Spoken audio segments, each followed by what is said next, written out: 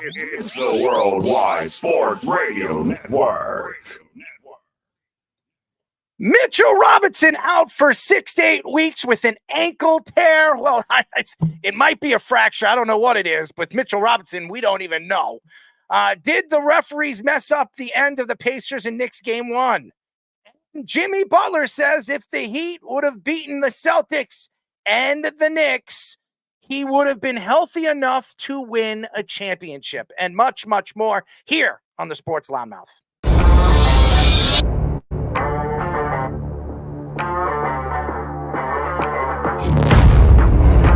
Doc Rivers is going to have Damian Lillard run very fast out of town.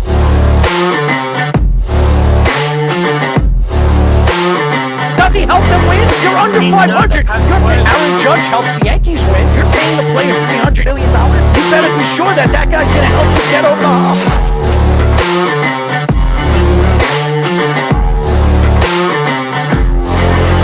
For some reason, this guy is completely lost on calling plays. Maybe he's a therapist.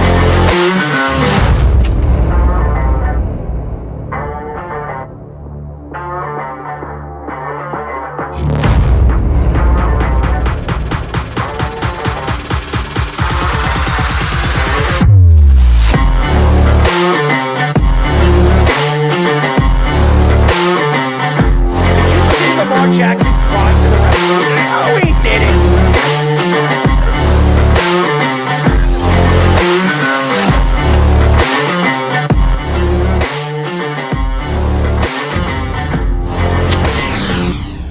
We are back for a new show of the Sports Loudmouth. I'm your host, Daryl Marks, my co-host, Speedy Petey on the board, the executive producer, Fish, and the Sports Minute, Mr. himself, Mr. Tommy Scoops, and we have a great show lined up for you guys. You can call us at 631-672-3108 is the number to call. Go to our website at www.worldwidesportsradio.com. Check out all our shows throughout the week, including the Loudmouth with me and Speedy Petey every single Wednesdays and Thursdays at 7 p.m. All you have to do to tune in and check out your local listings is go to our website at www.worldwidesportsradio.com. Speedy, what's up, man? Well, how did there it is. I forgot my own mic. There it is, ladies and gentlemen. Forgot my own mic. Yes. Interesting weekend. We had a football broadcast, which I hope your feet don't hurt anymore from. I know you were in a lot of pain that night and had a little nice sleep, but I had fun. I had an interesting broadcast. First time doing play-by-play in over a year. Shout out to Ben and shout out to all the coaches and referees and all the people over there that made that event possible. I will say this. I will never do a sporting event where I'm going to be doing color commentating, especially if I don't know if it's going to be 40 degrees. I had no gloves. I'm not wearing any warm socks. I was freezing out there, absolutely freezing. And by the way, I will say this, I will be nice about it. For all the fans out there that showed up, for all the kids, man, oh man, nobody had a smile on their face. Nobody had a smile on their face during the games. But hey, you know what?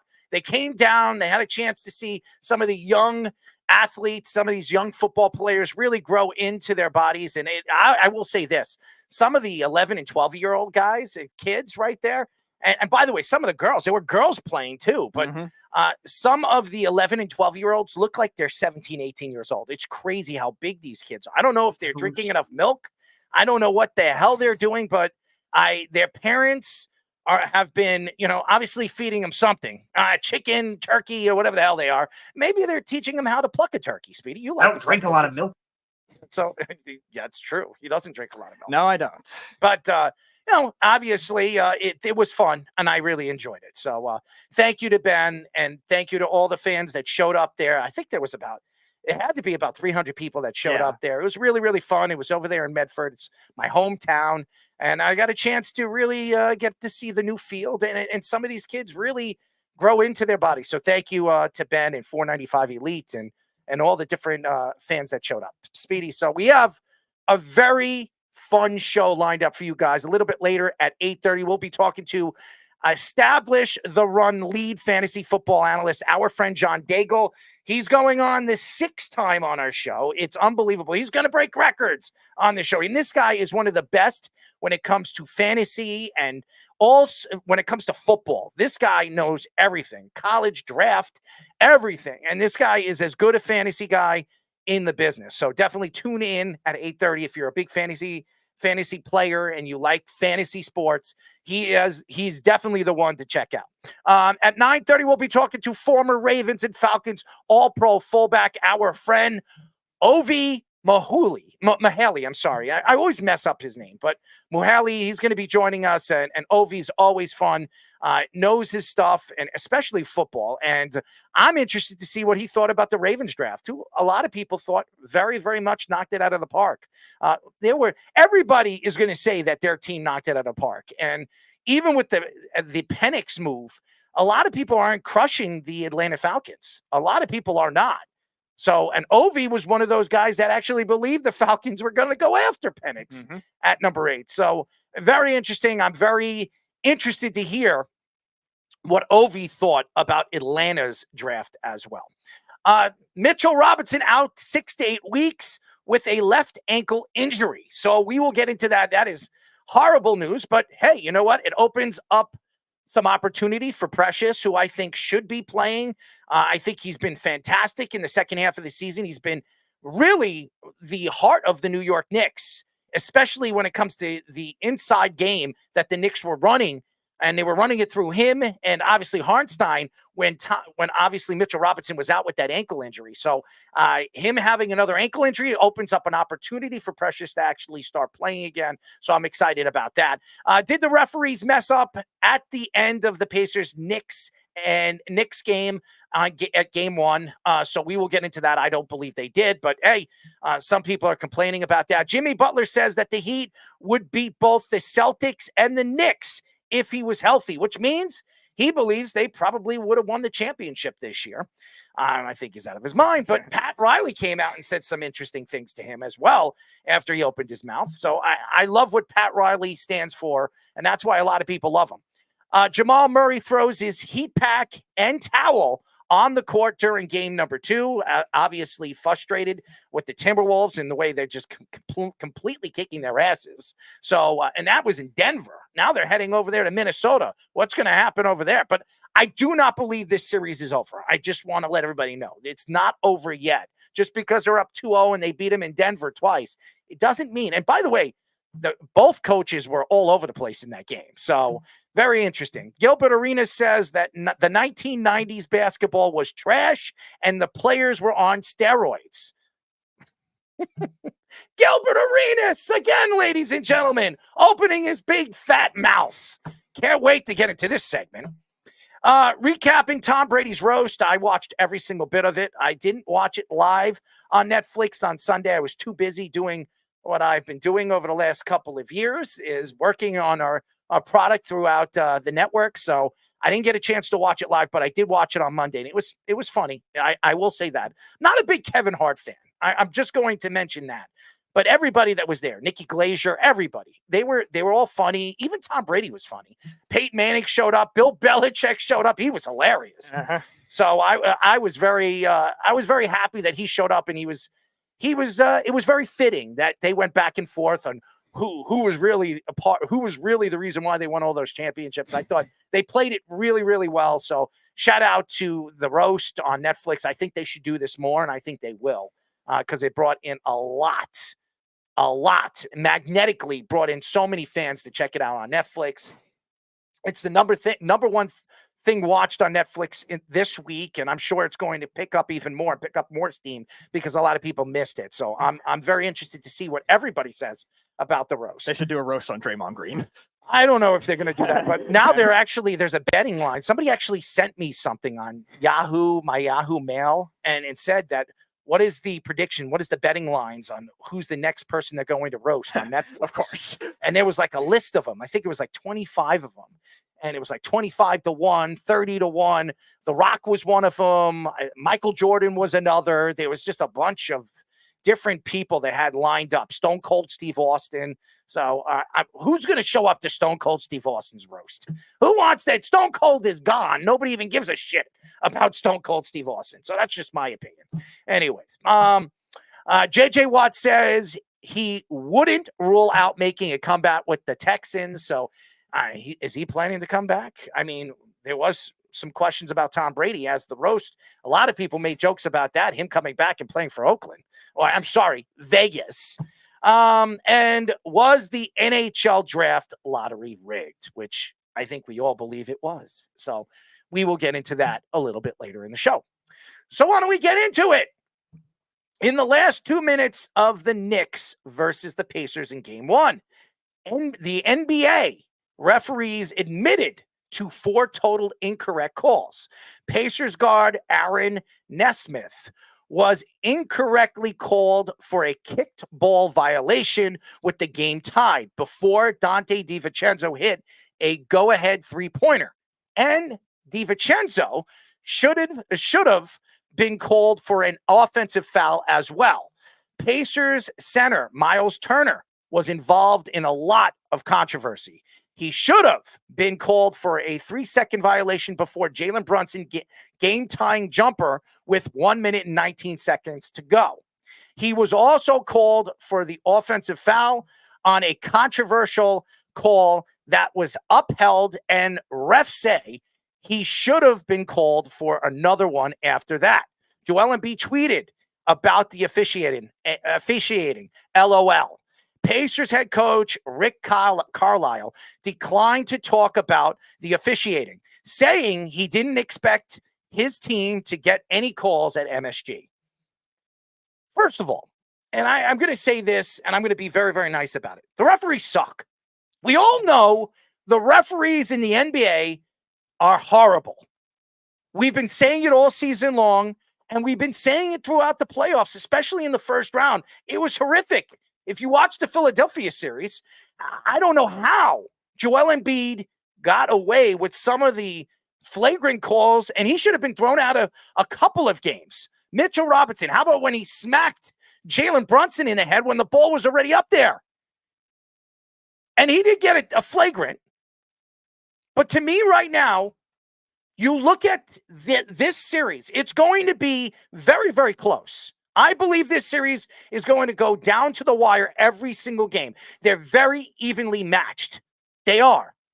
Now, Jalen Brunson is finally, and I don't care what anybody says, and we've been hearing it all season long that the Knicks don't have the best player on the court. Jalen Brunson is the best player on the court. It's not even a question.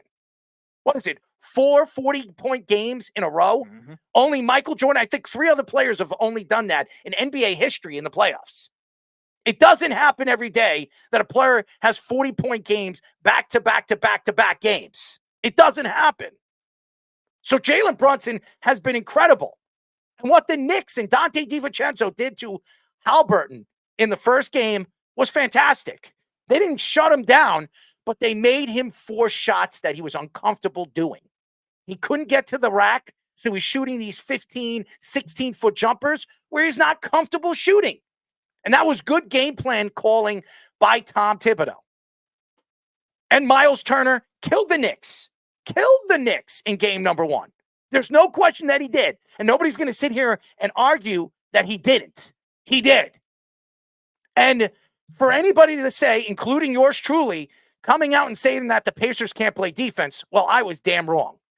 The Pacers played fantastic defense throughout that game. In MSG, when the pressure was on them, the Pacers bench was so much better than the New York Knicks' bench. And that has a lot to do with Tom Thibodeau really overplaying these 5 players. 5 players played, their starting 5 played almost, every single one of them played almost 40 minutes in that game.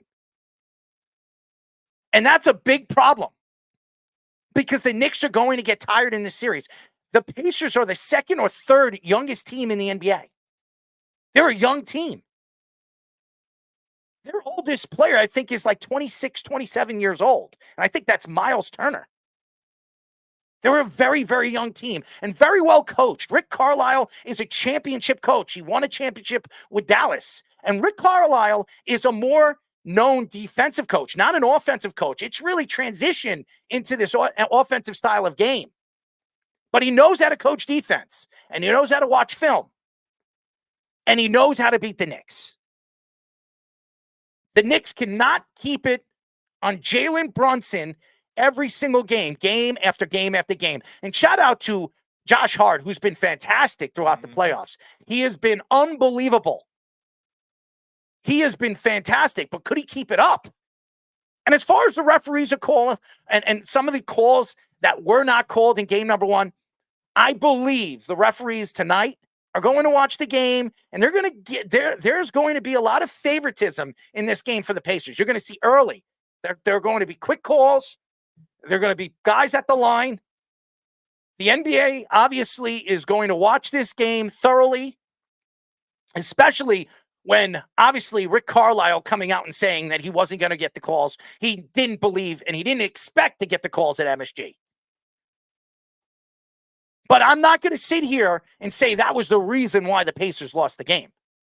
The Pacers had many chances to win that game. They did. They went in the fourth quarter up. They went into the half up. Besides Hartenstein's schluck chuck at half court and hitting that three-pointer, I mean, I think the Pacers were on an 8-0 run or something like that. Mm-hmm.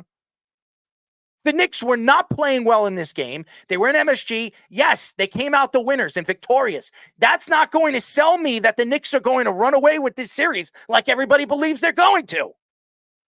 The refs are going to play a big part in this series. And if the Knicks believe that that's not going to happen, they're blind. Because you saw it in game number 1. It's been going on in the whole playoffs.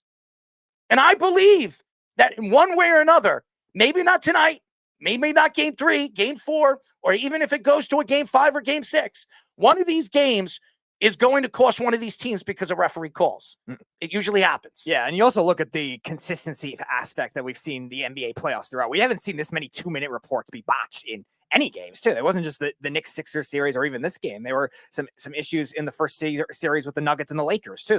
LeBron's whining now. And the Cavs Magic even had some questionable ones in that game 7, too, that in the second and third quarter, Cleveland ended up coming back and winning. And Orlando had some in the fourth quarter that were weird as well. So it just happens to be that way where the NBA referees are just not consistent enough in general. And it seems like the replay system is very flawed, too. And it should be better because there's a lot less things you have to manage when it comes to a basketball, when it comes to in comparison to replay of other sports. Like football's a bigger field, baseball's a bigger field. There's much more things you have to track, and there's much more tricky rules. In basketball, you're really only judging, okay, is this a flagrant foul? Who is it out of bounds off of? Like, those are the silly things, a 2-pointer or a 3-pointer. Like, those are things that you should be able to do a lot more easily. A kick ball violation like that should be very easy to judge, yet it's not. It's just the weirdest thing. And stupid things of kick ball violation not being reviewable. It's another thing that all sports have had their issues with, nitpicking on what's replay. The pace of the game has been so fast, and I think it's going to fall to the Pacers if the pace keeps going that way.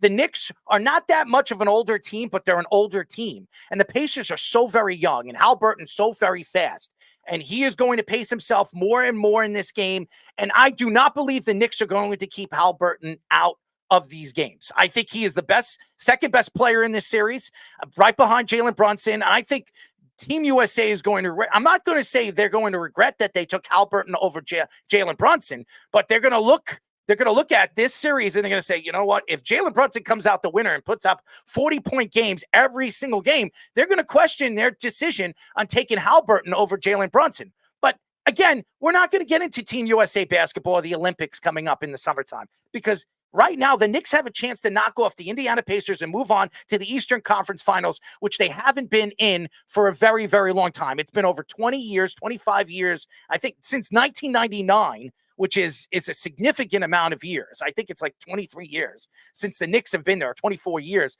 since the Knicks have been there. So it's been a long, long time. And I know Knicks fans have been craving this. It's like an ice cream cone, okay? Everybody, who doesn't like ice cream? When you're hungry and you're ready and you want a little snack at night, what do you want? You want ice cream. That's what you want. And, somebody like me, I love my ice cream. Mint chocolate chip, to be exact. But I'm not going to. I wonder what Jeff likes. Is it Rocky Road or coffee? I don't know. But I think that, when you watch these games, they're going to be fun to watch. It's going to be fast paced. I was so impressed with the defense the Pacers were giving the Knicks, and the pace of the game was too fast. And I love what Josh Hart is, and he's a rebounder for a guy his size, 6'4", doing what he does on the boards. It's really incredible that he's out rebounding guys like Miles Turner, and he's out rebounding guys like Nesmith, who are big, strong guys that can absolutely beat you up under the rim.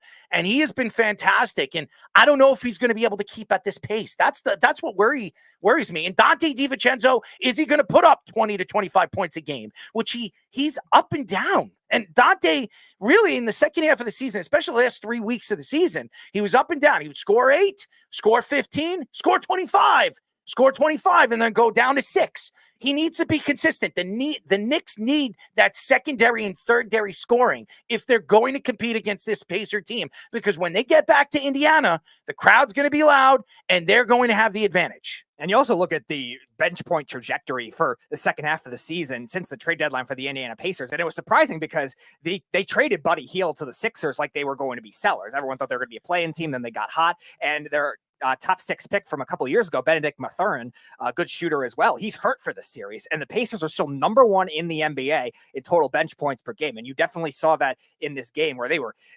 annihilating the Knicks bench. And the Knicks bench depth is really good too. Even with all the injuries that they have, the Knicks bench depth has been really good, but they just have inconsistent scoring on the wings that is going to have to be fixed if they're going to do that. Because you're right, Rick Carlisle had a very good defensive game plan in that series. They let Jalen Brunson do his thing, and they just stopped everybody else. It was the same thing Eric Spoelstra did last year. Now, Eric Spoelstra is a much better coach than Carlisle is at this current moment, but Carlisle's still a champion. He's still a good coach, and that's going to be something that Tom Thibodeau is going to have to make adjustments to now, too, to try to get those rotations in, even if it means being unconventional and not putting the same rotations out all the time. And Jeff is posting that Nesmith isn't a big guy. He is a big guy. He's 6'5", and he's 220 pounds. He's a big man. Compared to Josh Hart, who's 6'4", maybe 200 pounds, right? You're talking about 20 pounds more than a guy that like Josh Hart. He is not a big guy. He really isn't. He's 6'4" when it comes to size, but his stature, I mean, Nesmith is built like an ox. He's a big man. Okay. And I look at muscle, and I'm telling you right now, Josh Hart is not the same size as him. So and you could see that if you watch the game, you tell me who's bigger on the court. But again, I'm not even speaking about that. What I'm trying to say is the Knicks are going to have to run with this team, and they're a younger team, and they're a team that loves to play that high-paced game. They're an offensive talented team. They shoot a lot of three-pointers. Even in this game, they got hot at the three-point line in the first half. And then in the second half, the Knicks were starting to guard the perimeter, forcing them to go inside. That's what the Knicks are going to have to do in game by game. They're going to have to make sure that they keep them away from that three-point line and let them get into spots where they're uncomfortable shooting in. And you also look at Miles Turner, the first half versus the second half. The Knicks did a good job containing him in the first half. I think he only had like 7 points, but then he got close to 20 in the second half and was really a big factor. I know he had the offensive fouls and stuff, but still, he was dominating inside without Mitchell Robinson playing, which we'll get to in a bit, with all the foul trouble he was in and now playing hurt. And Isaiah Hartenstein, he's got to figure something out if he's going to be a full-time starting center. Hartenstein did not play well. I don't care what anybody says. And everybody was talking and bragging about what Isaiah Hartenstein did in game number 1. He put up 13 points. He's giving them about 13, 14 points. That's what you want your big man to give you. But he's not very good when it comes to when he's playing these bigger and more athletic rebounders, as we saw against Joel Embiid, he gets outplayed. And this is the playoffs. This isn't the regular season. And Miles Turner, throughout that game, was out-rebounding him. And this is the problem. They're very athletic. And I'm not saying Hartenstein's not a good player. He's a good player. But he's playing against guys that are just as good or even better than he is at his position. So, and I'm not expecting Hartenstein to change his game, but he's going to have to do more. Now you lose Mitchell Robinson, and like you said, we'll get into in just a few moments. You lose Mitchell Robinson, you're going to see more Precious. Precious has been fantastic throughout the second half of the season. Since the OG Anunoby trade, he's been everything. And honestly, he's been just as important as OG has been for the New York Knicks, because OG was up and down with his injuries when he came to the Knicks, especially in the second half. So Precious has been very important. Now you're going to have to bring him in, and he's going to play a significant amount of minutes. He last game, I think he played 4 to 5 minutes. This game, now that they lost a guy like Mitchell Robinson, he's going to play between 15 and 20 minutes. So the Knicks are going to need that. I know a lot of Knicks fans are not happy losing Mitchell Robinson. Did anybody believe that Mitchell Robinson was going to stay healthy? Honestly, what happened in the game number 2 in that series against the Cavs? Yeah. I mean, the guy doesn't stay healthy. He never stays healthy. Throughout this season, he gets hurt in the beginning of the season. He was out for the whole season.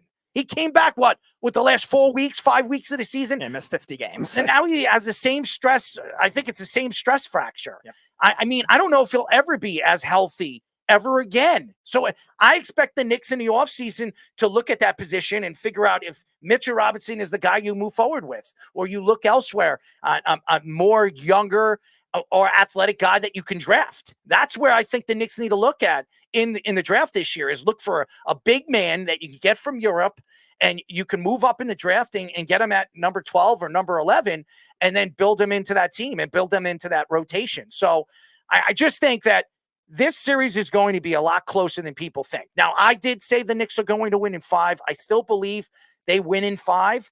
But I think it could go either way. I think it could go 6. It might even go 7. I don't know what to expect in game number 2 tonight.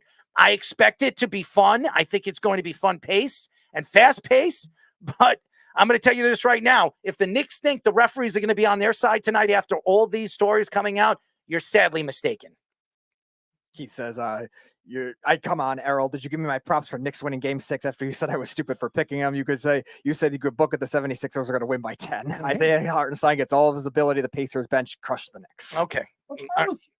And I'm going to say this. He was right. And I don't believe in the Knicks, because I've been going through this every single year. And as much as you think, and every Knicks fan thinks, Keith especially, thinks that this is just going to be a complete blowout every single game against the Indiana Pacers, and that we're going to just run right through Indiana. You're sadly mistaken if you think that. It's not going to happen. The Knicks don't ever make it easy. They never do. Look what the Celtics did to the Heat. Look what they did in the final game. What did they beat them by, almost 30? Look what the Timberwolves are doing against the defending champions. Yeah. And look, the Knicks are playing the youngest team right now in the playoffs. They're as young right now as OKC. They're just as young. I think OKC and them are practically the same age by like a 0.1 or something like that. And look what Indiana's doing to the Knicks. They're keeping the game close, and anything could happen when the game is close. You want to take Jeff? All right, put him through. All right, Jeff. What's up, Jeff? We don't hear Jeff, so put him through. When you get him through, we'll put him through. The Knicks announced Mitchell Robinson will be out for 6 to 8 weeks with a stress fracture in his left ankle. The Knicks are hopeful to have him back if they are able to reach the NBA Finals. But even that would likely be later in the series. Robinson missed 50 games in the regular season and missed game 4 versus the 76ers after being a target of a flagrant foul called on Joel Embiid. Robinson played just 12 minutes in the Knicks game 1 win versus the Pacers, having 2 rebounds, 2 points, and 3 fouls. Robinson averaged 5.6 points per game, 8.5 rebounds per game, and 1.1 blocks per game in 6 postseason games. Do we have him on? No, he must be in a bad service area. I tried calling him back. It's like call failed. All right, so here's the thing. I don't believe any Knicks fan believed that Mitchell Robinson was going to play healthy throughout the playoffs. I don't think anybody believed that Mitch was going to be fully healthy. He hasn't been fully healthy since he's been back. The Knicks were happy. The fans were happy that he was back because he adds size. He has ability in the paint, especially rebounding and blocking. And when he is 100%, he's one of the best offensive rebounders in the league. But I didn't expect him to stay healthy throughout the playoffs. And does it hurt the Knicks? I don't really think it will. Because I think Precious being implemented into the game and in the game plan, I think it changes everything for the Knicks. It gives them a little bit more athletic ability, especially you can use him in so many different ways. He can defend multiple positions. And I'm not saying Mitch can't do that. Mitch is not as athletic. Now, when he's structured and he sets his feet, yeah, he's very athletic. But going up and down the court, he's been having problems with those feet for years. His toes, his ankles. This is a guy that, when he came into the league, he was a skinny, scrawny guy. He was skinny. I think he was 180 pounds soaking wet. Now he's 6'11" and he's 215 pounds. He gained about 25 pounds of muscle. That's a lot of muscle going up and down the court, which his body hasn't been used to his whole life, his whole career. So I'm not surprised Mitch isn't 100% healthy. And the Knicks are going to have to make decisions in the offseason. Is Mitch the guy to move forward with, especially as their star center? Now, obviously, a lot of Knicks fans are worried because you have an Indiana team that's young. They have the ability to rebound. They're not, by the way, they're not a good rebounding team. Throughout the season, they've had problems rebounding. But throughout the playoffs, especially against the Knicks, they out-rebounded the Knicks in a lot of the quarters. Now, in the fourth quarter, the Knicks played better. They rebound the ball better. And that was the difference in the game. They gave Jalen Brunson second chances, and that gave Jalen Brunson the ability to get his 40 points and put the Knicks up, especially with the last 2 minutes of the game, and it came down to the wire. And Dante DiVincenzo hit that three-pointer. But everybody thinks now, losing Mitchell Robinson, the Knicks don't have a chance. They can't beat the Celtics now if they play the Celtics. Let's not worry about the Celtics, guys. We don't even know if they're going to beat Indiana. And we don't even know if the Cavaliers are going to lose to the Celtics.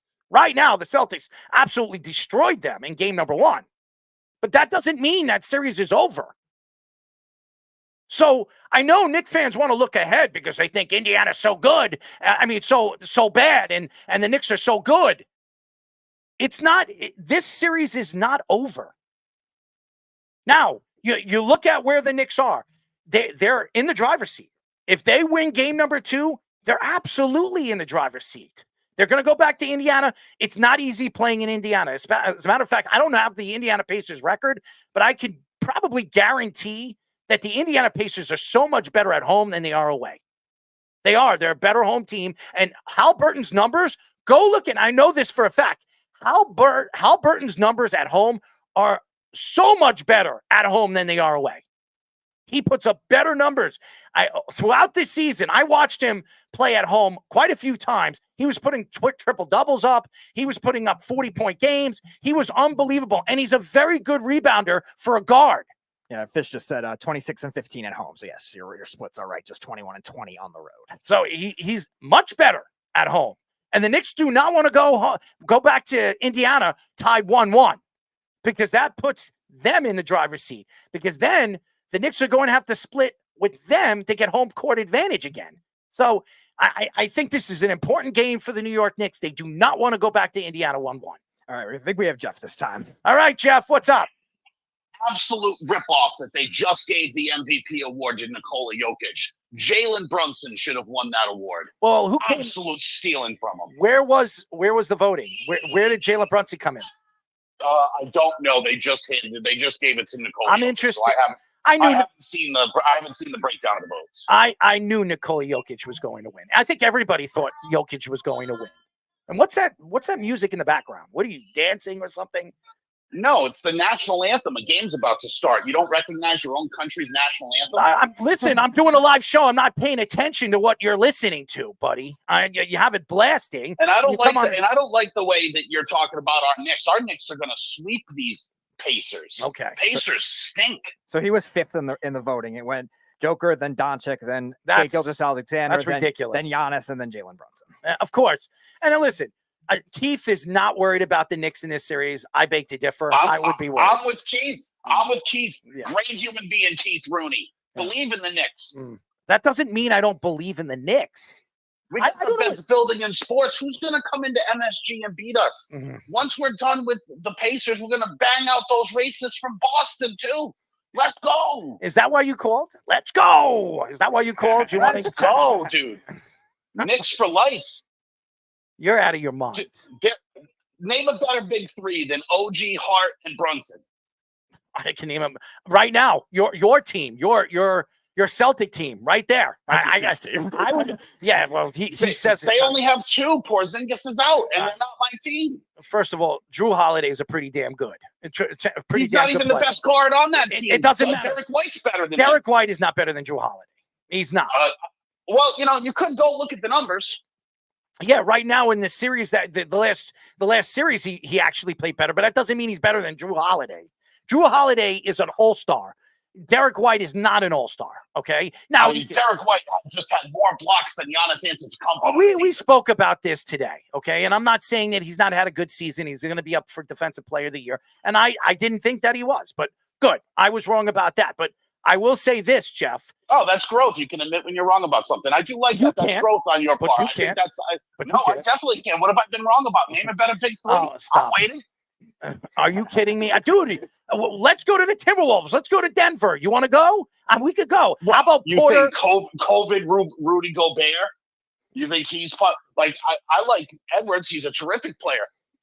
You can't count on Cat. Are you kidding me? Are you kidding me? You're going to tell me Cat? You're going to tell me that Josh Hart and Dante DiVincenzo is better than Cat? Karl Anthony Towns? No, OG, Hart, Brunson. OG is not better than Karl Anthony Towns. OG gives us defense, man. We need that. He's not better than Karl Anthony Towns. And by the way, the best player in game number 2 was Karl Anthony Towns, not Anthony Edwards. Okay? He had the better game. So I don't know what you're speaking about. So yeah, look, anyone can have one good game. One good game overall as a player. Anthony Edwards is the better player between the two of them. There's no doubt he is. He's become the face of the Timberwolves. There's no question that he's become that. But to say that Karl Anthony Towns is not as good as OG Anunoby or better than OG Anunoby, so they have a big two. They don't even have a third guy in there. Oh, stop! Gobert counts as the third guy. He just won another Defensive Player of the Year. Gobert stinks. That dude averages like 10 points a game, dude. Dude, he was the Defensive Player of the Year. He was the Defensive Player of the Year. I don't know. Because he rebounds? Big deal. Precious will grab more rebounds than him. And he puts up numbers. I mean, what do you have? He averaged 10 points a game, 11 points a game for a big man. That's more than enough. And he's averaging 3 blocks a game. That might be the lowest point output for a big man in the league. Nikola Jokic does more. Nurkic does Mitchell more. Robinson has been Embiid horrible. Does way more. Yeah, well, those are stars you're bringing up. And Gobert's offensive numbers per game are probably double what Mitchell Robinson's are. So. And Rudy Gobert. But Mitch isn't a starter. We have Hartenstein. Okay, and he's not even in our big three. I said OG, Hart, Brunson. Okay. And again, they're also still not Pete, better we're going to get around. into hockey. Don't worry. We're going to get into hockey. We'll get into the Rangers. And by the way, if this happens, this could be the first time it ever happened. And I was speaking about Speedy. Tell me the last time, not in our lifetime, where if the Knicks and the Celtics head to the Eastern Conference Finals and the Rangers and the Boston Bruins go to the Eastern Conference Finals, this could be the first time in NBA and NHL history that both Boston teams and New York teams face off against each other in the Eastern Conference Finals. I don't think it's ever happened. I don't think it's ever happened. Florida's going to body bag them in this round. Why? Because they're racists? They are racist. I learned that from you. Dude, such an idiot. Anything else you want to get into, Jeff? No, I just don't like the way you're talking about our Knicks, man. It sounds like you're down on them, and you shouldn't be down I on them. am not down on the Knicks. Great. I'm an honest Knick guy. I'm not going to sit here and say, oh, the Knicks are just going to completely kill the Indiana Pacers. The Indiana Pacers all season long were a good team. They have one of the best point guards in the league. They actually weren't, though. Yes, they were. They're a terrible defensive team. But look what they did. That's what I'm saying, though. They're a terrible defensive team. Just so what? Because they score a lot of points. They won games like 140 to 138. Like, giving up 120, 125 points a night isn't good. That doesn't make you a bad team. Look, I know they beat Milwaukee without, obviously, Dame and, the Greek freak, Giannis. But, right, and that's why I don't like you. And that's why I don't like you giving those racists from Boston credit. They just beat a team that had no Jimmy Butler and no Terry Rozier. Like two out of their best 3 players didn't even play. Of course, Boston should have beat them. Boston would have beaten them even with Jimmy Butler. Okay, Boston. I mean, that didn't happen last year. And they had It the same doesn't rosters, matter. basically. No, they didn't. No, they didn't have I mean, the same the roster. Heat definitely did. Well, And they added to it. They got Terry Rozier. That's like an addition. That's pretty good. hold on one second. You're gonna tell me right now, and what's up, guys? Somebody posted up something on. I don't know who posted it up on YouTube, but Tom Downey. So shout out to Tom. Thank you for listening to the show. But to get back into it, I'm not going to sit here and argue with you, Jeff, because I have a lot of respect. I have a lot of respect for the Celtics. I do not believe the Celtics are not right now. The Celtics are the best team in the Eastern Conference. There's not even an argument. Even without Porzingis, they're the best team in the Eastern Conference. There's no argument to that. And anybody, are they? They are. They're Tatum's absolutely playing terribly. Tatum's playing terribly. He can't make a shot. What did he shoot? Like 4 for 16 last night? And we've seen Jason Tatum come out of it. I've seen him do it, and he puts up big numbers. Jason Tatum's, if he's not the third best player in the playoffs right now, still he's close to it. I mean, Jalen Brunson's playing out of his mind, so everybody's going to say Jalen Brunson is right there. It would go Anthony Edwards, Jalen Brunson, and then probably who would you go at your third one, Speedy, right now? In terms of the overall play right now in the playoffs. Is it Mitchell? Is it Donovan Mitchell? Yeah, it probably has to be especially with the game sevens he had in that second half.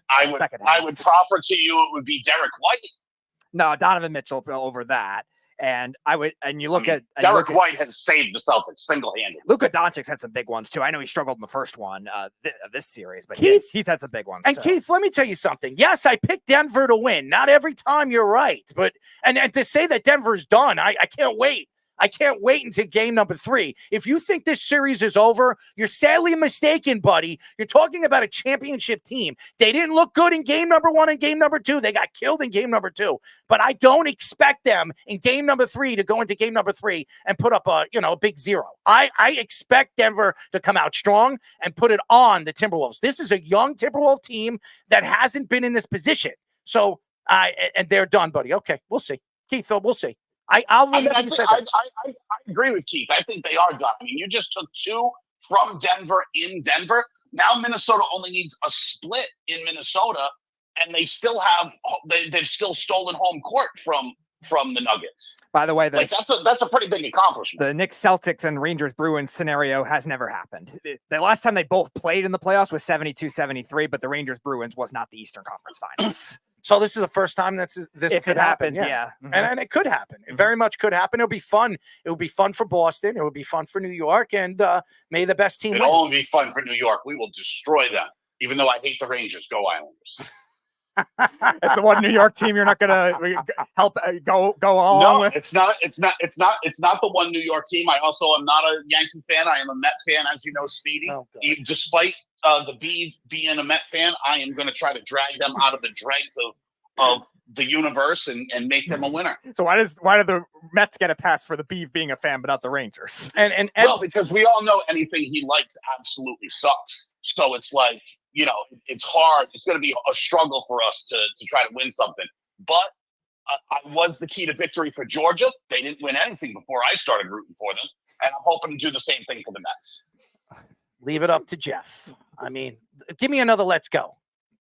Let's go! I love it. I can't wait for this Knick game tonight. I'm pumped, dude. I'm sure Clap you are. that ass. Fuck them farmers. How thick do you like the beef? What did Fish say? How thick do you like the beef? How thick do you like the beef? Thickness. I mean, who likes the beef? Nobody. It's good for both. It was beef. If you want to translate it as that, I guess that is applicable. I'm just saying, dude, like, it's tough. We know everything he likes stinks, so being a Met fan is going to be a struggle, but I'm hoping that we can start to turn it around. Mm-hmm.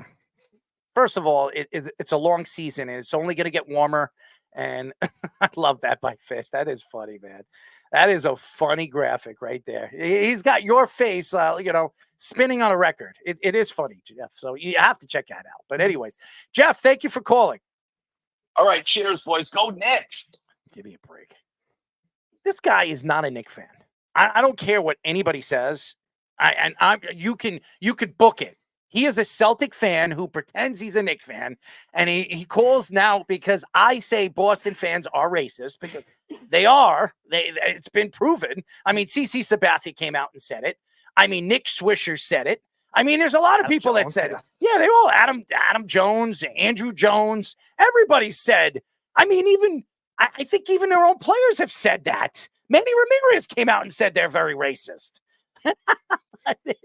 I mean, am I going to lie about that? It's true. We even got a firsthand experience with our Nets fan, Mr. Chris Milholland, who said even in the locker room there were racist things he heard from Celtics fans in the Nets Celtics series a couple of years ago. Yep. Jimmy Butler said on an LL Cool J station, Rock the Bells, that the Celtics would be sitting at home if he was healthy. He added that the Heat would also take out the New York Knicks again and took shots at Josh Hart's defense, saying it meant nothing to him. Dan Lebertar, formerly of ESPN and Miami Herald, says that the Heat championship window with Butler is officially shut. And Pat Riley took shots at Butler, saying he should keep his mouth shut since he hasn't and wasn't playing. Riley also took shots at Butler's availability during the regular season, playing just 60 games. Butler has one more year left on his contract worth about $49 million, and then has a player option for the following season. He has mentioned he wants a new extension with the Heat. Well, obviously, you don't believe Pat Riley's going to give you an extension. So maybe he's going to demand his way out of Miami in the offseason. It is interesting. I like Jimmy Butler. I think Jimmy Butler is one of the best two-way players in the league when healthy. And by the way, in the playoffs, he's as good as anybody. I don't think they're in the last 3 years. Give me a player that's been better than Jimmy Butler. Give me a player. Jimmy Butler is the it factor in the playoffs every year. And he's a great defender. He could defend multiple positions, and he could shut down a point guard and shut down a two any day, anytime, especially in the playoffs. And the guy's shooting ability in the playoffs he's impossible to defend. Impossible.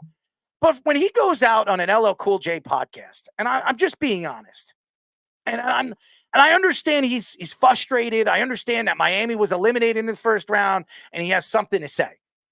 Why is he throwing the Celtics under the bus? Why is he even bringing up the New York Knicks? The Knicks have never been in this position since 1999. They have a chance to go to an Eastern Conference Finals. And finally, they're in a position to win, and Jimmy's just throwing them to the Wolves. I don't understand it. Now, I like Jimmy, and I think Jimmy deserves a lot of credit for the growth. Really, since LeBron James left and Dwayne Wade retired and Chris Bosh retired, he's been everything to the Heat. Have they won a championship since then? They haven't, but they've been to the finals, and everybody wants to give Spoelstra all the credit. It has a lot to do with Jimmy Butler's play. I understand you need a good coach, but you need the players to make the plays. And Jimmy Butler is that kind of player. But when you're coming out and throwing people under the bus, and shout out to Pat Riley. I love Pat Riley. And I always loved Pat Riley. Even when he left the Knicks, I blame the New York Knicks not giving him that GM position. It was James Dolan. It was the organization deciding not to, because he would have stayed with the Knicks. He would have been the GM for the New York Knicks. He would have given the reins to Jeff Van Gundy, which happened. Jeff Van Gundy eventually became the head coach of the team, which he was the bench coach, and Tom Thibodeau was there too on that coaching squad, and so was Stan Van Gundy. That coaching staff was fantastic, and future head coaches in the NBA. But Pat Riley wanted that GM position, and they didn't want to give it to him, so he fled over to the Heat, and he made a trade. He brought in Tim Hardaway. He built that team around Tim and Alonzo Mourning, and really started to structure that team into a championship competitive team. You have to give Pat Riley credit, because what he did for the Knicks after he left LA, he made them a championship competing team. He brought these players together. He was one of the guys, the reason, and he was there when he drafted Anthony Mason. He wanted Anthony Mason, and he wanted to turn the Knicks into that bad boys team, that new bad boy team. After Detroit was done after 90, and the Bulls beat them and then won their first championship in 91, it was really, they needed a new bad boy team. And the Knicks were that team. You bring in Charles Oakley, you traded You traded Bill Cartwright. That was because of Pat Riley. He structured that team. And when Pat Riley left, it was never the same team. I thought Jeff Van Gundy was a great coach, but he wasn't Pat Riley. He wasn't. And those are the facts. He wasn't. But when you have guys like Jimmy Butler come out, and Jimmy Butler, he's been jumping ship. He's been on multiple teams. He left Chicago. He went to the Timberwolves. It didn't work with the Timberwolves. He was sleeping with Karl Anthony Towns' girlfriend or whatever the hell he was doing. He wasn't getting along. And then he goes to Miami. And he's been everything to Miami. There's no question that he has been. He's been the face of the Miami Heat over the last couple of years. But he's getting older. And his body is starting, all that wear and tear, those playoff runs, it's starting to catch up to him. And when he comes out and he's taking shots at guys like Josh Hart, what did Josh Hart do to you?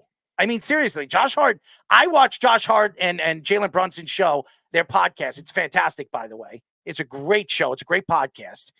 And they don't bring up Jimmy Butler at all. I've never heard them bring up Jimmy Butler. And when they did, at one point, I think, if I'm not mistaken, I forget who was on the show, but it was an ex-NBA player that was on the show. They brought up Jimmy Butler, and Josh Hart said that Jimmy Butler is one of the best defensive players in the league, hands down. I've never heard Josh Hart take shots at Jimmy Butler. Why is he taking shots at him? And I don't know what this team is going to be. I don't know what the Knicks are. I don't. And anybody that thinks that they are going to be a championship team this year, I think they're a year away from being there. I think they're away a little bit. They're missing that other player.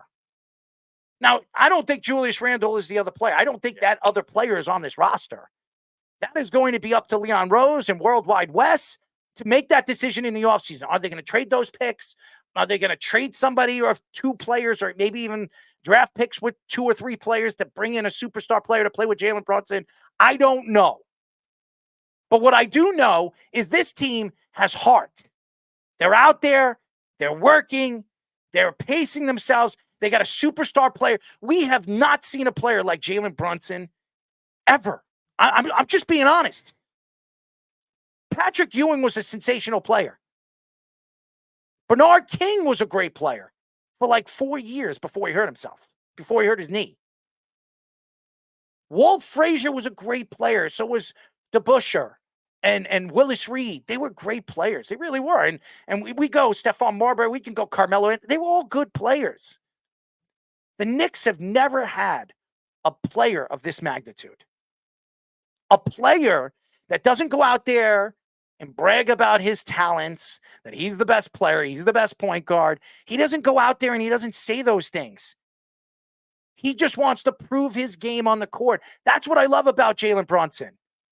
He's not out there to prove a point to all you fans out there that he's the best guy for the job. And the Knicks were the smart ones and everybody else was dumb, including Dallas, by the way. But what we have seen from Jalen Brunson has been absolutely amazing. It's an amazing story. And whatever happens in the next 2 to 3 years, we're going to remember. Everybody remembers Linsanity. And that was like, I don't know, 2020. That was like 18 games, 19 games. That was it with Linsanity. He was gone. All right. The Knicks didn't even re-sign him. Yeah, they let him go for $500,000. And he signed $40 million. I think he went to the Rockets or something. Yeah. He got a $40 million contract because of that 19-game spurt that he had with the New York Knicks of some incredible run. This isn't 19 games. This is 2 years of this.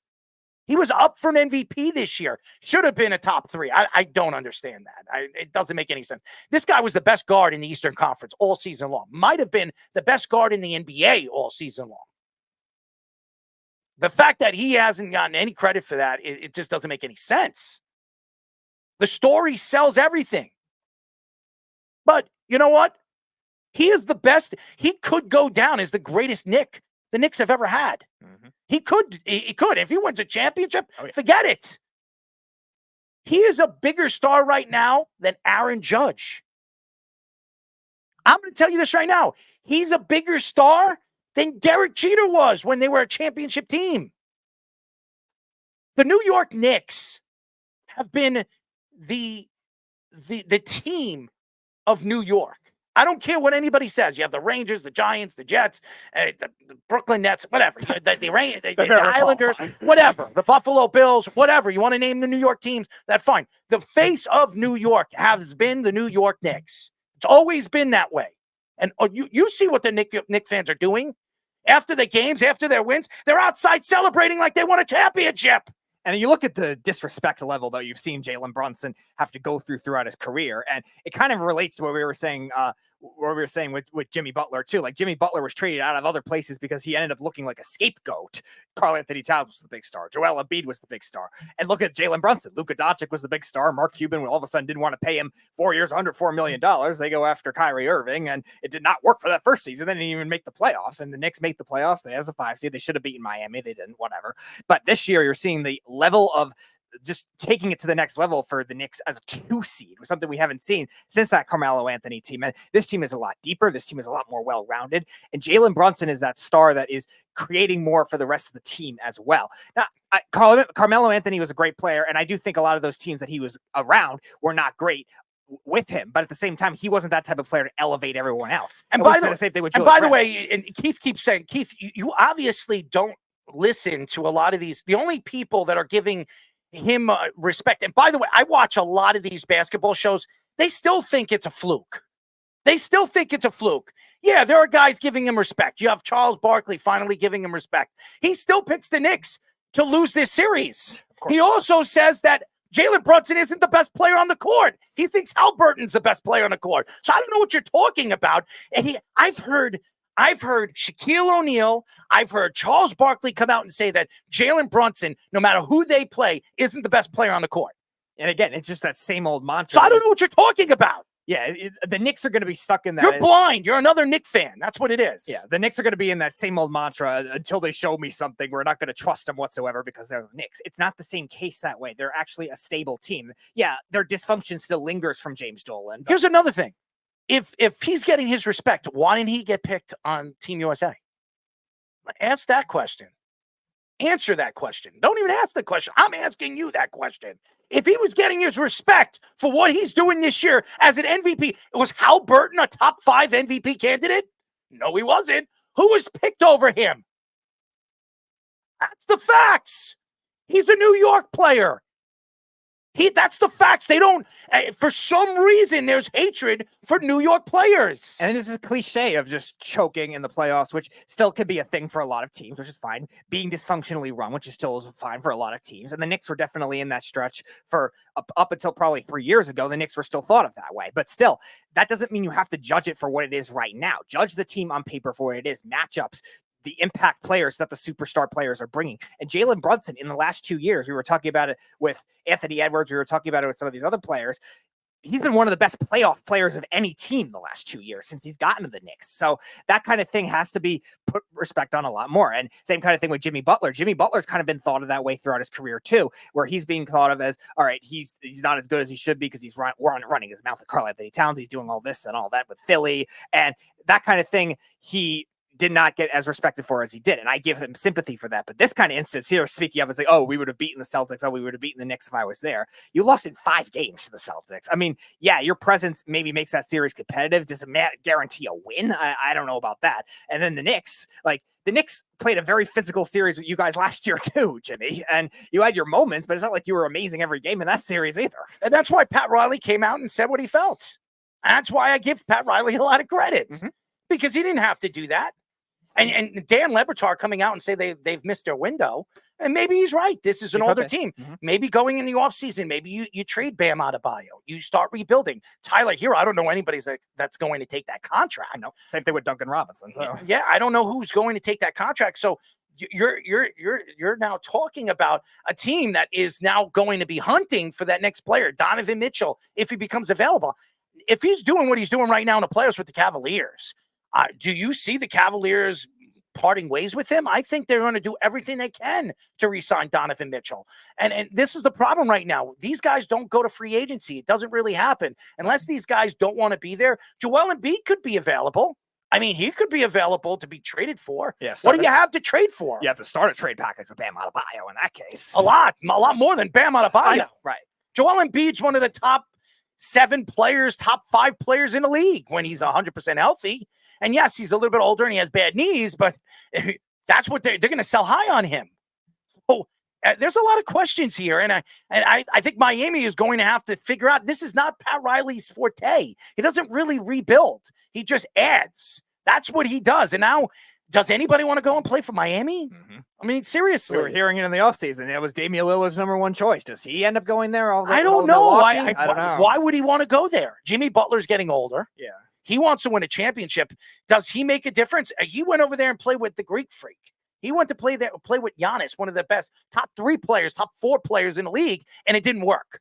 So what do you think is going to happen if he goes and plays with Jimmy Butler and Bam Adebayo? And by the way, he's going to want to get paid.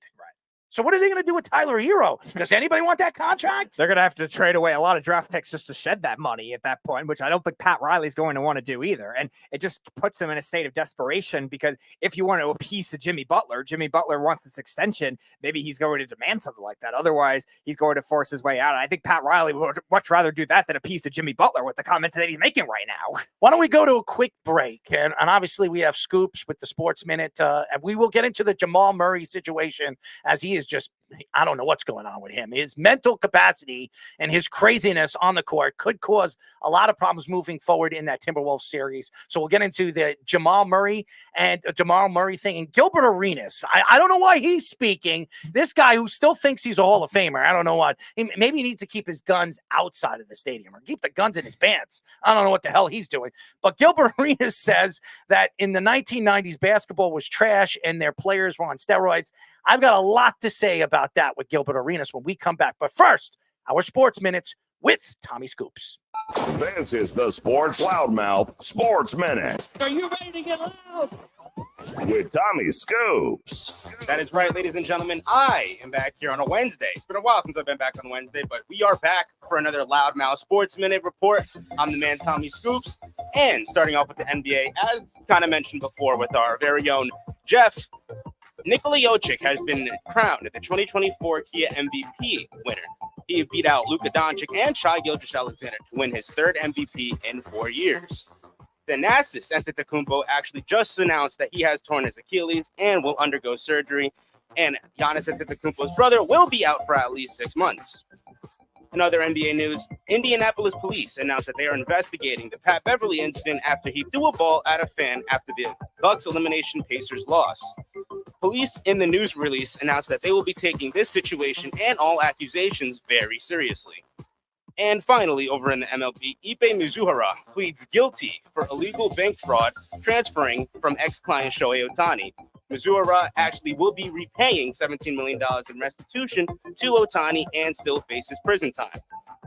Going over to Scoops' scores now, where I'm going to give you a quick rundown of the scores going on right now in the league. Currently, over in the MLB, the New York Yankees currently have a 5-1 lead over Houston. Over in Texas, they have a 7-6 lead over Oakland. Arizona and Cincinnati are tied up at 2 apiece. Baltimore and Washington both tied up at 1 apiece, with Chicago having a 2-1 lead over Tampa Bay, and Atlanta having a 4-0 lead over Boston right now. Over in the NHL, Boston currently has a 1-0 lead over Florida, and we are currently waiting for the Knicks and Pacers game to get underway, as it is certainly set to tip off any minute now at 8 o'clock. That's currently all the time I have for you guys right now. I'm going to send it back to the boys for their next segment on the Sports Loudmouth. This is the Sports Loudmouth. 631-672-3108 is the number to call. You're listening to the Sports Loudmouth. I'm your host, Daryl Marks. My co-host, Speedy Petey, on the board with all the graphics, our executive producer, Mr. Aaron Fishman. Go to our website at www.worldwidesportsradio.com. Check out all our shows throughout the week, including the Loudmouth with me and Speedy Petey every single Wednesdays and Thursdays at 7 p.m. All you have to do to tune in and check out our local listings is go to our website at www.worldwidesportsradio.com. I have had agita every single time I watch the Knicks play. Every single time I watch the Knicks play, I have agita. And during the show, I'm telling you right now, I am going to have agita. We're going to be doing this show, and we're going to have our guests, and I'm going to watch this, and I'm going to just throw up. I don't trust it. It's hard to watch the Knicks. It is. I mean, as a Knicks fan, And I know there's a lot. I know Fish is a Knick fan. I know Scoops is a Knick fan. I know Speedy's a Knick fan. I'm a Knick fan. Finally, all four of us are Knick fans. Every other team, we don't get along. I mean, obviously Fish and Aaron Fishman, Fish, Speedy, and Scoops are Giant fans. I'm a Jet fan, so that doesn't work out. They're all Ranger fans. I am not, so that doesn't work out.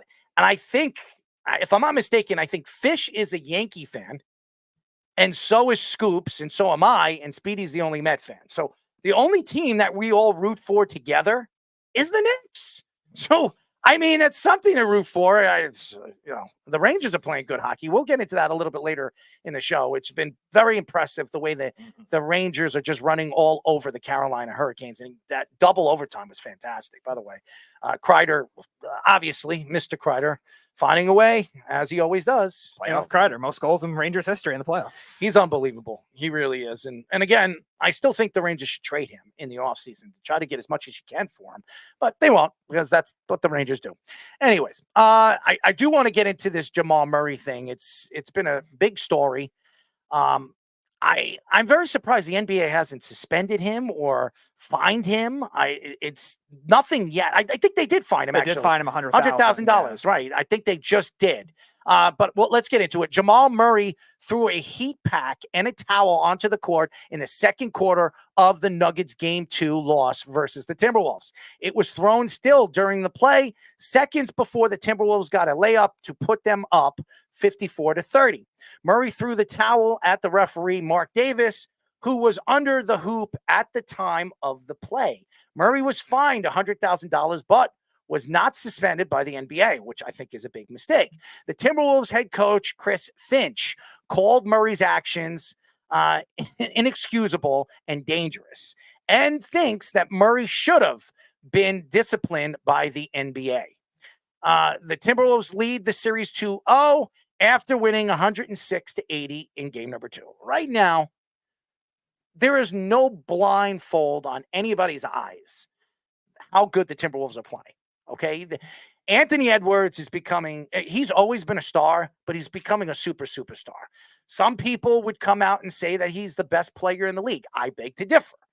Yeah, I think he is playing the best player in the league in Nikola Jokic, but he's only 22 years old, and Anthony Edwards in the next 2 or 3 years, he could be the best player in the league.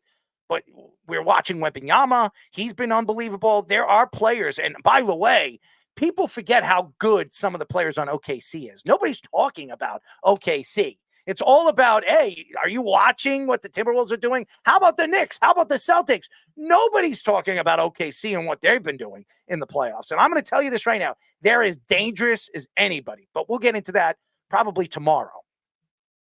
The thing about Jamal Murray, which I still don't understand, I like his game. I think he's such an underrated point guard. And last year, he showed up. He was the secondary offensive player they needed, right behind Nikola Jokic. But this year, especially in the second half, he's been a shell of himself. He has not been the same playoff player he was last year and before he hurt his knee. Now, I don't know. I know that he obviously got a new shoe deal in the offseason. He's making a lot of money through endorsements and everything that he's done on the court, well-deserved. He deserves every bit of it. But it's kind of embarrassing when you're playing a young team like the Timberwolves who haven't been in this position. This team, how many series have they won with Anthony Edwards and Karl Anthony Towns? I think this is that was the second series they've ever won. Yeah, they only won play-in series besides that. They've never won a full 7-game series. That was the first one they ever won. And you're going out there and laying up duds again, and you're the champions. You are the world champions. And I had you winning. And I still have you coming out of this series. I don't know why, but I'm gonna follow through with it. I still think the Nuggets are gonna come back in this series. Somehow, some way, they're gonna figure it out. But it's been embarrassing the first 2 games. Really, the second game was really embarrassing. But you're letting Anthony Edwards and Karl Anthony Towns take over in this series, and you're the better team. You're the better team. Now, defensively, I have not seen a defense like this in a very long time. It's been incredible. They've been an incredible defense. And I give a lot of credit to the coaching staff and the players buying into the defense. And Conley is unbelievable. We know how good Conley is defensively. He's one of the more underrated point guards in the league defensively in the NBA for the last 10 years. He has been. But Karl Anthony Towns, Rudy Gobert, and now Anthony Edwards, I mean, who's better than their top 5 right now in the NBA? There is none. And they've been very impressive. Now, does that mean that they could beat OKC in a 7-game series? I don't know. Does that mean they're going to run away with this series, even though Keith and obviously Jeff think it's over? I disagree. It's not over. It's not over until the fat lady sings. But what we've seen is their ability to be able to cancel out the best concept of a person in that game. And it isn't always one player. They're not always double teaming Jokic sometimes, and then they're single covering him and guarding the perimeter too. Like, they're mixing it up and making it very tough. Something we did not see from this coaching staff in previous years too, because they had a lot of these same players outside of like Gobert being healthy for the full time. Now Anthony Edwards taking it to another level, but a lot of the roster construction was still the same. 2 years ago, the Timberwolves were the number 1 offensive team in the NBA, and they were like number 25 on defense, and they blew all those leads against the Grizzlies. And they've come a long way since then defensively to one of the best, most well-rounded defenses. And the depth is really showing for Minnesota too, which I thought was going to be an issue for them in this series. And I thought it was offensively, especially, I didn't know if they had enough to be able to overcome the Nuggets. And they've been very impressive outdoing the Nuggets bench too, which we all thought was still very good from their championship team, even losing a couple of players and having to make some trade deadline acquisitions. But Minnesota's been as dominant as any team in the playoffs so far. And I'm watching the game right now, and the Knicks again are having problems rebounding, and losing a guy like Mitchell Robinson is going to hurt him in this series. Hartenstein is not as good of a rebounder as a guy like Mitchell Robinson, and he is getting out-dueled in the middle. Halliburton out-wrestled him in the paint. I mean, Halliburton, who's 6'6", and Hartenstein's what, 6'10"? Yeah. I mean, you don't let a guy like Halliburton out rebound you, and that's going to be a big problem in this series. If Indiana is going to out rebound them, they're going to have a problem. And again, OG Anunoby misses a dunk. This guy misses a dunk every single game. Third of the playoffs already. Like, he misses a dunk every single game. Look, they're getting out rebounded again. Offensive rebound is affecting them in this game. Siakam, they can't get out rebounded by guards. That was the same thing that hurt them against Miami last year. Yeah, and they're going to get. It's going to hurt them. They have to conquer the paint if they think they're going to win the series. I'm telling you right now. Oh, you're not worried about Indiana, Keith? You'll see. There's Hartenstein again, that stupid lob. Anyways, to get back with the Jamal Murray situation, the NBA needs to look at this. They cannot let him get away with this. You cannot be throwing things on the court and putting somebody in harm's way. It's dangerous, and we've seen Draymond Green get away with a lot of different things. And Jamal Murray, I don't believe Jamal Murray is that kind of player. I don't think he's a dirty player. But obviously he's frustrated. Obviously he's never been in this position before. And obviously he thought that they were going to run all over the Timberwolves. But he's wrong. And this is going to be a lot harder than he thought it was going to be in the series. And it might be a loss. Maybe they do lose this series.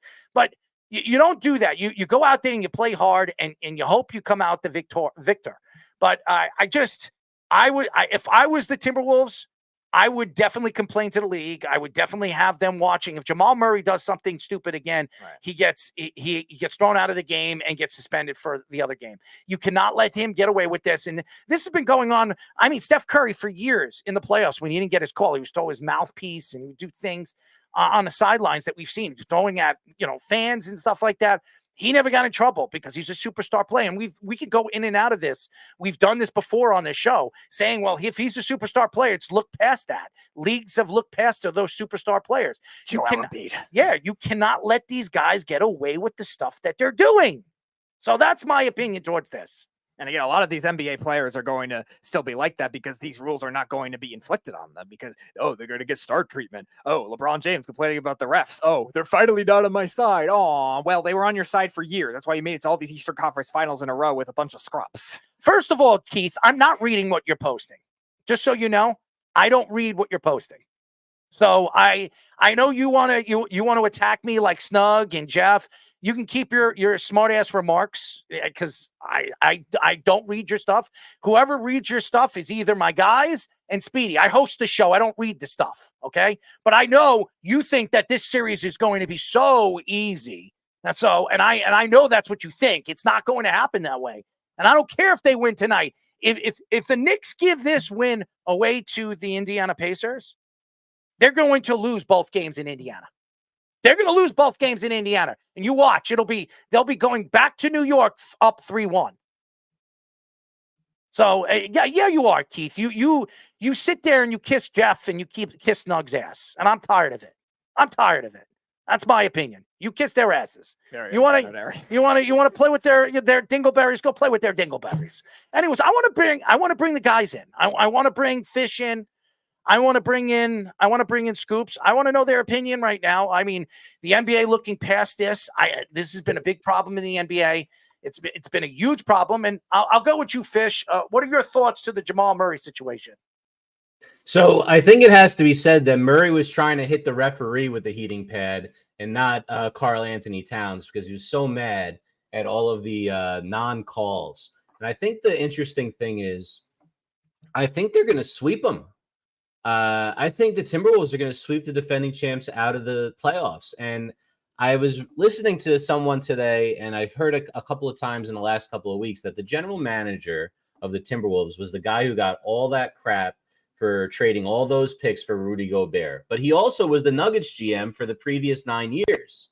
It appears that he decided to make a team that could beat the Nuggets. I don't think he cares about really anything else, but that's what you do. You know, you hear that like football, you got to make a team that could beat the Chiefs. You got to have a defense that can stop that speed when they had Tyreek Hill. Now, obviously, they got a bunch of speed demons again. You know, it appears that the size and length of the defense, having some really great defenders on the wing, and then having a lot of height for Jokic to deal with. He doesn't have easy vision for making his passes. They were stopping that play they always run where Jokic dumps it to Gordon for an easy layup or dunk. You know, like the easy stuff that they do, they're stopping. It's like they intentionally made a team to beat them. It's really remarkable to watch, in my opinion. And then there's Anthony Edwards, who, you know, you can't say enough about. And I think Anthony Edwards is fantastic. He's a sensational player, and we've seen this over and over and over again from him over the last, I would say, the last 2-3 weeks. His game has been flawless, and what he did in the first round was impressive. And what he's doing right now, what they're doing right now to Denver, has been remarkable. And if they keep it up and they knock off the defending champions, it will be something that nobody expected. But Scoops, your thoughts to Jamal Murray's mischievous craziness on the court? It's just really honestly unprofessional. That's really all it comes down to. It's very unprofessional. And I get, like you said, Earl, he's very frustrated. You know, the Nuggets for the past few years, really since the bubble, that's really been the right. A little Mario Kart graphic there.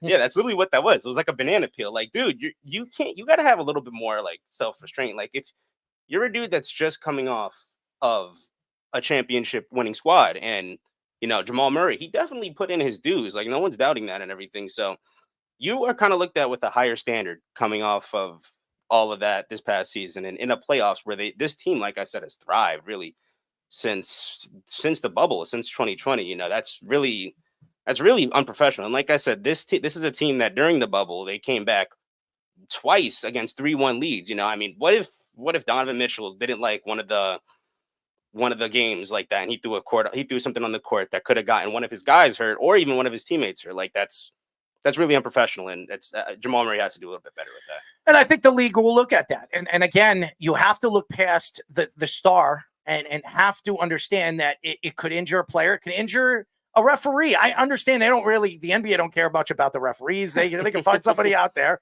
I mean, I don't think anybody would be complaining if Scott Foster stepped on that towel. No, yeah. I don't think so either. But again, you have to protect your assets, and those referees, they put their bodies on the line every single game. You say whatever you want, and what happens if it was a woman?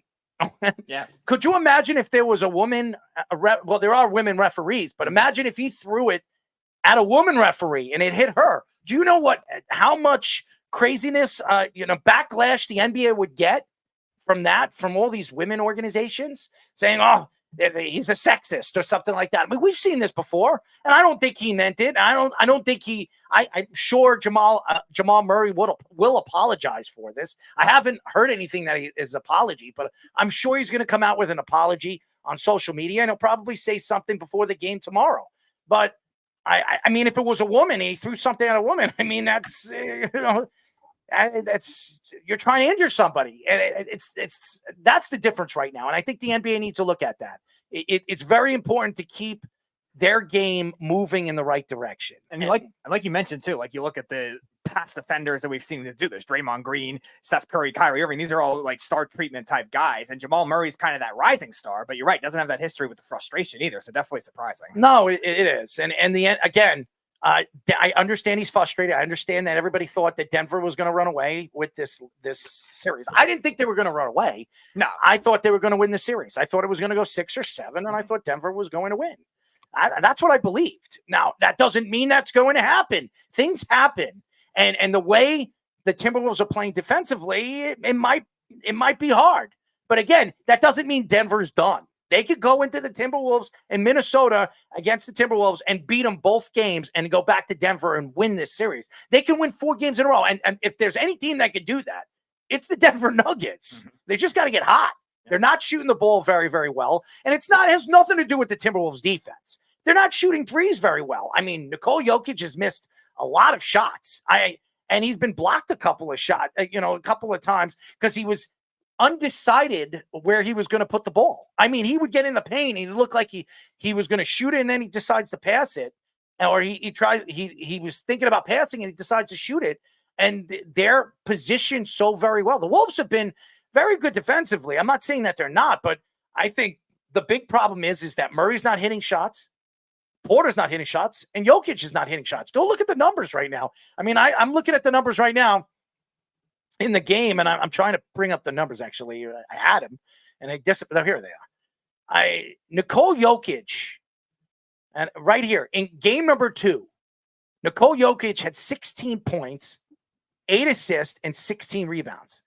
When Nikola Jokic is on his game, he has 33 points, 18 rebounds, and about 9 assists. He's not doing it in this series.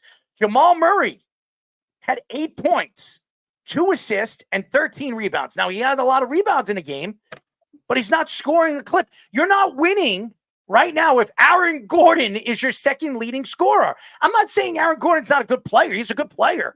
But Michael Porter Jr. only has 9 points. Jamal Murray only has 8 points, and you expect to win? You're not winning.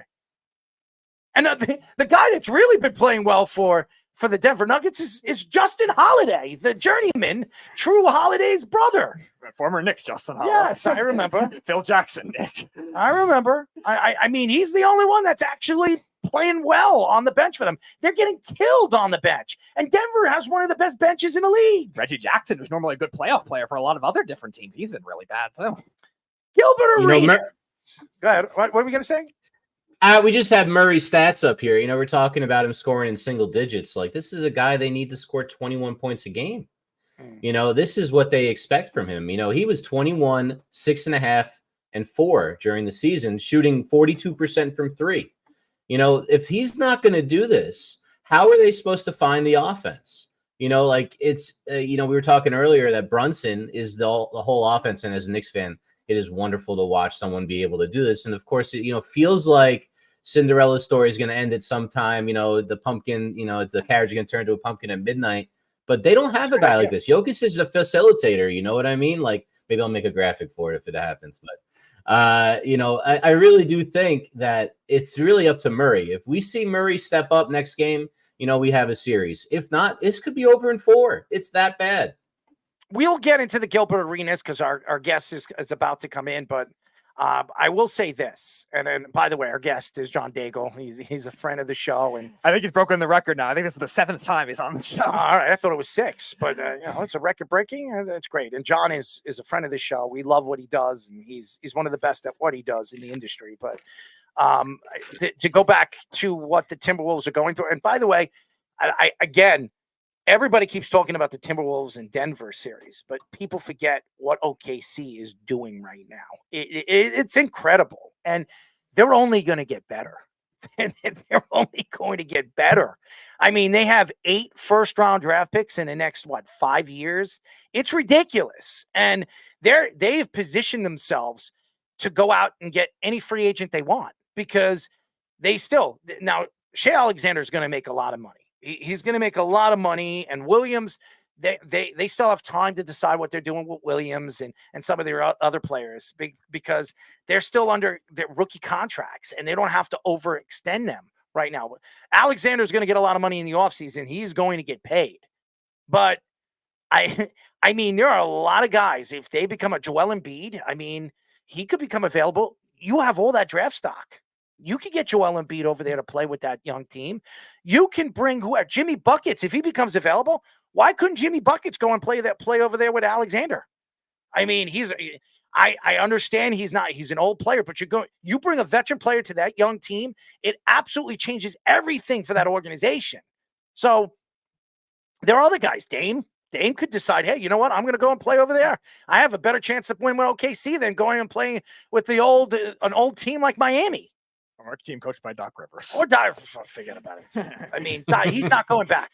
He's not going back to Milwaukee. I'm just letting everybody know. Let everybody know he is not going back to Milwaukee. It's not going to happen. It didn't work out. That time that he was there, it just didn't work out. It didn't mix. Now that doesn't mean it couldn't and it wouldn't. They're getting older. They're getting older, and Milwaukee needs to decide. Is it time to trade Giannis? They did sign him. They did extend him. They gave him a 3-year extension. I think it was 3 years. And maybe 4, but no, it was 3. It was 3 years. So you have a chance now. Giannis is 31 years old. He's still a good player, still a top-end player. You can get a lot back for him. It's time to decide if you're not ready to win anymore or you're not built to win anymore. And if that's the case, you have to look elsewhere. And I think Giannis could be a great addition to a lot of teams, the Knicks being one of them. I mean, they could trade Julius Randle. They can get a bunch of draft stock, and they can get Julius Randle and Mitchell Robinson and maybe some of the other players that they have, and the Knicks can add Giannis to that roster. I think the missing link to this New York Knicks championship is a big athletic big man. That's what I think the Knicks need. A guy that's going to go out there. He's going to give you 30 points a game. He's going to out-rebound the opposition, and he's going to be dominating the paint. He's not going to give you opportunities to, dominate, in positions where the Knicks need to dominate. And that's what Jalen Brunson, his game, and everybody thinks he's a shooter. His game is in the paint. That's where when he backs the opposing teams up, and he completely dominates the ball. That's when Jalen Brunson plays the best part of his game. And by the way, the Knicks were up by 8 points, and now they're only up by 2 because Indiana is playing defense. And again, McBride made another mistake. This is a young team, and they're going to make mistakes. I would have called a timeout, and that's the problem with the Knicks. They make stupid mistakes, and they get caught up in it. Anyways, when we come back, ladies and gentlemen, we will be talking to Establish, the Run Lead fantasy football analyst, John Daigle, here on the Sports Loudmouth. But first, you're listening to the Worldwide Sports Radio Network. This is the Sports Loudmouth Sports Minute. Are you ready to get loud? Ladies and gentlemen, as promised, I am back for another Loudmouth Sports Minute. And right now, for the first bit of news in the NBA, earlier today, the NBA announced that currently, a lot of NBA teams are currently monitoring the Portland Trail Blazers and Chauncey Billups situation. Chauncey Billups is expected to be a high head coaching target for certain vacancies if he leaves Portland this season. And over in other NBA news, the Mavs coaching assistant, Dan Wood, is actually linked to multiple head coaching jobs, as well as the Lakers coaching job. LA just fired Darvin Ham this past week and looks to bring Dan in for the LA Lakers. And currently, switching over into the NFL, ex-Jaguars wide receiver Zay Jones just visited the Cowboys today after visiting the Titans and Cardinals earlier this week. If the Cowboys do sign Zay Jones, it would pair him with people like Brandon Cook and even CeeDee Lamb for a possibly very good wide receiver room. Switching over now to Scoops to Scores, where I'm going to give you a rundown of all the scores going on right now. Currently in the MLB, Minnesota has a 3-0 lead against Seattle. Atlanta has a 5-0 lead against Boston, with Chicago having a 4-1 lead over Tampa Bay. Baltimore currently has a 3-1 lead over Washington. Arizona with a 3-2 lead over Cincinnati. And New York with a 5-1 lead over Houston. Over in the NHL, Boston currently has a 1-0 lead over Florida, and currently in the NBA, the Knicks have a 1-point lead over the Pacers. That is currently all the time I have for you guys right now. I'm going to send it back to the boys for their next guest on the Sports Loudmouth. This is the Sports Loudmouth.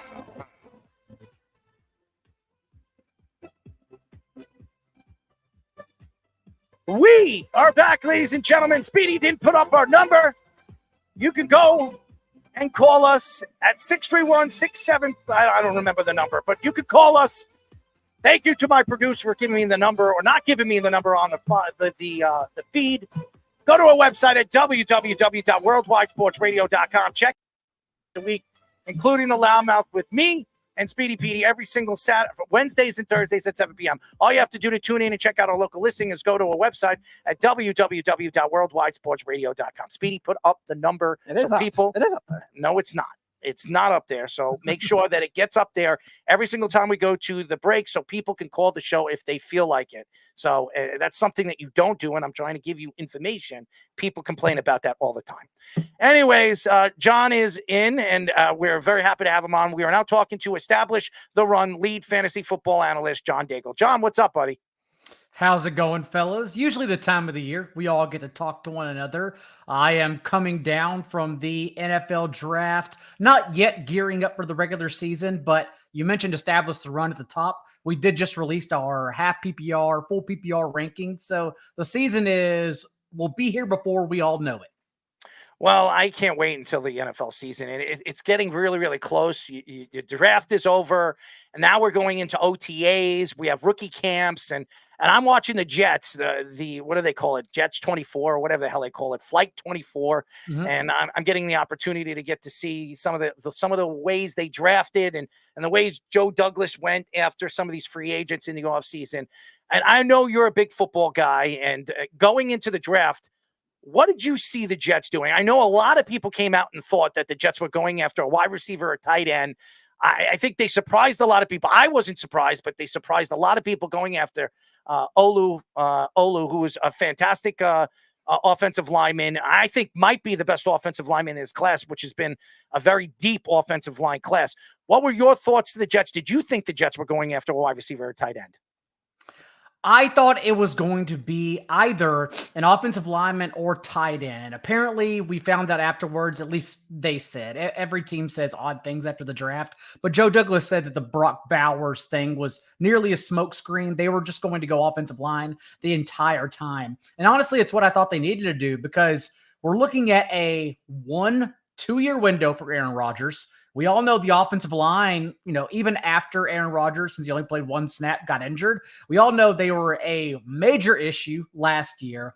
And although they did do a lot of moves in free agency to improve that unit, we've seen the Bengals and Bills most recently in the last 2 to 3 years prove that just slapping things together on paper and free agency doesn't necessarily improve the product whenever they come to the field. Even a veteran like Tyron Smith, that was his most games played last season in the last 5 years. It's only a 1-year, $4 million contract. So I actually thought they did need an offensive line just to make sure that this 1 to 2 year window with Rodgers can actually be played out, can actually keep him protected. So I believe they made the correct move there. And then we'll see. It's so volatile with all these, not just the offensive line deals, but with Mike Williams, who's historically been injured on a 1-year deal as well. But if he's at full strength, we know how explosive he is when he's fully healthy.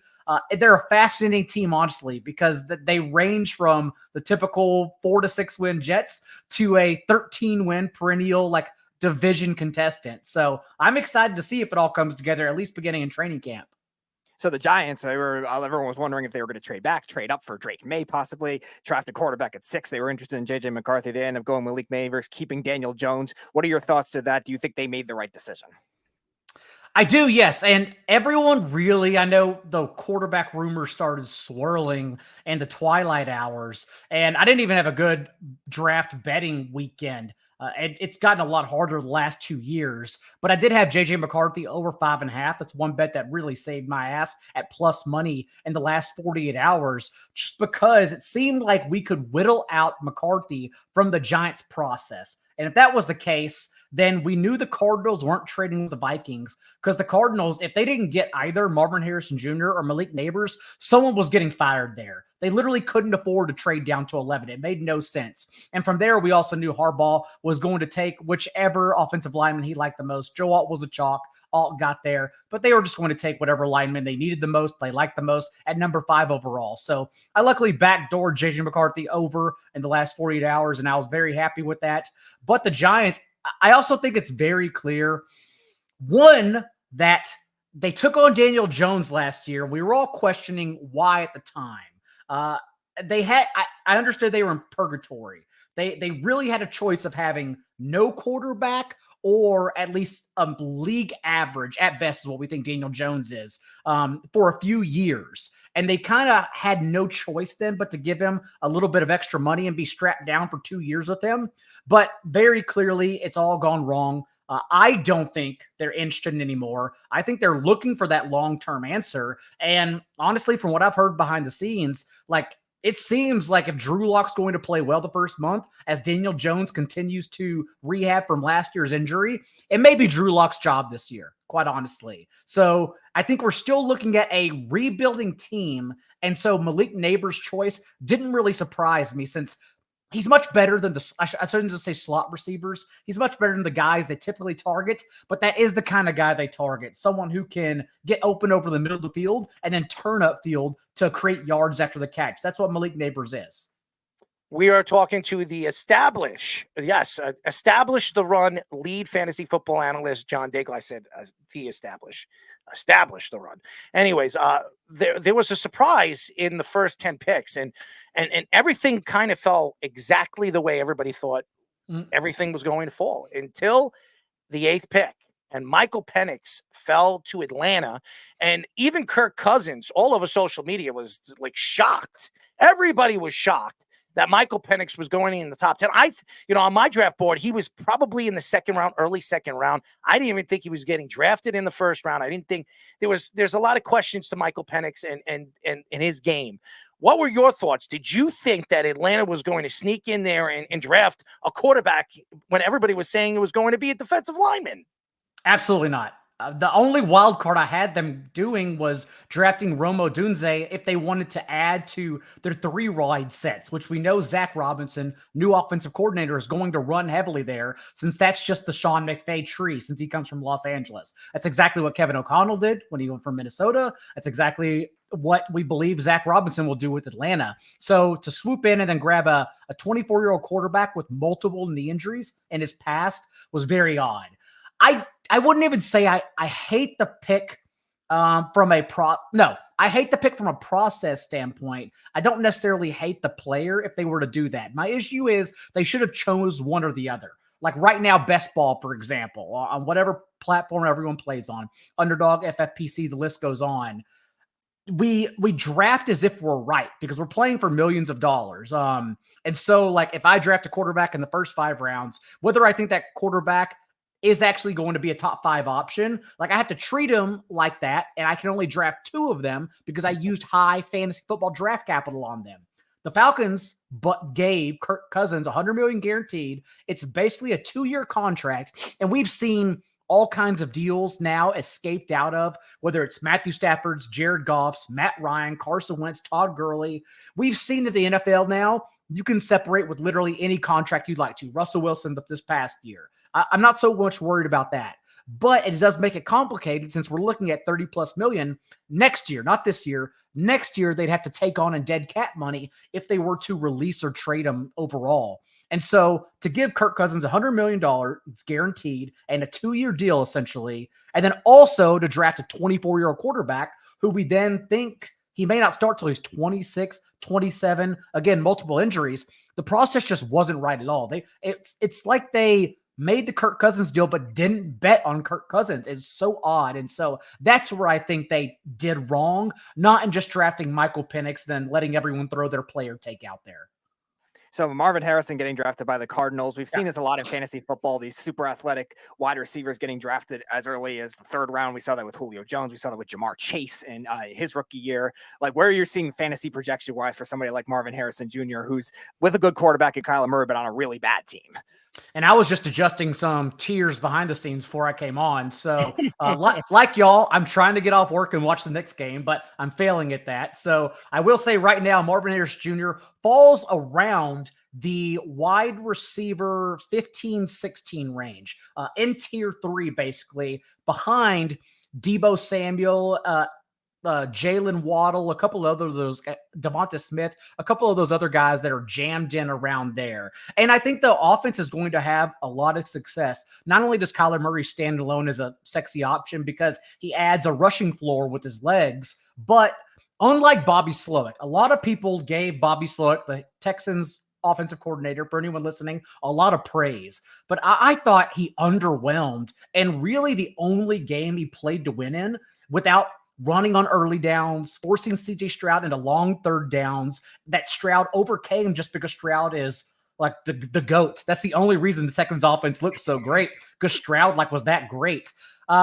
The issue is that the only game the Texans really played to win was that Colts primetime, essentially Week 18 playoff game on Saturday night when they were just letting it fly. But then you fast forward to the wild card round, and even before the Browns just took over on defense, it wasn't, or I'm sorry, even before, they took over on defense, it wasn't that at all. Like, they were just still running on early downs and taking Stroud out of the game and asking him to do far too much in his first playoff game. It was very odd. And so while I was underwhelmed by Bobby Slowick, I do think Drew Petzing, the offensive coordinator for the Cardinals, showed a lot of promise, specifically in the Cardinals' run game last year. Whether it be against stacked boxes or tougher defenses, he knew how to creatively call plays and scheme the offense to let James Conner, an aging veteran, run wild. And even James Conner had are 5 consecutive games of top 12 finishes in his last 5 starts for injury. So I have a lot of faith in Petzing and what he can do to free up Marvin Harrison Jr. in his rookie year. Plus, with Kyler and a couple of other options there, an improved offensive line as well. I'm excited for the Cardinals this year and Marvin Harrison Jr. too.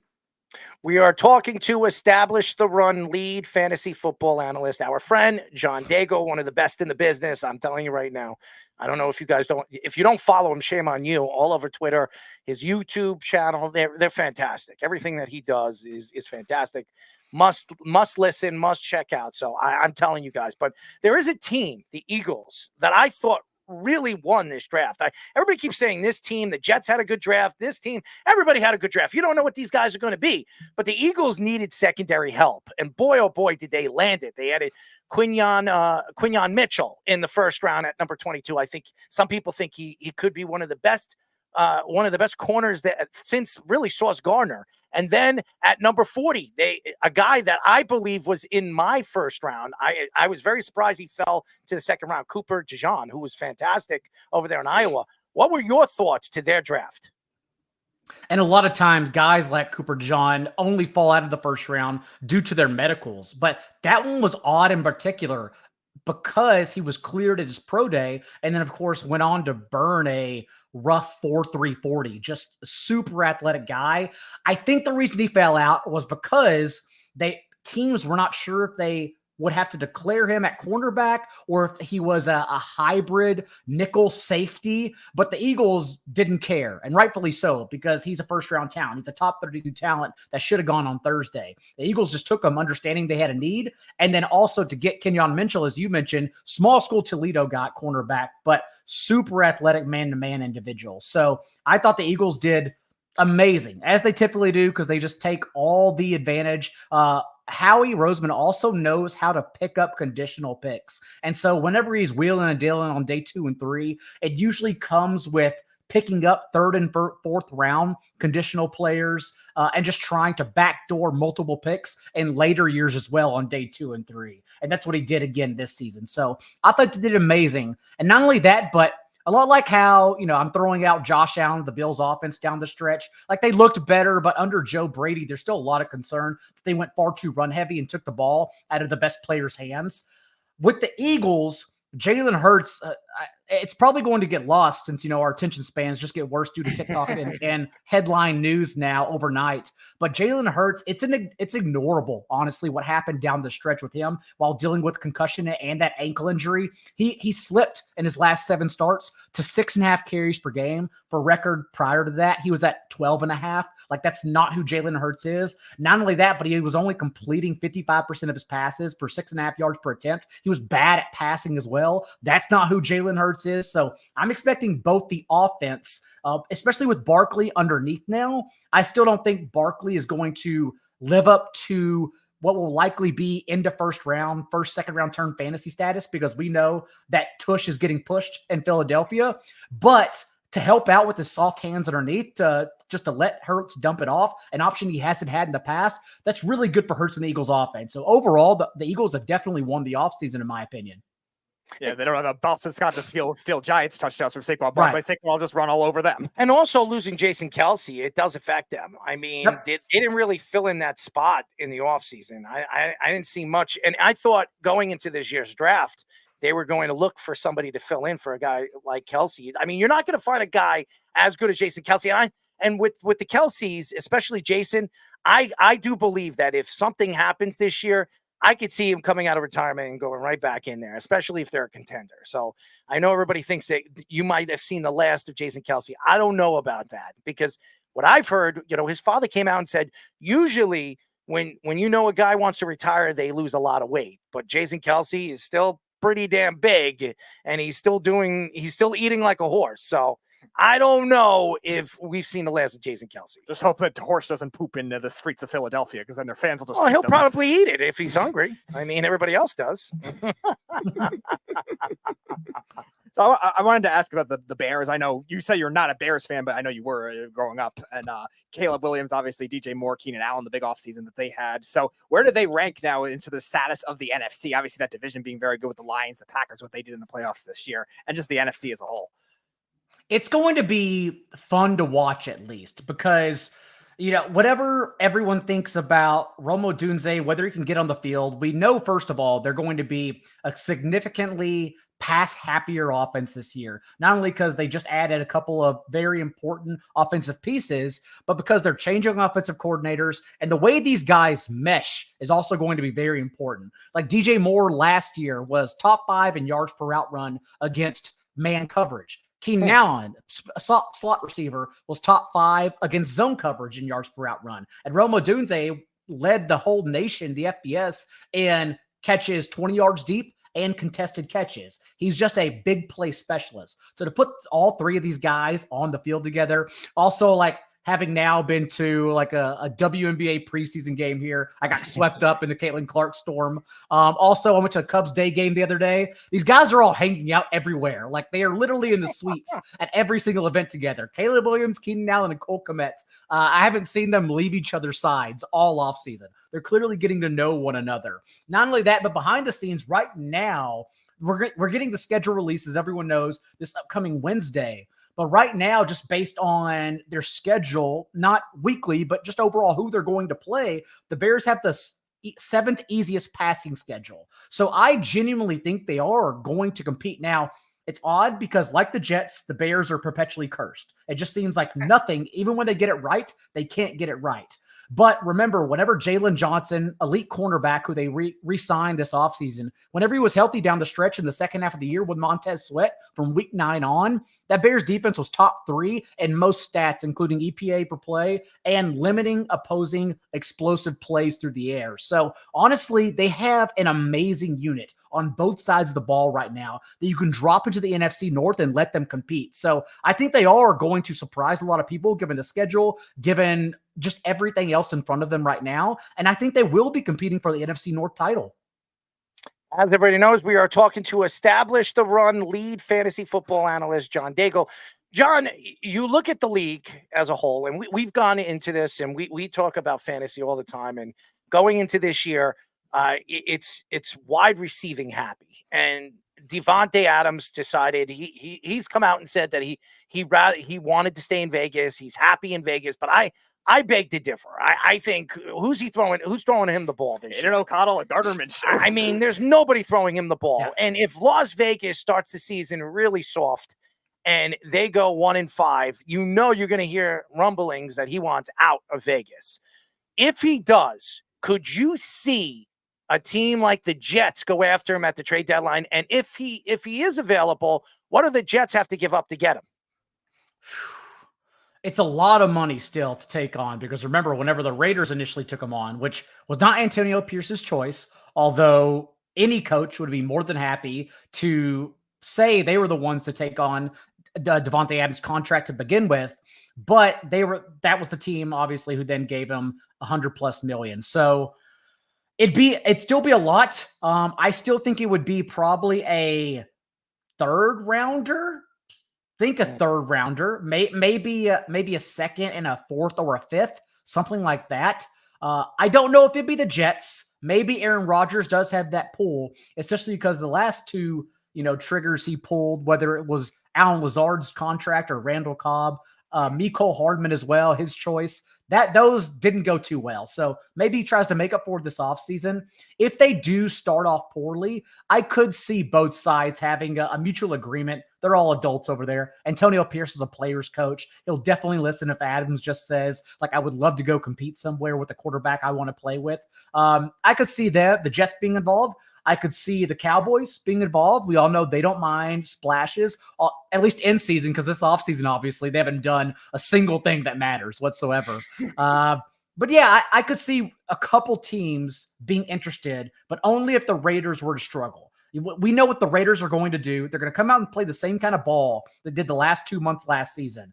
When Antonio Pierce took over from week 9 on, the Raiders were literally the number 1 defense in the league and the number 1 fantasy defense. And they then just rode both Josh Jacobs and Zamir White, especially over that last month, into positive game scripts and just dominating teams that way. The whole thing is, the way the NFL works, you can't really do that over an entire season. When push comes to shove, it's still a passing league. You still have to have a quarterback capable of getting you over the top. So if the Raiders aren't in a position to play low-scoring games where they can just run the ball heavily within 1 score of their opponent, what happens then? And that's what I'm not sure about. So maybe the Raiders do go backwards and Adams looks his way out. I would think, though, to answer your question, I would say at least a third rounder, at least. So one of the other things that was interesting during the draft was the Raiders drafting Brock Bowers after drafting Michael Mayer the year before. Yeah. We had another fantasy guy on our live feed, Dennis Bennett, who was saying that Zamir White was actually the biggest winner of that because those two just cancel each other out in a sense. And so what are your thoughts to the actual draft pick itself and the fantasy value of both Bowers and Mayer? So odd. And both amazing players as well that I'm excited to watch develop. But together, without quarterback play, with a target hog who we've seen, Devontae Adams dominates the target tree there no matter what.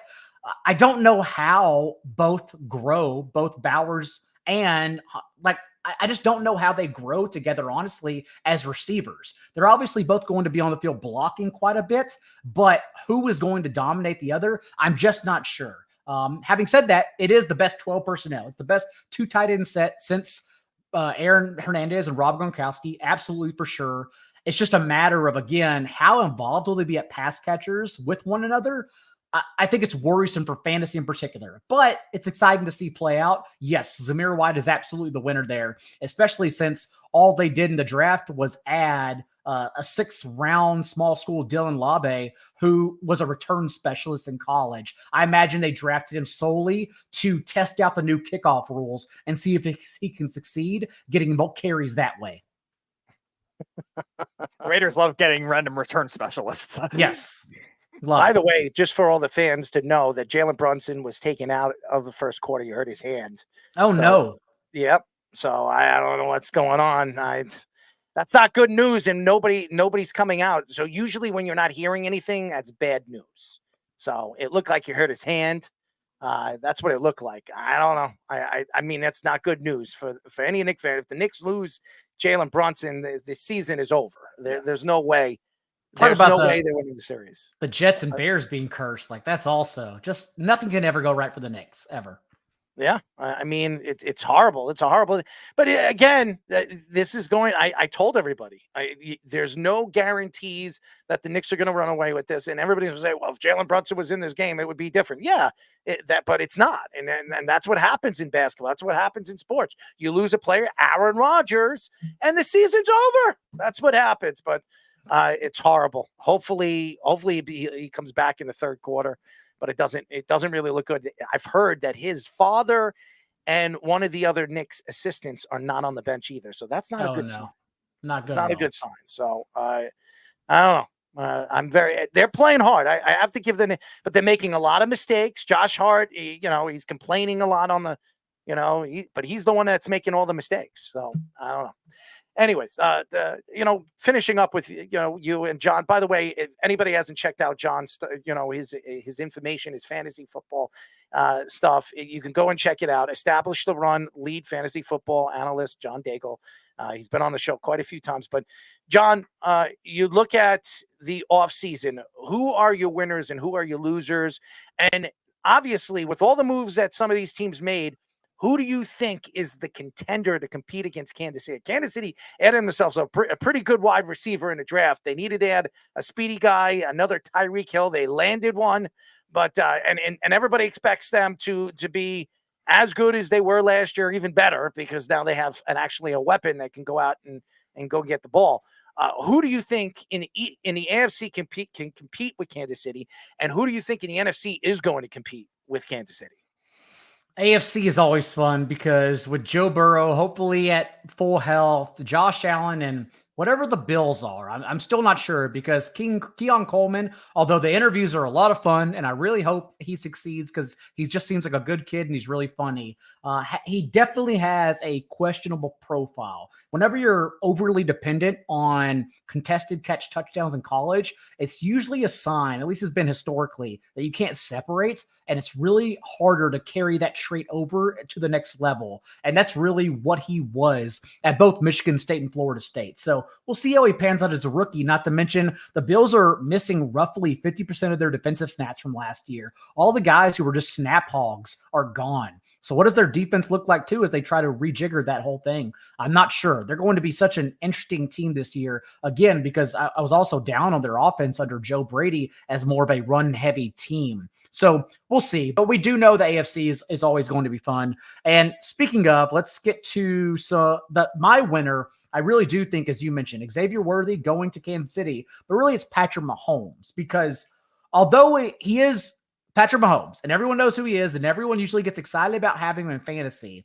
I think what we're going to see, everyone hasn't caught on, no one's looking at rankings yet or anything, but I've been doing everything behind the scenes already, and I think it's going to start out, at least in July, when everyone starts catching up and studying, that they're going to see that the Chiefs are a run offense. They got there, won the Super Bowl on great defense. Patrick Mahomes didn't have good receivers, yada, yada, yada, and he's going to get drafted. He's going to get drafted behind CJ Stroud for sure, Lamar Jackson for sure. But honestly, I'm just not sure that's the case. It's like a great stock that plummeted, and now we have a chance to buy Apple stock at its lowest point in the last 7 years. I think if that's the way you put it, everyone wouldn't be on top of it. And that's what's really happening because Mahomes last year had career lows in touchdown rate, fantasy points per game. It was Kansas City's lowest rate of touchdown drives since he's been under center since 2017. And it was also the first time an Andy Reid offense passed for less than 30 touchdowns since Alex Smith in 2017 as well. So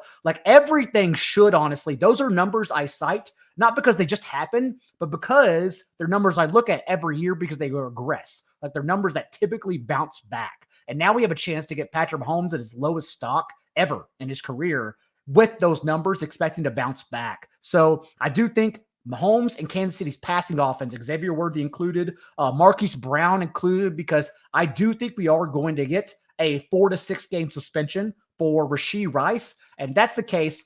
Everyone's going to go to the shiny new toy in Xavier Worthy. And Worthy is very good, in my opinion. Not just everyone looks at speed, thinks he's just a small guy like Tank Dell. Not the case at all. Quinn Ewers, the Texas quarterback last year, actually was the most inaccurate quarterback on throws 20 yards downfield. So Worthy didn't have a shot on deep shots. If he has a quarterback like Mahomes, who's also accurate deep, the sky's the ceiling. Like, we have no idea what Worthy can do with a good quarterback. So I'm excited. But the one everyone's still going to be behind on is Marquise Brown. So especially without Rashee Rice, I just like getting in on all those guys, honestly. Those are my winners. And although technically he's a winner from the offseason, because the Texans offense, I think, will be fun, and adding Stephon Diggs.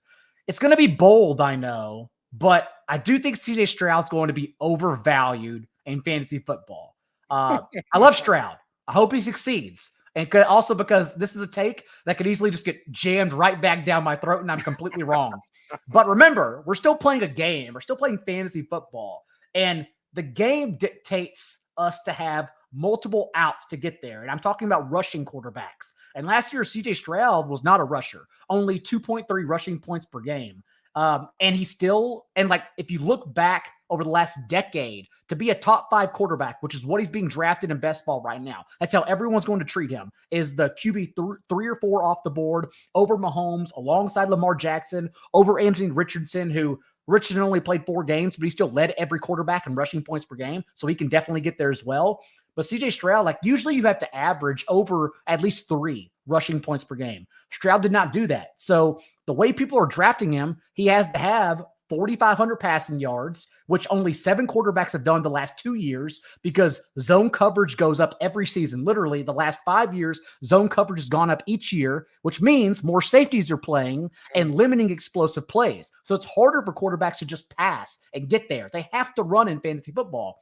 Not only that, but if you look back over the last decade as well, you basically have to have 34 passing touchdowns, and only Dak Prescott had over 34 last year. So it just seems like the way it's going, CJ Stroud for fantasy can be arbitrage. He doesn't fit in that range in this dumb little game we're playing. Again, Stroud is amazing. He could easily shove that take right back at me, but I do think he's going to be significantly overvalued in fantasy football. So any landing spots of sleeper prospects that you like for fantasy specifically, not the most conventional guys?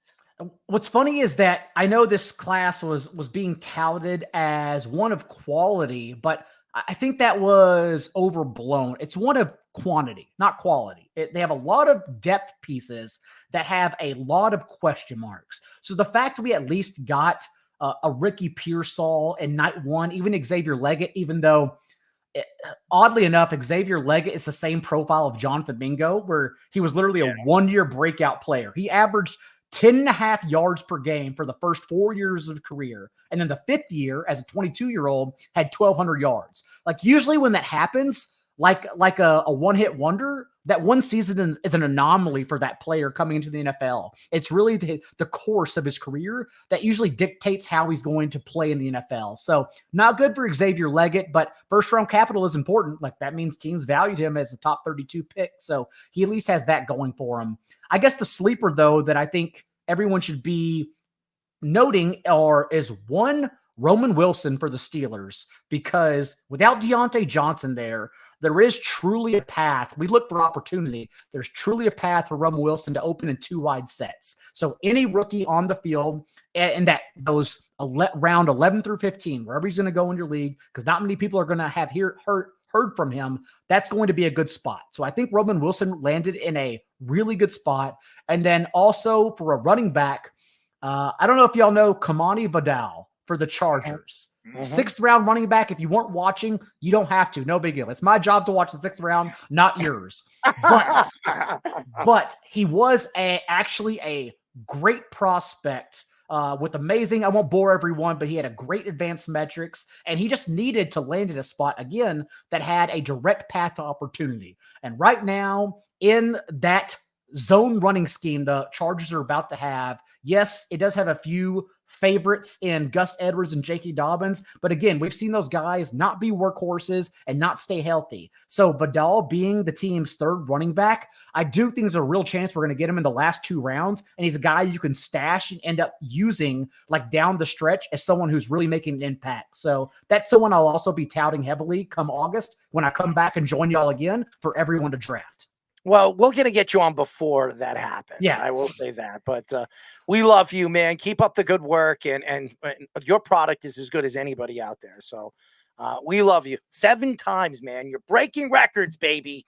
You're breaking records. And by the way, say hello to your girlfriend. I know you're in Chicago enjoying yourself over there. And how is Chi-Town? You like Chi-Town? Love it. Yeah. I can say that unbiasedly since I've lived in different parts of both the country and the world. So I ended up in the Midwest now. I guess it's like 4.5 years ago. And I absolutely love it. Well, I'm glad you love it. Now you just got to come back.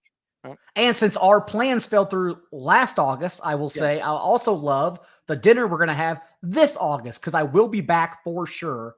And we will keep in touch because we're definitely doing dinner this year. The plans will not fall through this year. Let's have some fun. Let's go to a nice place, nice dinner. We'll hang out. Speedy and you'll drink, and I'll just laugh. Okay, that'll be cool. Good. That works out. Don't worry, I'll be sure to text you as well as if I end up getting all 4 of your random sleepers for that draft too, like I did last year. You better sure not throw up either, buddy. The 16-team league. I literally texted you. I nailed 4 of your guys. I think Ty Chandler was one of them. I should have kept him. I was actually about to say I know you got Ty Chandler because I don't think anyone was louder about Ty Chandler than me. And that's Kamani Vidal. That's just a super athlete who has bare minimum competition, and you just draft in the last round stash, and I promise you're going to use them for like a month of the season. I should have done one with the Mingo though, because Mingo was a bust. I listened to you about Laporta, and you were right about that too. So I won my fantasy league. I'm glad you did, but like even I couldn't have predicted the number 1 tight end in points per. Like never would have predicted that. I just thought he would be usable. That's it.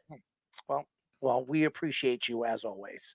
Thank you. And we'll see you soon, by the way, because it's getting close. So very soon, by boys. the way, we love you and keep up the good work, and we'll talk to you soon, buddy. See you later. Go Jets. John Dago, ladies and he's going to go next. Watch this team just debacle right in front of our eyes. That doesn't mean you can't root for them. I mean, it sickens me. It really does. Why don't we go to a quick break? When we come back, we'll get into this whole Gilbert Arenas. I'm so pissed off right now because if Jalen Brunson's out for the rest of this series, the series is over. I don't. It's not even watchable. I don't even want to watch it anymore. It's embarrassing. This team does not look the same without him, and we still don't have any information. So this is not good. So for all the fans out there, there's no information on. I've been looking throughout the X waves since John's been on, and nothing has come out yet. So I'm very upset. So, anyways, let's go to Tommy Scoops for a Sports Minute. This is the Sports Loudmouth Sports Minute Are you ready to get loud? with Tommy Scoops. Once again, at the top of the hour, as usual, giving you guys all the Loudmouth Sports Minute report with the man Tommy Scoops here. And currently in the NBA, Luka Doncic is actually still battling a knee injury. The Mavericks point guard is still listed as questionable for the Thunder and Mavs matchup tomorrow. Going over into the NFL, the Broncos announced that they are agreeing to terms with their 7th round and 5th round picks, Devon Veal, Nick Garagolo, and Audric Esteen. All 3 of those players currently are now under the Broncos contract and ready to start for next season. Not start, but we'll see what happens there. Over in other NFL news, Joe Burrow announced that he is excited to play with new explosive teammate tight end Mike Gesicki. Gesicki just signed back in March with the Bengals after losing Joe Mixon and Tyler Boyd. Joe Burrow is looking to be very successful with Mike Gesicki. And switching over now to Tommy Scoops and Scores, I'm going to give you a quick rundown of currently right now in the MLB. In the MLB, New York Yankees are currently up 8-2 against Houston. Texas is currently up 7-6 over Oakland, with Arizona having a 4-2 lead over Cincinnati. Baltimore has a 3-2 lead over Washington, and Chicago White Sox have a 4-1 lead over Tampa Bay. Over in the NHL, Florida has jumped out in front of Boston to get a 2-1 lead.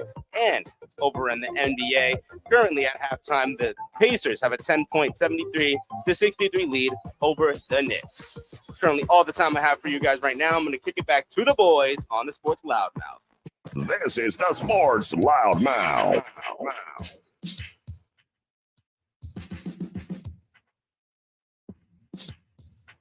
631-672-3108 is the number to call. You're listening to the Sports Loudmouth. I'm your host, Errol Marks, my co-host, Speedy PD. Go to our website at www.worldwidesportsradio.com. Check out all our shows throughout the week, including the Loudmouth with me and Speedy PD every single Wednesdays and Thursdays at 7 p.m. All you have to do to tune in and check out our local listings for all our shows, from the Snowman in the Morning to the Wise Guys to Game On to us, ladies and gentlemen, the Sports Loudmouth. All you have to do is go to our website at www.worldwidesportsradio.com. I'm reading what Nathan is saying. He's going to be back tonight. I'm interested to see if he's going to be back tonight. He's questionable, and Nathan was posting, and I did look. It's a sore foot, not a hand. It looked like it was his hand, but it looks like it's a sore foot. If he doesn't come back, the Knicks, they don't come back in this game. I mean, they're down by 10. It's not a lot. I mean, we've seen the Knicks come back from that. So hopefully we see the Knicks show back, and we'll get Nathan in just a few moments. I do want to get into the Gilbert Arenas thing. I'm sickened because it's just our luck. It's just a Knicks luck that something like this would happen. But anyways, Gilbert Arenas said on his podcast that the 1990s basketball was trash and all the top players were on steroids. He also added that the 90s players couldn't shoot the basketball, and that's why the NBA had to move the three-point line closer. He added Kobe would average 45 to 50 points per game every single season if he played on Michael Jordan's Bulls. He said that Jordan was the entire Bulls defense, taking shots at Scottie Pippen and Dennis Rodman and others in that Bulls dynasty. He also said the 80s basketball was overrated, saying it was hyped up more because Larry Bird and Magic Johnson. Oh, how do I attack this? Oh, I can attack this in so many different ways. First of all, Scottie Pippen is one of the greatest defensive players of all time, Gilbert. Gilbert, let me ask you a question, dude. Because what was it, 3 years of great basketball from you? And by the way, when you decided to bring a gun to your locker room, it pretty much screwed your career and everybody around you. Okay? I don't know why he is taking shots at Dennis Rodman. Dennis Rodman is one of the greatest rebounders of all time. He's going to go down as one of the best defensive and rebound players to ever play the game. I mean, if you compare and contrast his skill to Will Chamberlain and Bill Russell and all those other guys, he's right there with them. Now, he didn't win as many championships as them, but he won 5. Dennis Rodman won 5 championships. He won 3 with the Bulls and 2 with the Detroit Pistons and was a big part of those 2 teams. To say that all the NBA players were on steroids, you're going to tell me that John Stockton was on steroids? You're going to tell me that Chris Mullin was on steroids? You're going to tell me that Patrick Ewing and Hakeem Olajuwon was on steroids? What are you, on drugs? Where are you from? How could you come out and say that Kobe Bryant, in the time of the Bulls dynasty, if he played on those Bulls, he would score 45 to 50 points when he's the exact replica of Michael Jordan? He's just maybe like a dash under Michael Jordan. I would say 10 dashes under Michael Jordan. How could you say that? Michael Jordan was averaging 30 to 33 points a game as a Bull. You're going to tell me he would have averaged more than Michael Jordan? You think that Kobe Bryant was anywhere close to the same realm as Michael Jordan? What are you, nuts? I don't understand why this guy speaks. I don't know how anybody can listen to this man. And it's stupid. That's what he's trying to sell. He's trying to sell that stupid podcast of his. It's dumb. Everybody in the 90s was on steroids. I just named a bunch of them. How about Tim Duncan? You think he was on steroids? It doesn't make sense. Tim Duncan, who's the cleanest person you would ever meet, would not do steroids. How about Shaq? You think his fat ass was doing steroids? The only steroids he's been eating is the turkey or whatever, the cows that he was eating, and was maybe puffed with steroids. It doesn't make sense. You tell Shaq that. Now, there probably was some players that were doing steroids. David Robinson looked like he was on steroids, okay? That guy was built like a tank. You want to say that he was on steroids? I would believe you. The guy was cut to a brim. He was so cut, he probably could cut the cake out of your mouth, you fat you-know-what. I'm not going to say it on live radio. I could say it, but I'm not going to say it. Gilbert Arenas is an idiot. And I understand, and you see the post, Fish has it up, 12 years in the NBA, 3-time All-Star, 2-time All-NBA, and that's probably because he was on steroids. Career average of 20 points, 5 assists, and 3 rebounds, and his 42% field goal percentage, and his 3-point percentage, 35.1 3-point percentage. He had maybe 3 good years. 3 good years. And because he loves Kobe so much, he's going to put him in the same conversation. I'm not saying Kobe Bryant wasn't great. Kobe Bryant was sensational. He was a great player. But he wasn't Michael Jordan. He's not. And Scottie Pippen, you're going to tell me, you're going to take shots at Scottie Pippen? Dude, he is light years better than you were. Light years. You couldn't touch Scottie Pippen. You couldn't wipe Scottie Pippen's ass. And I'm going to tell you this. What was Gilbert Arenas? A 2-guard, okay? Gilbert Arenas, if he played in the 90s, and I'm sure he thinks that he could have put up 25, 30 points if he played in the 90s. If he played in the 90s and opened his mouth like this, they would beat the you-know-what out of him. They would have put him on his ass. I don't like Gilbert Arenas. I never liked Gilbert Arenas.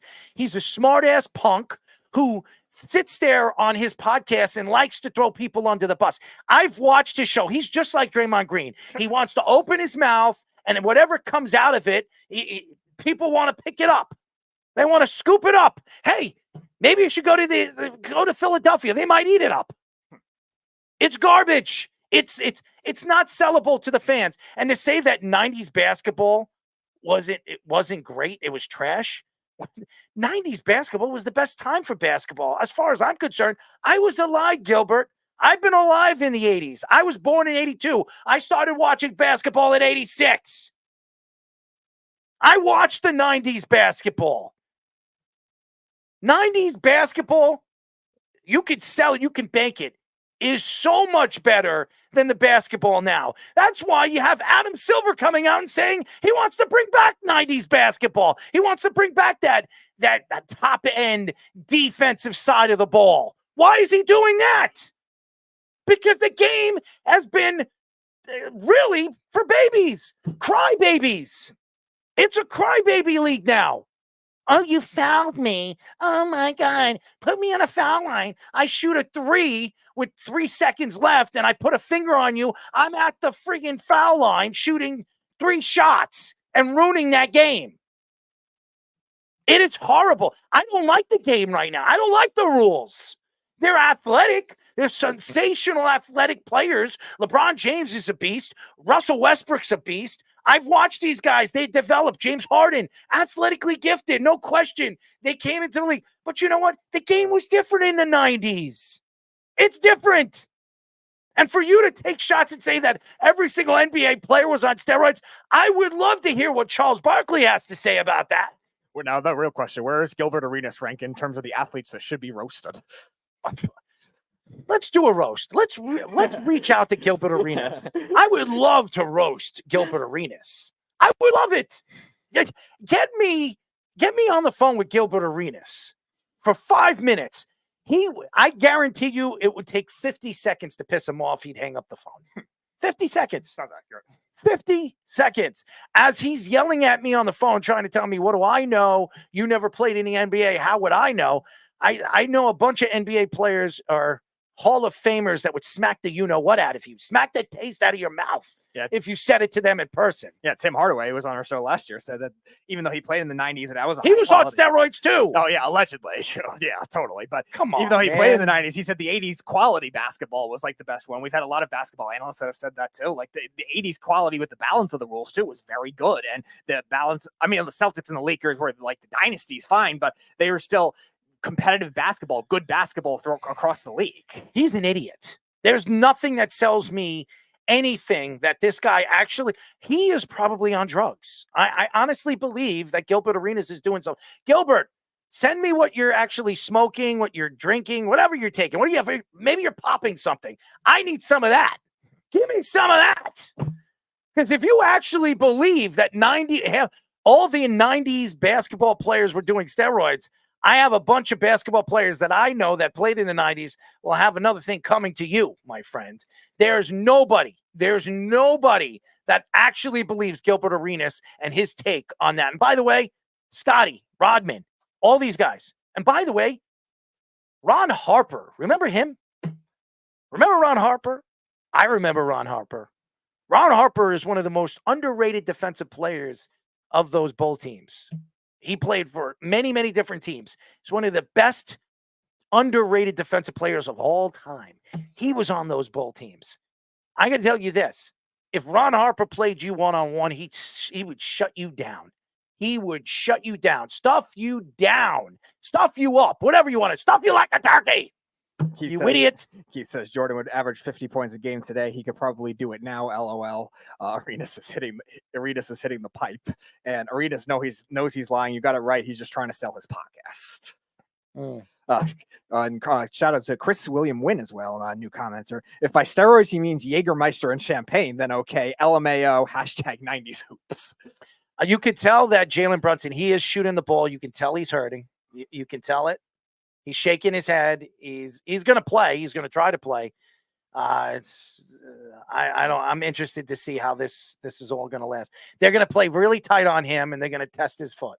That's what they're going to do. And Nathan also says Jalen Brunson is back and shooting free throws. And why don't we bring Nathan in now? Yo, what's up, guys? How you doing? Nif, what's up, buddy? I want to say something about Gilbert. All right. Gilbert Arenas. Gilbert Arenas. If you're in the New Jersey, New York area, here's your chance to come in person to say some shit to Dennis Rodman on Saturday at Woodbridge Brewing Company.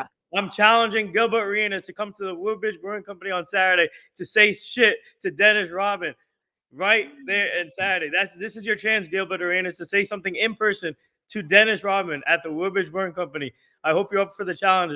I hope he's not. He's never going to go up there. Are you kidding me? Gilbert Arenas is going to hide under his table.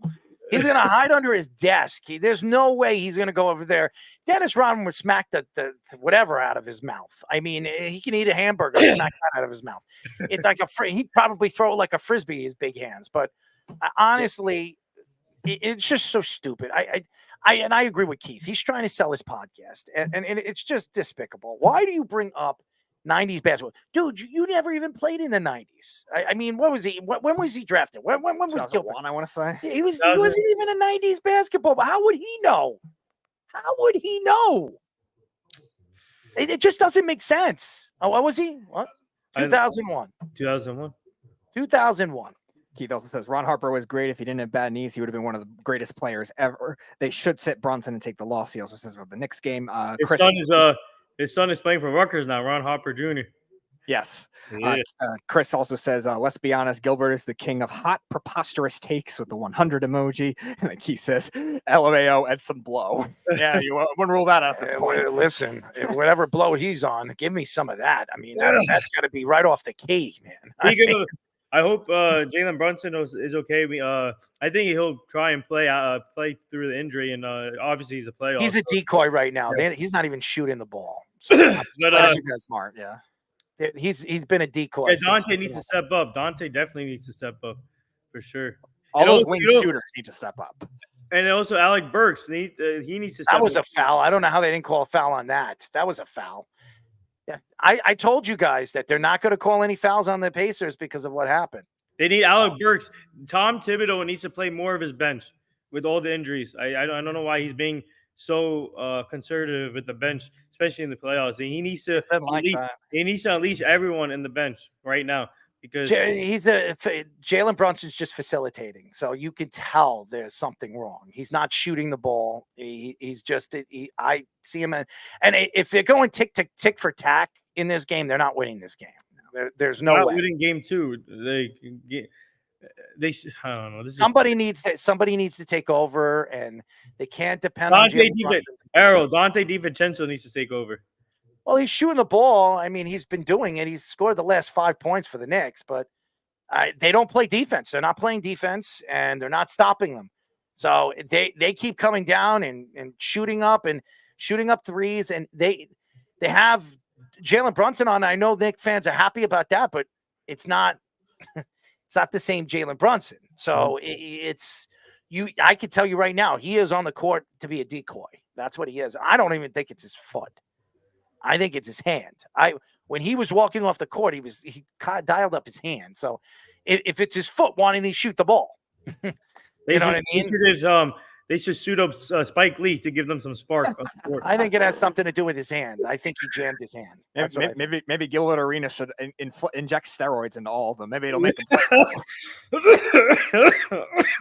Dante is taking over, and it's also like you're saying, Nathan, like the pace that benefits the Pacers too, because it's a 79-74 game right now in the third quarter. Like both teams could very easily get to high 90s, low 100 points at the rate they're going at, which that kind of thing benefits the Pacers a lot more. No, it does. It's a juggernaut. And without Jalen, oh my, that's a foul. They called that. They're beating him up. Speaking of my guy Tommy DeVito's at the game right now at the Knicks. Sure, yes. They're beating him up. I can tell you that right now. They've been doing that. That was a foul. Turner just pushed him right to the ground. But they're doing that.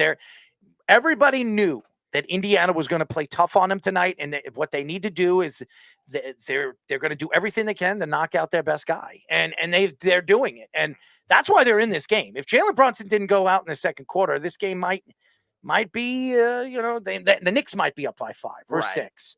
You know what I mean? So it's losing Brunson definitely affects him, and him coming back, it shows his toughness. There's no question. And Fish, why don't we bring Fish in too? Because I'd love to know Fish's opinion on What's that. up, Fish? Hey, what's up, guys? I've got some conspiracy theories. Number one, maybe he got his big toenail ripped off and they just had to tape it up, but that takes a little while to get done. I don't think it has anything to do with the toe. I don't think it's his toe. Listen. Maybe it's a plantar fascia tear or something that it's just going to hurt, and he's just got to tough it out because he's a warrior. He's going to tough it out. Or it's just an act, like a Paul Pierce move from years ago, where they're trying to lull him into sleep, get them to expend their energy in fourth quarter. Brunson time again. 21 points last time. He's coming back for him. Don't worry about it. What are you trying to sell me? Jalen, we trust. I don't know. I'm trying to sell myself. That's really what it is. Well, that's that Ranger jersey on, I think. I think you're a little lost there. I don't know what. Let's go Rangers. Let's go. How about that game last night? Oh, please. I as a Rangers fan, I'm just not really sure what it's like to lose in the playoffs right now.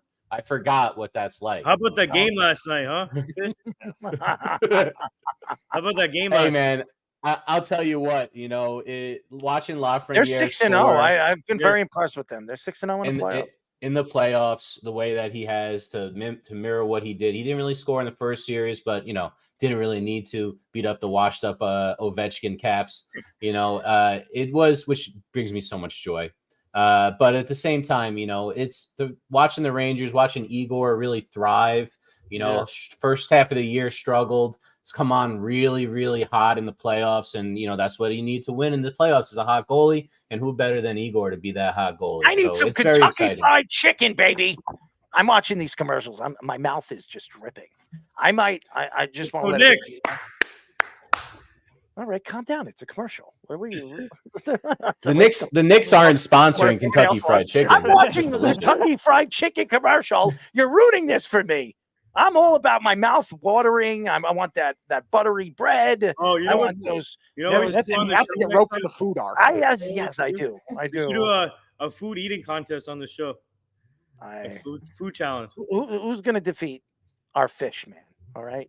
I think Fish would win. I think so. I did enter freshman year of college a wing eating contest in Buffalo, and I thought it was real tough. I thought I was going to do it. I mean, I'm a bigger guy. But then I show up, and these two guys that look like they were playing left tackle on a D1 football team sit down. The guy next to me unbuckles his first belt, his buckle in his pants. He goes, "This is how it's done."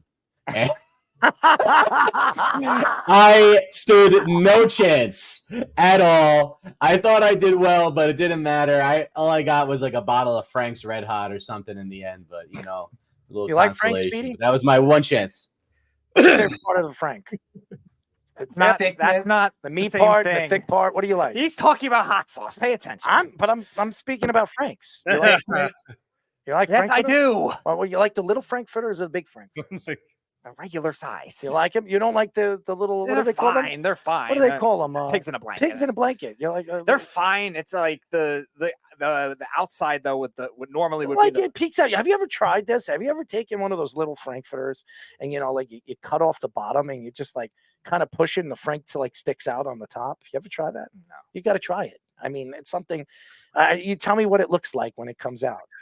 I think I've seen pictures of those. I think think it you looks like do. banana peels or something But, like that. it looks differently. It looks a little bit different than that. I mean, Okay. you got to look at it and you kind of like Feels like it wouldn't be stare worth at it. it. Still feels like it wouldn't be worth the effort. Oh, it's definitely worth the effort, especially when you're looking at something that really arouses you. I mean, Shave the ass, Speedy. Shave the ass.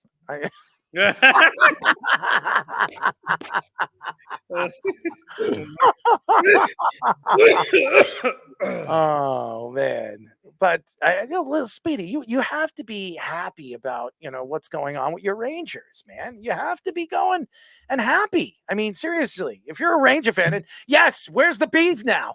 Because we're about to get into the Rangers. I mean, I got to give the Rangers. I got to give the Rangers 2 now. Let's go, Knicks. Knicks by down by 2. Who? You know that they're down by 2. I will say this about the Rangers. I've been absolutely impressed. I think that the difference of the Rangers this year has been Peter Laviolette. Yep. And I've been saying that a long time, all season long. I said the biggest acquisition for the New York Rangers in the offseason was bringing in Peter Laviolette. I was upset because the Islanders shouldn't have never gotten rid of him. I remember when Mike Milbury said, you know what, sayonara after a year and a half. It made no sense. And that's why Mike Milbury is no longer running any organization, because the guy's a moron. He probably wants to kill people with his skate, which he tried to do in Boston. But nevertheless, I look at, and by the way, the Knicks tied. Oh my God, they died. Let's jump. Let's win. Anyways, what has been impressive for the New York Rangers has been their goaltending. It's not even a question, and they're getting timely scoring. They went to double overtime yesterday, and I thought they were going to lose that game, but especially in the first overtime, Carolina was outplaying the Rangers in the first overtime. But then the second overtime, I thought the Rangers started cycling, and they did what they needed to do. And Chris Kreider, again, Mr. Playoff, he showed up in the second overtime and put the puck in the net. And the one thing the Rangers have the advantage in this series, and they're going to have the advantage moving forward, except against Florida and Boston. If they get into the Stanley Cup Finals, they will have the advantage. It's goaltending. Now I think the two teams, I mean, obviously, you have Florida that has one of the best goalies in the world, and then the Boston Bruins. We all know what Ullmark is. We know what Swayman is. They've been very, very good goalies. Ullmark was at an all-time year last year. So I think the Eastern Conference has the goaltending, and with the Western Conference, you have Colorado and Dallas. That both teams don't have the goaltending, and I think it's going to be very, very interesting, because I would love to see the Rangers play Florida. But I have a feeling some way or one way or another, Boston's going to win that series. And it's going to be Boston and the Rangers. I don't think Carolina, and I'm going to say this, the Carolina Hurricanes, their run is done. They're done. And I think that they have to decide what they're going to do with Rob Brind'Amour in the offseason, because Robbie is a great coach. He's one of the best in the NHL, but they haven't won. They couldn't get over the hump. And I think Robbie didn't win the last Stanley Cup. It wasn't him.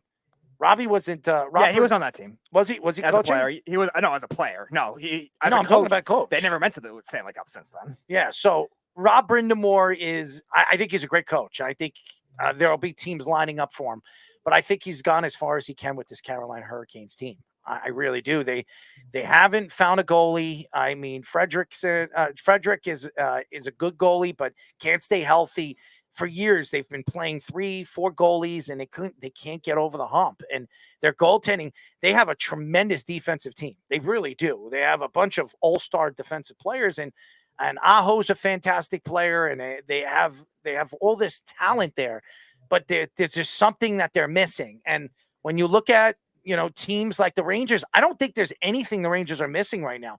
Their defense, team-wise, I don't know if they have the best defense in the playoffs, but I think team-wise, they're one of the elite teams in the league. And that has a lot to do with Peter Laviolette, the way he coaches, the way he plans, and their penalty killing has been one of the best in the playoffs. And they get timely goals, and they've been getting timely goals, and that's why the Rangers, I think, are the only team still in the playoffs that are undefeated. Yep. It's pretty incredible. You have to give Peter Laviolette a lot of credit. I know everybody wants to give Shesterkin a lot of credit, and he's been fantastic, but it's been the coaching of Peter Laviolette. Don't get it twisted. It has a lot to do with the coach. Hockey and football are the two sports that, when you look at the game as a whole, it's the way you set up your lines, the way you set up you're pressing and you're using your team and your speed to your advantage. And I think Laviolette has been very, very good at that. Yeah, besides Trouba, really, the rest of the Rangers have been very disciplined so far in this series as well. The Washington series at the beginning, they were taking too many penalties. Now, granted, some of that was Wes McCauley and how bad of a referee he is too. But nevertheless, they were still undisciplined for a team that was kind of playing down to the Capitals at certain points, but they still ended up sweeping the series after the fact. But this series, they've been very disciplined. Meanwhile, the Hurricanes, 3 different occasions in their own power play, take penalties in the first 10 seconds. Go ahead, Nathan. Yeah, it's been pretty crazy. Go ahead. Fish. Oh, sorry. Go ahead, Nathan. Go ahead, Fish. Go ahead, Fish. And then I'll go. Yeah, I was just gonna say, the Hurricanes doing these dumb penalties right off the face-off, negating their power plays isn't uncalled for. But Trouba's been a psychopath on the ice. Whether he's just trying to set a tone or not. Did you see he whiffed on a hit? I forget, it was one of their better players. I remember who it was, but he literally Supermaned off the ice and went head first into the leading with the elbow. He's just out there like you're in the hockey version of NFL Blitz from back in the day, just trying to murder people and just scare everyone. And he's the captain of the team. He sets the tone. But I'd argue he's the 4th best defenseman we have. Yeah, the way Keandre Miller's been playing has been fantastic this year. That's really been the biggest leap, in my opinion, on the team outside of Lafreniere. I think it has everything to do with Peter Laviolette. I mean, he put him with the right guy, and it's been working. And it's all about pairing. It's pairing the guys right, and they're playing team defense. That's what it is. It's not. And that why were the Islanders so good when Barry Trotz was there? They were a good defensive team. The offensive players bought in. The defensive players bought in. When you buy into the coach, that's where everything changes. And I think the Rangers bought into Peter Laviolette. Yeah, Nathan. Yeah, so this we got Nathan. Yeah, so everybody, all my friends who are Ranger fans, also they've been telling me that they're getting the 94 vibes of this team. Stop with this 94. I don't want to hear this. Stop it. They're nothing like the 94 Rangers. I'm not saying I'm not saying they're like them. All my friends. The 94 Ranger teams were gritty. Yeah. They were a gritty team. Steve Larmer, Mark Messier, Brian Leach, Adam Graves. Yep. We go up, Sergei Nemchinov. All those guys, Sergei Zubov. I remember all of them. I remember all of them. Mike Richter. Yep. I remember those Ranger teams. I remember them. Mike Keenan was a gritty coach, a mean coach. Peter Laviolette is a player's coach. He likes to coach. He likes to, set up his rotation. He doesn't change his rotation. He's very strategic on the way he likes to run his offense and his defense. Mike Keenan was very unique in every single game. If somebody wasn't playing or he didn't like a player, he wasn't playing them. It's different. This is a different Ranger team. This is different. I know everybody's getting the vibes. Oh my God, the 94, it's all matches. O.J. Simpson with the murder and he's dead and all this other stuff. It's nothing. And the Knicks are going to the Knicks have a chance to go to the Eastern Conference Finals, and maybe the Knicks go to the NBA championship, just like the Knicks. The Rangers are waiting for them to win an NBA championship so they can celebrate together. It's not the same thing, guys. It's not. I was around then. I was 12 years old, 13 years old. I remember I was actually a Ranger fan the year before the Rangers decided to part ways with my favorite player. Okay? I actually was a Ranger fan at one point of my life. And I remember that team. Boy, did I hate them too. But I remember them. And go Tony Amonte. I mean, that team was different. It was a different team. It was.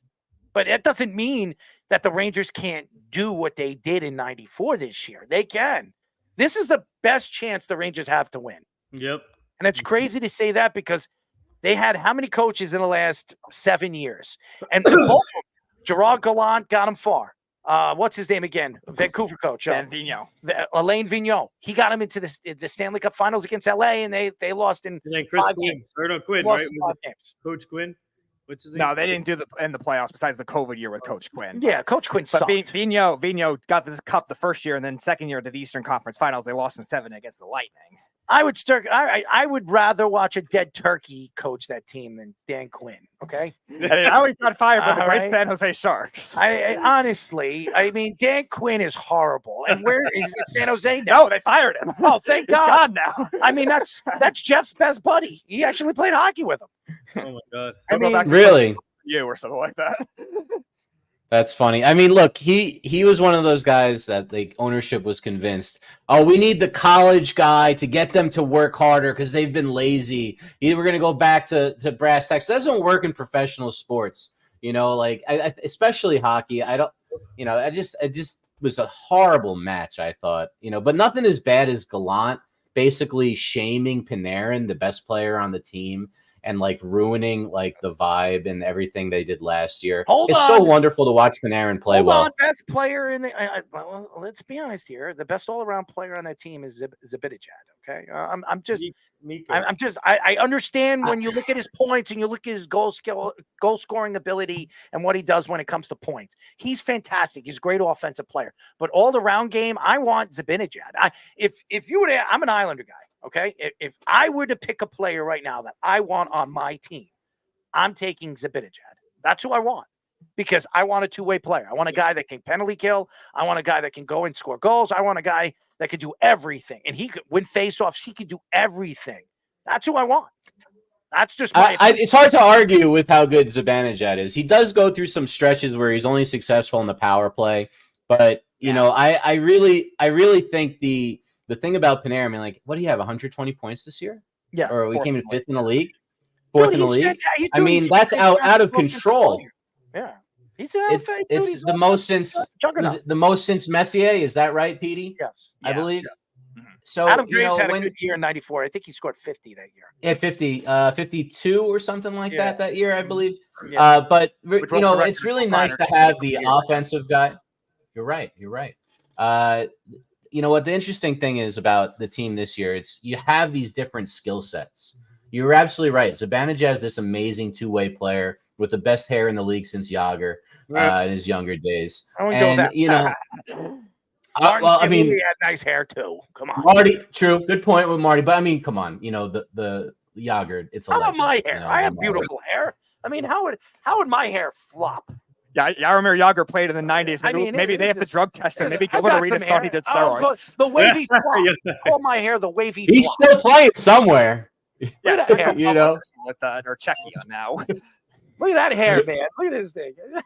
You would look great with like Yager mullet extensions. That would be hilarious. I would never have a mullet. I would never have a mullet, man. Joe Dirt. Could you imagine me with the Joe Dirt mullet?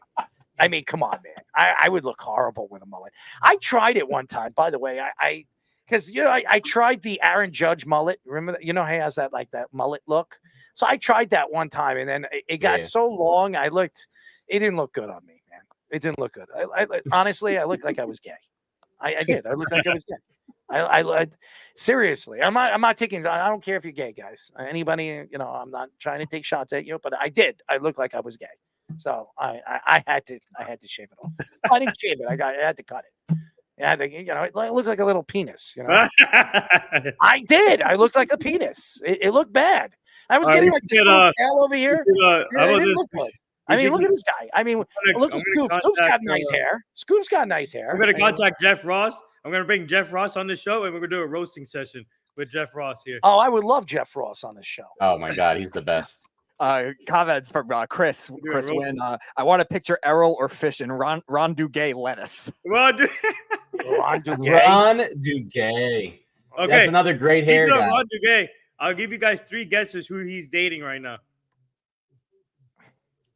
Well, his last name is Duguay. Kendall Jenner. No, he's a politician. Is he dating you, Nathan? No, she's a politician. I'll give you 3 guesses. Let me see. Alexandria Ocasio-Cortez. No. Listen, I don't know the answer to this, so I'm gonna guess a better answer. Is it Matt Leinert's wife?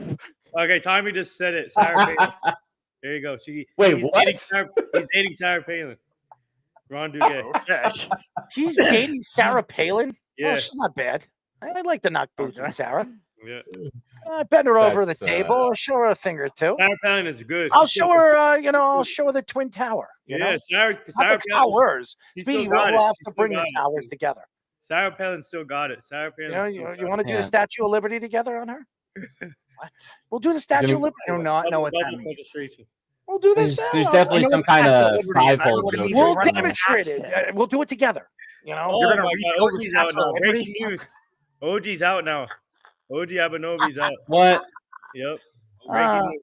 What What's happened? wrong with OG now? OG's out now. What's wrong with OG now? What's Tommy's going on They here? take him out, or is he hurt? He's Did he out. t- Is Is he out? He's I on the heard you bench. say He's he's out. on the bench right there. He's standing up, right? They That's get OG. rest sometimes, Nathan. No. He's- Tommy's OG's standing right there. Isn't that OG? I don't know. Chris also says, Sarah Palin, Glenn Rice hooked up with her back in the day as well. Glenn Rice. Glenn Rice, apparently, according to NBA player you talking about? Apparently. Keith says hamstring for OG. But he's sitting on. Great. Yeah, well, he'll still play. I don't think he'll be out. I don't think he'll play in this game, but I think he'll play with a hamstring problem. Who, OG? Yeah. Oh. Well, good This for OG. playoffs, you're playing. He's gonna play. He's definitely gonna play. He'll probably get in therapy. He'll get therapy after the game, and Yeah. it's So- probably cramps. That's what I think it is. We That's should, what we should put Sarah Palin in the game now. With What Ross. is up with you and Burn a Sarah bush in a Palin? crab. I just told you I'll bend her over on my table. Yeah. I tell Mr. Duguay that I want to meet Sarah. So tell her I want to meet her. And I know someone that knows Duguay. I could reach out to them. All right. Well, there you go. Tell him I don't want Duguay. I want Sarah Palin. I want Tell Sarah him I Palin. want Sarah. We'll put Sarah Palin on the floor and then put. Gotta do as a lot of ladies. Gotta do that. Do that. Do that. Yeah. Do that. Yeah. Yeah. Yeah. Wants to go burn a bush in a crab.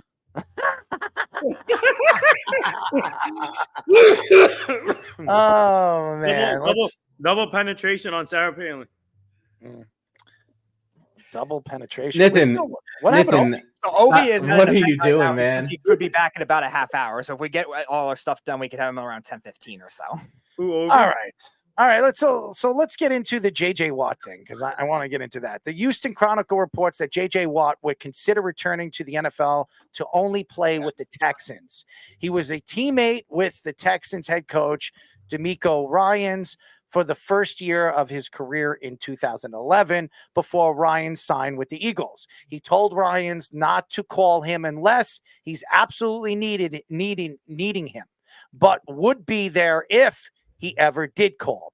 Number 3 overall pick, Will Anderson, won Defensive Rookie of the Year with 45 tackles and 7 sacks. Watt had 12.5 sacks in his final NFL season with the Cardinals in 2022.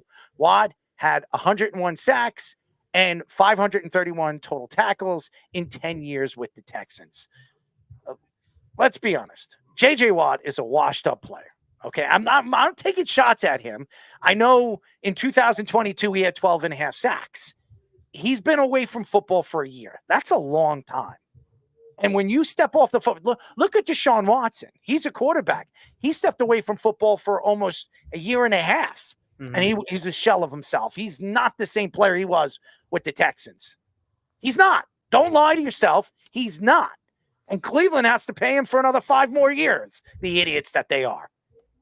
But honestly, you look at JJ Watt, and I think he was at one point one of the better defensive players in the league. I wasn't a big JJ Watt fan. I never was. I know he's a nice guy. I know he donates a lot of his time and money to help Houston and many different people that have lost their homes in Louisiana. He's a fantastic person. He's a great person. I'm not taking away from he's a Hall of Famer. People, there's no doubt he's a first ballot Hall of Famer because he's a fan favorite, he's a league favorite, and he's JJ Watt.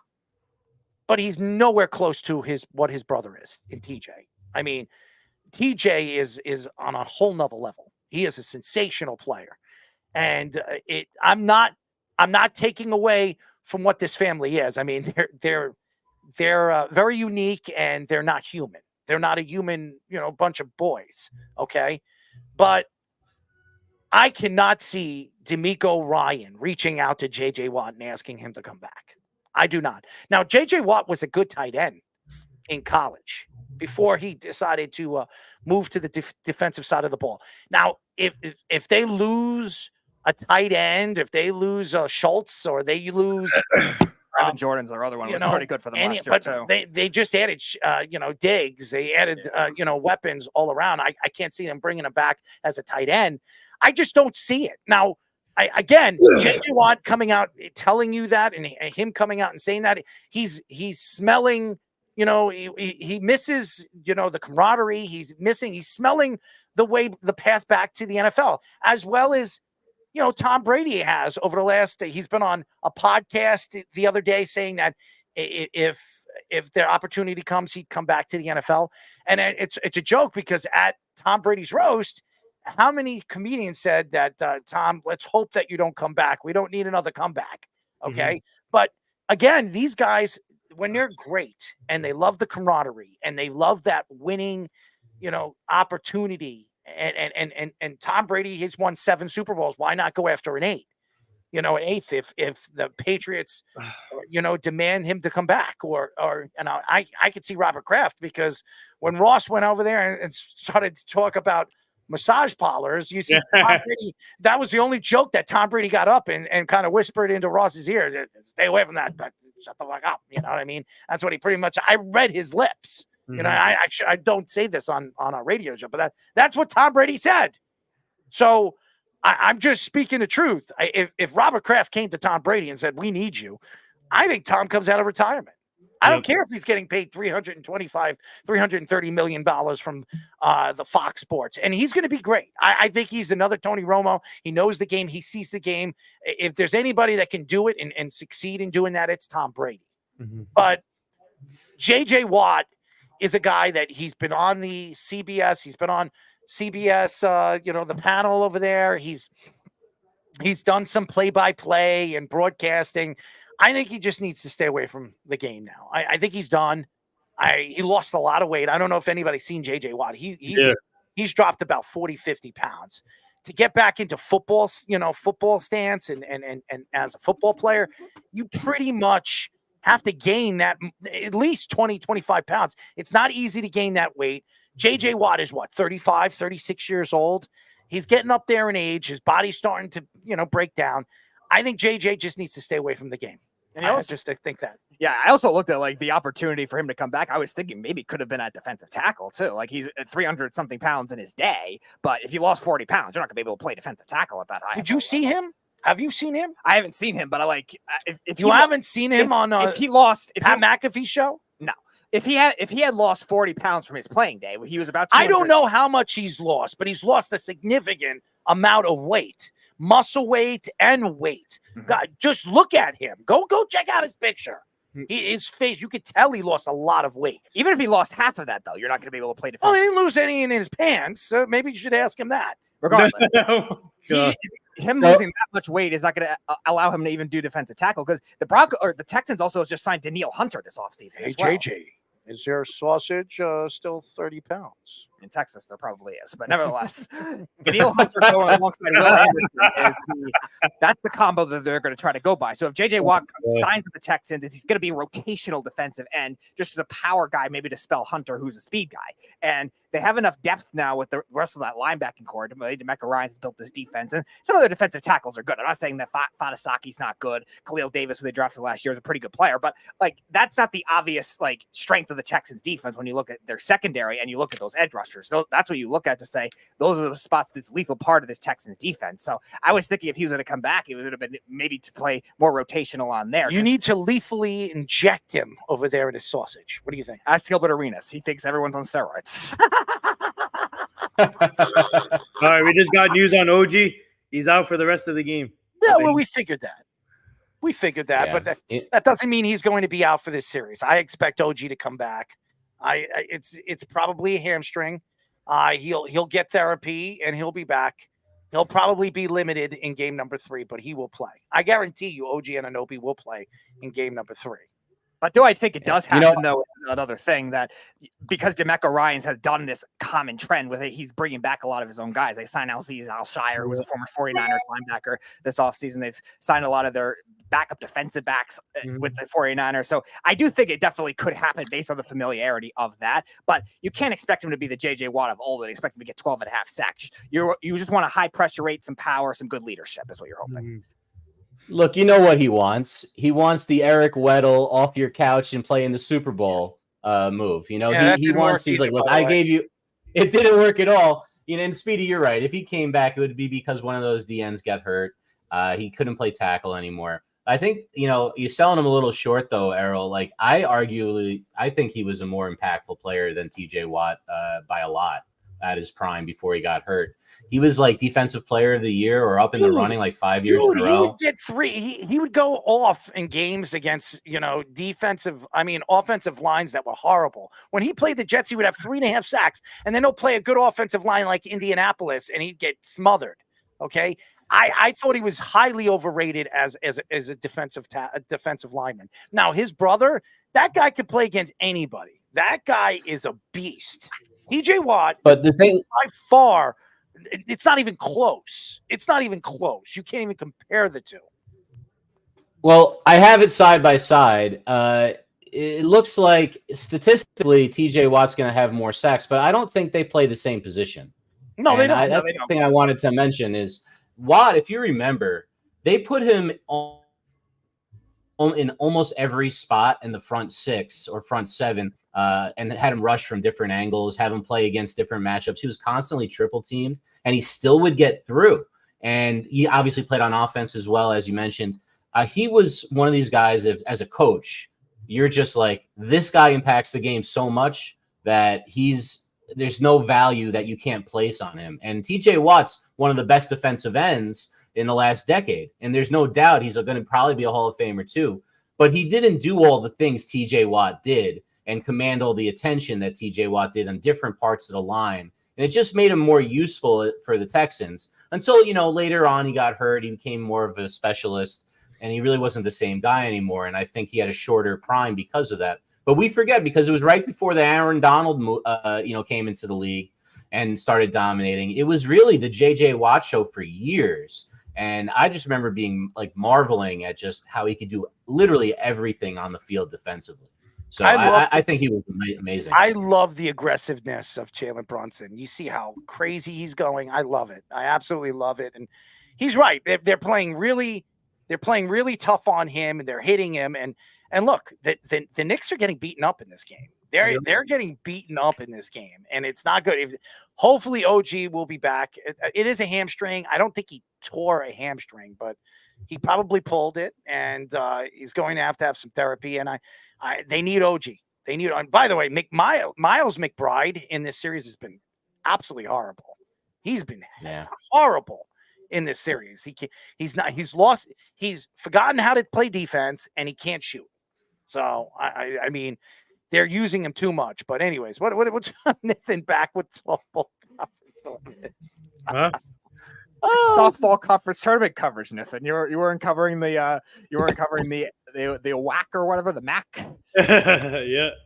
Patty whacking, Speedy. You like patty whacking? Yeah, I was covering the you never heard of that conference. You've never heard of that. That's not a conference. You never Carl was talking about college softball. Have you ever heard of patty Focus whacking on conference? Carl. I was covering the high school. We were covering the high school Ocean County tournament. Listen, what you're talking about, I'm talking about the patty whacking conference. He's referencing what Carl is saying. I'm talking about a conference you don't know anything about. Because it doesn't exist. It does exist. You've never heard of the patty whacking conference? What is this? Some like That's Arrow Mark. outlaw NCAA? Look at that. Look at that hair. I don't smoke cigarettes. How dare you?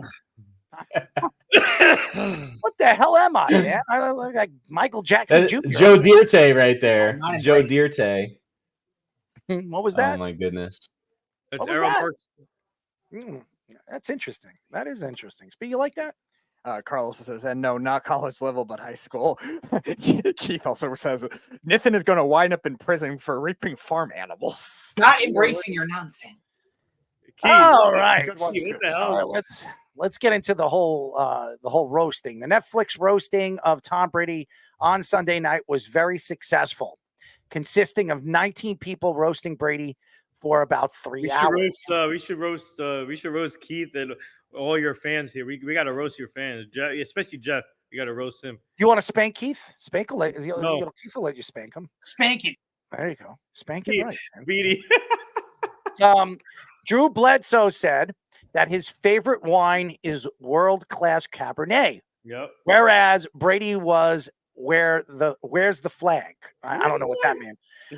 Randy Moss took shots at him, not having a Super Bowl ring, saying why didn't the Patriots cheat when he was there. Rod Gronkowski took shots at Julian Edelman, saying while many people kissed Brady's ass, he was the only one that used his tongue. Edelman responded by taking shots at Rob Gronkowski's dick size and penis size, Speedy, and also joked about Aaron Rodgers saying he was hung. Kevin Hart hosted the event and took shots at Gronk and Jake Glazer, and even got Bill Belichick and Robert Kraft to take a shot. Bill Belichick said it was hard to butt heads with Brady because he was so far up the trainer Alex Guerrero's ass. Brady got some shots in as well, saying that Gronk is the father of a baby rhino and that Belichick sneaks out of a poor girl's house at 6 a.m. to coach. So there was a lot. I know anybody that checked out the roast on Netflix, it was very, very funny. I'm not a big Kevin Hart fan. Kevin Hart really dug deep early in the show. I think he opened up the floodgates. I didn't like Kim Kardashian going up and trying to make jokes. I think she obviously was reading off a teleprompter because she was horrible. I think Nikki Glazer? Yeah, Nikki Glazer, man. Nikki Glazer was fantastic. I want to go and check her out. She's going to be at Foxwoods in, I think, June or July. I know the tickets are like $189 or $200 a ticket. I thought she was really, really funny. I thought a lot of the guys were. I thought Ross was very, very funny. It was very funny how Tom Brady got up when he was talking about the massage parlors and hanging out with, if anybody wants to go and hang out with Robert Kraft, he's around the corner at a massage parlor. I thought it was really, really funny. It was very clever. I thought it was really, really good. Okay. And Tom Brady, I love Peyton Manning coming in and saying a couple of things, but Peyton Manning didn't even stay. He kind of just walked off the stage. And then Tom Brady, for the first like 5 minutes of his comedy, his act, he was taking shots at Peyton, that he was riding up his jockstrap and he was always in his, he was always in his shadow and all this other stuff. And maybe it to be so, but guess what? If I was guys like Peyton, I would say, go look at the records. I mean, I have a winning record against you in the playoffs. So you might have more Super Bowls, but I've beaten you more times in the playoffs. And I've also beaten you more times in the regular season. Now, and he did mention his brother beating him twice. It was the only thing that really dug deep, and you could see it in Tom Brady's face, was when they mentioned the Giants. And Randy Moss brought up the 16-0 season and losing against that team. He didn't even mention the team. I mean, those were two losses they'll never forget. And you could tell those are the two losses that hurt him the most. Okay. Not even the Philadelphia loss. You could tell in his face when he brought up, when a lot of people, it wasn't just Peyton that brought up Eli Manning. There were a couple of comedians that brought up Eli Manning, and that Eli Manning has his number in the playoffs. He didn't like that. You could tell he was drinking. He had a drink of water and he had some tequila. He drank a lot of tequila. Okay. And a lot of people were bringing up his wife, screwing around with, a jujitsu, teacher, or whatever the hell it was. And he wanted, and the funny thing is, when I think it was Ross or Hart that brought up saying that, You're the one who wanted. He was the one that wanted her to go and train in BJJ. So he pretty much let her, let that trainer swing his in her. So I mean, seriously, I'm not going to say it on national radio. I'm not going to do that. I'm not that kind of person. But it was funny. It was clever. I thought Drew Bledsoe was very clever. Out of all the athletes that were up there, everybody thought that Gronkowski was going to be funny. I thought he was reaching. I thought he was very much reaching. Edelman, he was all right, reaching. Randy Moss was horrible. I think the best one was Drew Bledsoe. I thought Drew Bledsoe was very clever. He was very fun. I thought when he went up there first, when he was the first one of his teammates that went up there, I thought it was going to be stupid. I was like, oh, God, what is Drew going to say? But I thought he was very clever, the way he was going around it. And funny, he was making fun of his Jeep, his yellow Jeep and everything like that. And it was funny. It was very, very funny. I thought Drew Bledsoe was the best out of the players. And Bill Belichick, slam dunk. Slam dunk. Okay, so I thought it was great how Bill Belichick was a sport coming there and doing what he did. I know that that's not something that Bill Belichick would like to do, but he was there. And I thought it was very, very funny. I thought he was really good. And by the way, it's a sore left hamstring. So it's sore. It's not a pulled hamstring. It's a sore left hamstring. So he'll be back next game. The Knicks are going to just have to pull this one off without him. But I thought Bill Belichick was clever. I thought he was great. I thought I would have liked to hear more Bill than anybody else. I think he was all over the place. He took shots at Gronkowski. He took shots at Edelman. He took shots at all the guys there. Randy. He took shots at all of them, and he did it in such a good way. And to me, Bill Belichick didn't have somebody write off those jokes for him. Right. He was doing that off his head. He was very, very clever. And that's what I love about Bill. I wasn't a big fan of him as a head coach because he always kicked the crap out of my team. But as far as his clever personality, the man has it. And sensational. Bill Belichick was as good as anybody there. I really enjoyed it. Yeah, even though he didn't talk much, he always had those creative sayings that he had in his press conference, even if he only speak for one or two words. The funny one was the one with the technology snap face. I still use that one a lot, and obviously Cincinnati one is pretty iconic and all that stuff because he is that kind of person, and now they finally get to showcase that a little more. And a lot of those guys, Gronkowski, Edelman, they brought up Foxborough High, and he says you always brought up Foxborough High. Why? Because you were sleeping with one of the teachers or something like that. It was really, really funny. I thought Bill Belichick really opened my thoughts that he could coach still in the NFL. I really do believe it. Yeah. I do not think he's old-minded. I think he's got the personality to still coach in the NFL. And I think that some team has to give him an opportunity. I think he's absolutely well worth an opportunity to test out that capability of winning a championship with him. So, and Nathan, it could very much be your Dallas Cowboys. They've been very interested all offseason. How about the Giants? Cowboys. He's coming to the Cowboys, Arrow. He's coming to the Dallas Cowboys. Yeah, sure he is, Nathan. Listen, the roast is like my wheelhouse. I love the roast ever for a long time. They actually edited out the booing of Kim Kardashian. And Errol, you'll love this. Apparently she's getting booed because Taylor Swift wrote a song about how Kim Kardashian something. And that's why she got really booed at the beginning. They had to say something, and Netflix actually edited it out. I have no idea what it was, but I'll tell you what, there were some great stand-up comedians there. Nikki Glazer got an actual standing ovation live. They couldn't hide that. Kevin Hart, everyone kind of celebrated her, what she did. She was just so quick with all the jokes, and it wasn't just her. There's some guys that are a little lesser known comedians if you're not into comedy like that. Tony Hinchcliffe has the Kill Tony podcast. He did a bit up there. It was fantastic. He was fantastic. The Two Bears, Tom Segura and Bert Kreischer. I thought the machine Bert Kreischer. They were up there. They were reaching. They did a different thing. That's kind of their humor. I thought it was a nice change up. But the thing about the whole roast was it was 3 hours long. as opposed to the hour and a half format that's super edited down that they had on Comedy Central. And they even mentioned it that nobody was willing to do this roast for almost a decade because they don't want to affect their brand. And Tom Brady just feels like he's bulletproof and came out at the end and was as smug as you expect Tom Brady to be, throwing more F-bombs than I expected Tom Brady to throw, and kind of revealing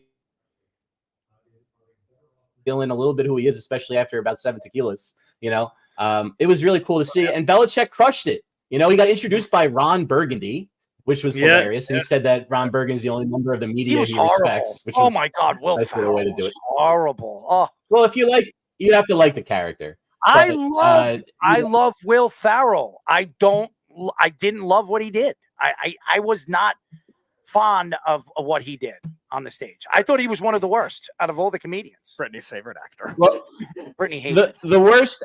The comedians were all at least like decent. I thought Ben Affleck was terrible at the end. Personally, he wasn't funny at all, and I thought Brady's it was like a waste. That's what he. That's I know, but they brought him on at the end. You got to do good jokes. You know what I mean? Like he just wasn't that good. And Kim Kardashian was, horrible. Whatever. But the rest of it was honestly super entertaining. Bledsoe caught strays all night. It was great. All the Giselle jokes. They even threw in some of Brady leaving Bridget Moynihan while she was like 8 months pregnant jokes in there, which is not all that funny. But Edelman was talking about he can't smile anymore. Stupidity right there. That was Kevin Hart being an idiot. Kevin Hart. And Gronk can't read. Gronk couldn't read the teleprompter and started making stuff up and somehow was able to do so and then spiked the shot glass and shattered it everywhere. The Sharks won the NHL draft lottery in 2024 to get the number 1 overall pick. The projected number 1 overall pick is Macklin Celebrini, good player, by the way, another Canadian player, whose dad used to work for the Golden State Warriors, leading many fans to believe that the draft was rigged. Fans also believe the league was trying to have Chicago get the number 1 pick as they redrew the pick for the number 1 and number 2 pick 4 times. First time in lottery era. Many fans also believe ESPN anchor John Buccigross leaked the pick order on Twitter, but the tweet was deleted quickly when it showed almost the entire order. Outside of the Sharks, Blackhawks, and Ducks in the top 3, every pick went in order of the final standings for the first time since the NHL adopted the lottery format for their drafts. What does that sound right there? What does that sound right there? Oh, nothing. So, nothing. Stop. Okay, so here's the thing. And what is Carl saying right over here? Telling you this zone? I think he's talking about the basketball game. Oh. I do believe that the NHL draft for the last 5 years has been rigged. Ever since they brought, obviously the NBA format to the NHL, it's made it worse. And I understand that the NHL wants Chicago to be a good team again. It's a big city for hockey. It's a big city for basketball. We all know that. They obviously have a great player over there in Connor Bedard, who's fantastic. You know he's going to be a superstar in this league for many, many years to come. And having like a Macklin Celebrini to play with him, that would be fucking fun. It would be sensational to watch. But my thoughts here is, and John Buccigross, and I remember John Buccigross, as a broadcaster, he probably knew the order. I think that they've known the order for the last. I know they knew the order for the first 2 hours of this whole lottery. So I do believe the NHL did rig this, and I think it is rigged. I do. I think these lotteries have absolutely been rigged. The NBA. I mean, everybody keeps saying, "Well, why isn't the Knicks ever win the lottery?" Yeah. The only time they won the lottery is when they rigged it. They won the lottery when they got Patrick Ewing. So the Knicks have never won the lottery since then. Is that a coincidence? How about this? As you think it's a coinkydink that the Cavaliers, when they were as bad as they were, their godsend, their son of of Ohio was the number 1 pick. King James was the number 1 pick when they drafted him, when they were the worst team in the NBA? You think that was a coinky dink? And then they got it 2 out of the 4 years after LeBron left. After he left. You think that's a coincidence? By the way, they struck out on that one too. Kyrie Irving and then the great Anthony Bennett. I mean, I don't think it's a coinky dink. I don't think it's a coincidence that this has been going on. Now, everybody's going to say that the NBA has a way of doing it, and they have, they're depending on how many balls are in there, depending on where you finished in the league. If you're the worst team, you get like 24 balls, and if you're the second worst team, you get like 20 balls, and then every other team gets like 10 or 15, whatever it is. All right. To me, there's only 2 people in the room when they're pulling out those balls. Who's to say that the league doesn't know and where those balls are going? Okay, and that's the thing. Let's go, Knicks. I see Jeff posting it up there, but I think this lottery thing definitely affects the leagues. It's definitely has affected the NHL. It's affected the NBA, and again, I don't like it. I think they need to go back to, and I understand they're trying to protect these teams for choking at the end of the season. Right. And they've been doing that. So figure out another way to do these lottery. Now the MLB's doing it. Yep. Now the MLB has a lottery. You think it's fair? Who won the lottery last year? I don't know who won the lottery last year. Who won the lottery? The MLB, I don't even remember. Their draft is so meaningless. It's like, but it's not meaningless because no, it's not. But you look at these, 100-something rounds. I mean, look at Baltimore for years. Yeah, they got the number 1 pick. They had Machado. Now they have Jack Holiday and all these other guys that they have. Yeah. All these guys that they're drafting because they're such a bad team and a bad organization. Now, you look at the NHL. The Sharks are a terrible organization. You think it's a coincidence that the NHL wanted this kid, Celebrini, to go to San Jose? No, they want San Jose to be good again. They want him to be good again. They want him to be competitive because they haven't been competitive for 2 years. 5 years, really, since they went to it's been 2 years. The Western Conference Finals they lost against the Blues. And they trade for Erik Karlsson. People think, oh, they're going to get better, and they fall apart as a team. And it just has not been the same for them. But when you look at, you were talking about with the Butchergross leak, too, knowing that they make the order that far in advance. I didn't know that. If you win the MLB lottery, you can't draft in the top 10 next year. I didn't know that. I don't know the rules. Baseball has a lot of weird rules with their drafts. You can't, you lose draft picks if you sign free agents too. There's these Rule 5 drafts, these amateur drafts that have different pick rules as well. It's a very complicated system. And that's why a lot of the drafts for the MLB are very strange. But as far as the NHL, you look at some of the patterns that have been evident. We were talking about it with the Oilers. We've been talking about it with teams like the Kings, the Rangers that have gotten the benefit of luck at certain points in the last couple of years, the Oilers especially. How about the Rangers? How about the Rangers getting Capo Caco and then the next year they get Lafreniere? And that was because the Rangers were a terrible team. And for 3 years, and the NHL doesn't want the Rangers to be a bad team. Panarin had a choice to go to the Rangers or the Islanders. He picked the Rangers. Why? Because it's in MSG. It's in Madison Square Garden. That's why he picked him. And the NHL and Gary Bettman knows that the hockey in the NHL isn't good if the Rangers aren't good. So this is what's been going on, and that's a big problem. But with the New York Knicks, for years, the Knicks never get the number 1 pick. They're the worst team in the NBA, and they draft Porzingis at 4 when they could have gotten the number 1 pick. And there's also a lot of these secondary markets. Karl Anthony Towns could be a Knick right now. Very easily. And there's a lot of these secondary markets because of this quote unquote conspiracy, the quote unquote rigging, whatever it might be, that are getting screwed because of this kind of thing too.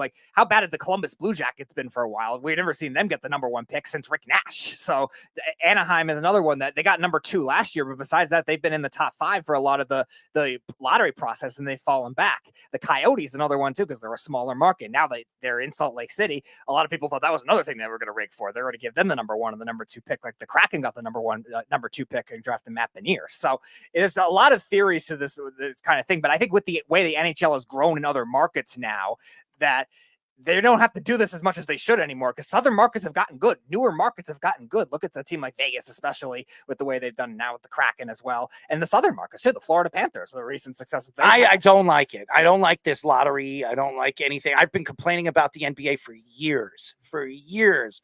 I watched Patrick Ewing sit there. I watched Allen Houston sit there. I watched James Dolan sit there, and they never win. They never win the lottery. And everybody knows this is a mecca basketball. The Knicks got lucky lucky with Jalen Brunson. They struck gold when they got Jalen Brunson because Dallas is an idiot organization that decided, hey, you know what? We're going to just trade away one of our best point guards we've ever had and bring in Kyrie Irving, the anti-Semitic idiot. Okay? That's the facts, Jack.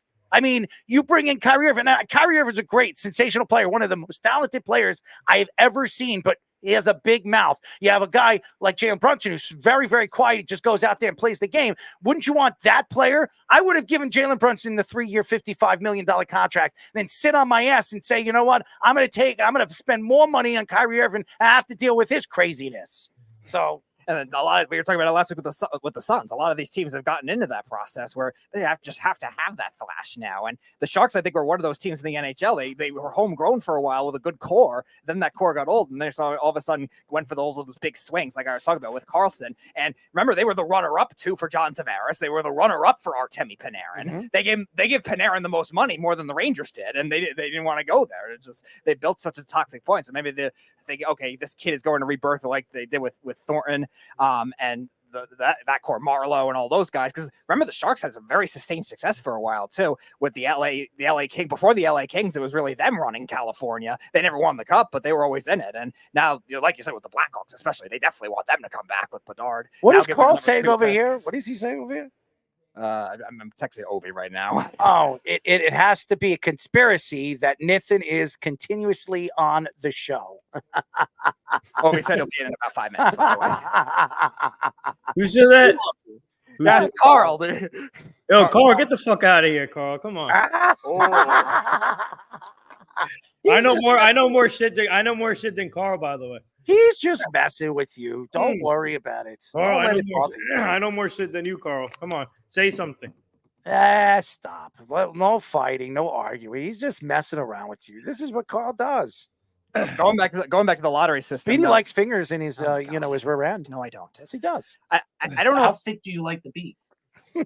Fish, obviously, since you've been here for the last 3 months, and Nathan, you're not all the time. I don't know if you've heard my thinking of the way the lottery should be instead of the percentages that they do, like the 1 through 14. How thick with do that, you like the beef? it should be based on the point total. Willy Whoppers, Speedy! Willy Whoppers! Like, think of it this way: like a 60-point team should get like how many you want to set the ping pong balls for. Like, slap that ass. The first team gets 20 or something like that. Then, if let's say a team is 2 points behind, then they get 18. I think that would make it a lot more fair and much more odds based than something like the percentage. Oh, number one pick gets this much. Shave the ass, Speedy. Shave the ass. 2 through like 2 through 5 get it like this percentage after that. Like, I think that would be a better system and maybe solve all this. But you're right, between the NBA and the NHL, especially the NBA, loving to make money galore. It's good for both. There's definitely some riggery going on in certain years. How does Bettman still have his job after 31 years of? I'm not wishing anyone. Now the Coyotes fans are wondering the same thing, and they all hate him now.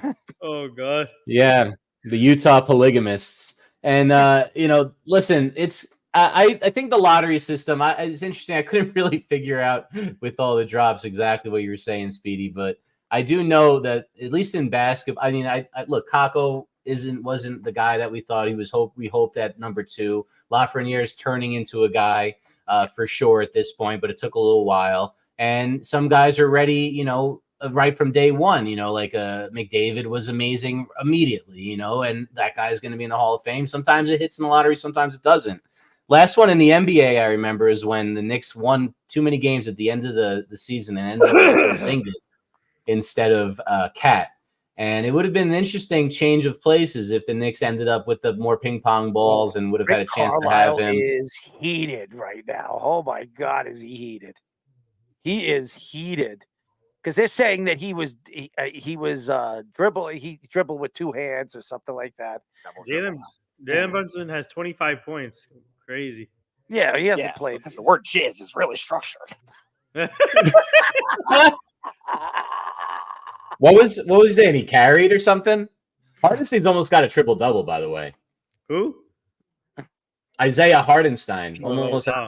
has a triple double. Sorry, I made him Jewish for a second there. But you know what? Look, you got Jalen Brunson fighting through the pain. Come on, Dante. You got all these guys. Precious getting offensive boards. Shave the ass. Diving for Shave balls. the ass. Shave the ass, Speedy. Beautiful thing. All right, Speedy, are you 52 shit- seconds. Let's go. Come on, Nick. Close this out. Come on. All right, well, let's calm down here. Yeah. This is how you shave. Is this how you shave, Speedy? I don't know. Do you shave? Oh, that's off his foot. That should be Nick's ball. Really heavy hair on it. Is that hair? Speedy, you have hair on it? Yes, I have hair. Where? Oh, but you have hair on it. On what? On it. I don't know what it is. Again, you gotta specify. Do you want to play pickleball with Nathan? No, that's No, Speedy wants to play pickleball with Jalen Brunson? Speedy. now, Nathan. Finish your response.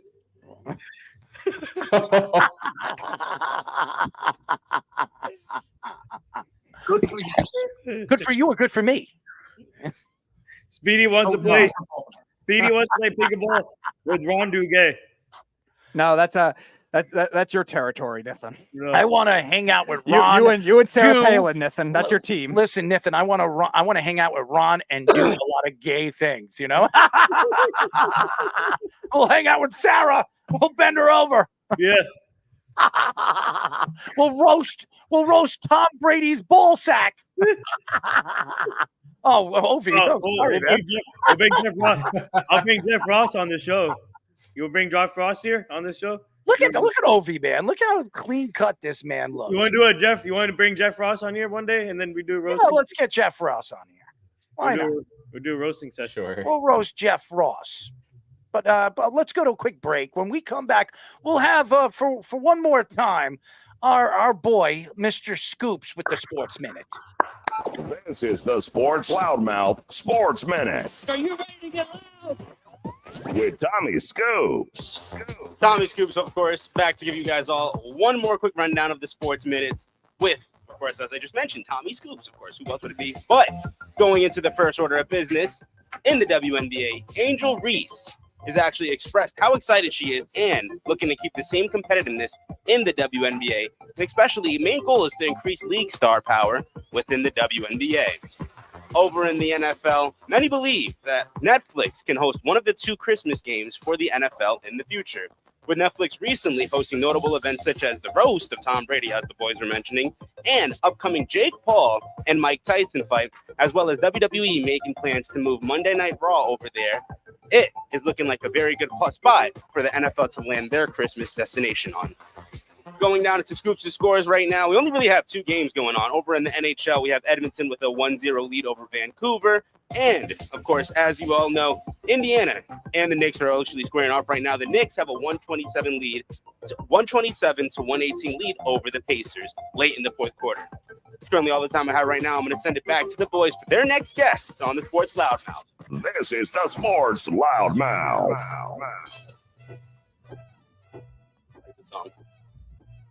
Then we'll do the running man. There you go, Ovi. Willie Whopper, Speedy. Willie Whoppers. Come on, give it to me. Give it to me. Give me another one. Wow. Another drop. It's good for both. Good stuff. I like Good butter on stuff. donuts. Chocolate's a good flavor. I don't drink a lot of milk. I'm not licking anyone. This is how you shave. Men in Black memory, at least. I'm taking a wishful thinking. Welcome to our soundboard, Obi. Amazing. Absolutely amazing. 631-672-3108. That's Tommy Scoops. Oh, man. Go to our website at www.worldwidesportsradio.com. Check out all our shows throughout the week, including The Loudmouth with me and Speedy Petey every single Wednesdays and Thursdays at 7 p.m. All you have to do to tune in and check out our local listings for all our shows is go to our website at www.worldwidesportsradio.com. Ovi, I know you've been busy. You look good, man. I love that suit, man. I don't know where you Appreciate it. You are looking good, man. You're dressed. I lost 80 pounds in the last like 6-7 months, man. I had to cheat, man. Got on that darn shot, the not Ozempic, the Mounjaro shot. My doctor was like, "You don't have to be fat." I'm like, "What do you mean?" He's like, there are ways to not be fat. I was like, "Is there a magic drug?" Like, almost. I said, "Oh, that stuff's crazy. Not that stuff I see on TV." Like, no, you should actually try it. So I tried it, and I had no appetite. It was the craziest thing because I could eat a whole pizza by myself. and would usually do that to celebrate, if I'm happy, if I'm sad, if I'm excited, if I'm bored, like I'll just eat Chinese food, pizzas and steaks, and I fried chicken, and so I love food. And I went from loving food to just not even being hungry. I had to remind myself to eat. So I started going to Orange Theory Fitness, Core Power Yoga, got that Factor meal stuff. They're not paying me, but they're amazing. The food's actually decent, and send it to you every week. And I started losing a bunch of weight, man. So I went from 325 last year to like 245 now. Oh, you look good, man. And listen, keep eating that food. Don't let them take away the best part of your life. Don't take it away, man. I love my pizza. I love it. If I want a pie of pizza, I can't eat it. I can't eat all of it, but I've eaten 3 slices by myself. I love my pizza. I had 2 slices today. And the cool thing is that now that I did the whole calorie deficit and I lost the weight, I'm at like the 240s, I can eat pizza without like blowing back up, like in moderation. Like I can have like 3 or 4 slices, and it's not going to be the end of the world. But it was just like in trying to lose the weight, you can't have like a cheat meal every day, which is what I was doing in my old attempts. So no, I appreciate it, man. It's I good, love good to be my on Oreo here. cookies too, man. It's always I love my Oreos. I got to eat my hook, man. And my hook is 12 cookies. And you can't, because once you look at those Oreos, you're like, okay, I can have 5 of them. I'll dip them in my milk, and I can walk away from them. Not me, man. I got to have 12 or 14 of them, man. I'm looking at them. I'm a big guy, too. I'm about 230. I'm in good shape. I'm in the gym. But listen, I'm on an Ozempic or whatever the hell that thing is called. I know. I don't. You know what I do? I just automatically say, you know what? That thing, I want White Castle. I want Wendy's. I want McDonald's. Give me some of that, baby. Right, Speedy? Yep.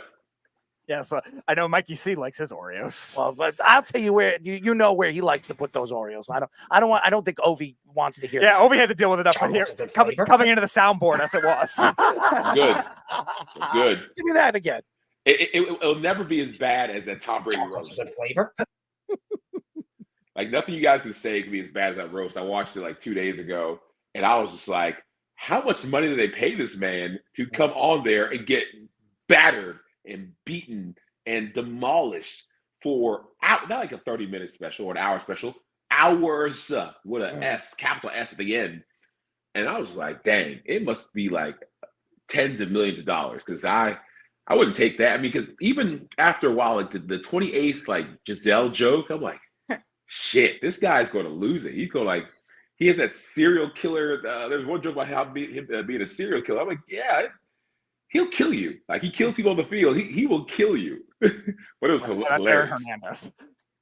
Oh, that was another thing. I mean, there was nobody there to defend Aaron Hernandez. I mean, there's nothing to defend of him. I mean, obviously, but I mean, why would you bring that up? And every comedian brought him up. Everybody kick off the stool, ring around his neck. Yeah, like it was brutal. Brutal. Brandon Lloyd, who he knew, he actually, his locker was right next to Aaron Hernandez. He knew Aaron Hernandez very, very well. I would love to hear what Brandon Lloyd thought of that whole special. He knows Tom, and he knew Aaron Hernandez. I thought that was hitting below the deck. And even Tom actually brought up the Aaron Hernandez thing. I was shocked that everybody used that in their jokes.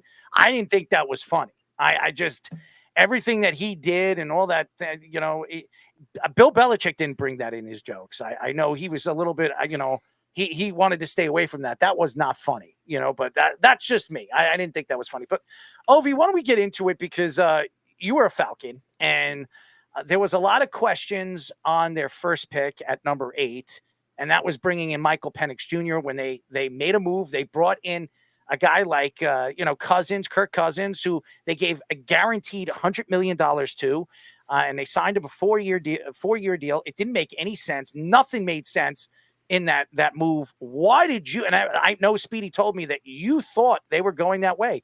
What made you think they were going that way, and why did they go that way? I was talking to a buddy about that today, and I called it the Monday before the draft, and I think that it made perfect sense if you're trying to hedge your bets and if you're trying to make sure that you don't royally F this opportunity up. You're like, let me think about this. If what happened to the Jets happens to us and our big time quarterback, our Aaron Hernandez, goes down, are we going to be right back where we were with Marcus Mariota, Desmond Ridder, Heineke, and having enough, more than enough, to win games, even get to the playoffs, but missing that one piece of quarterback?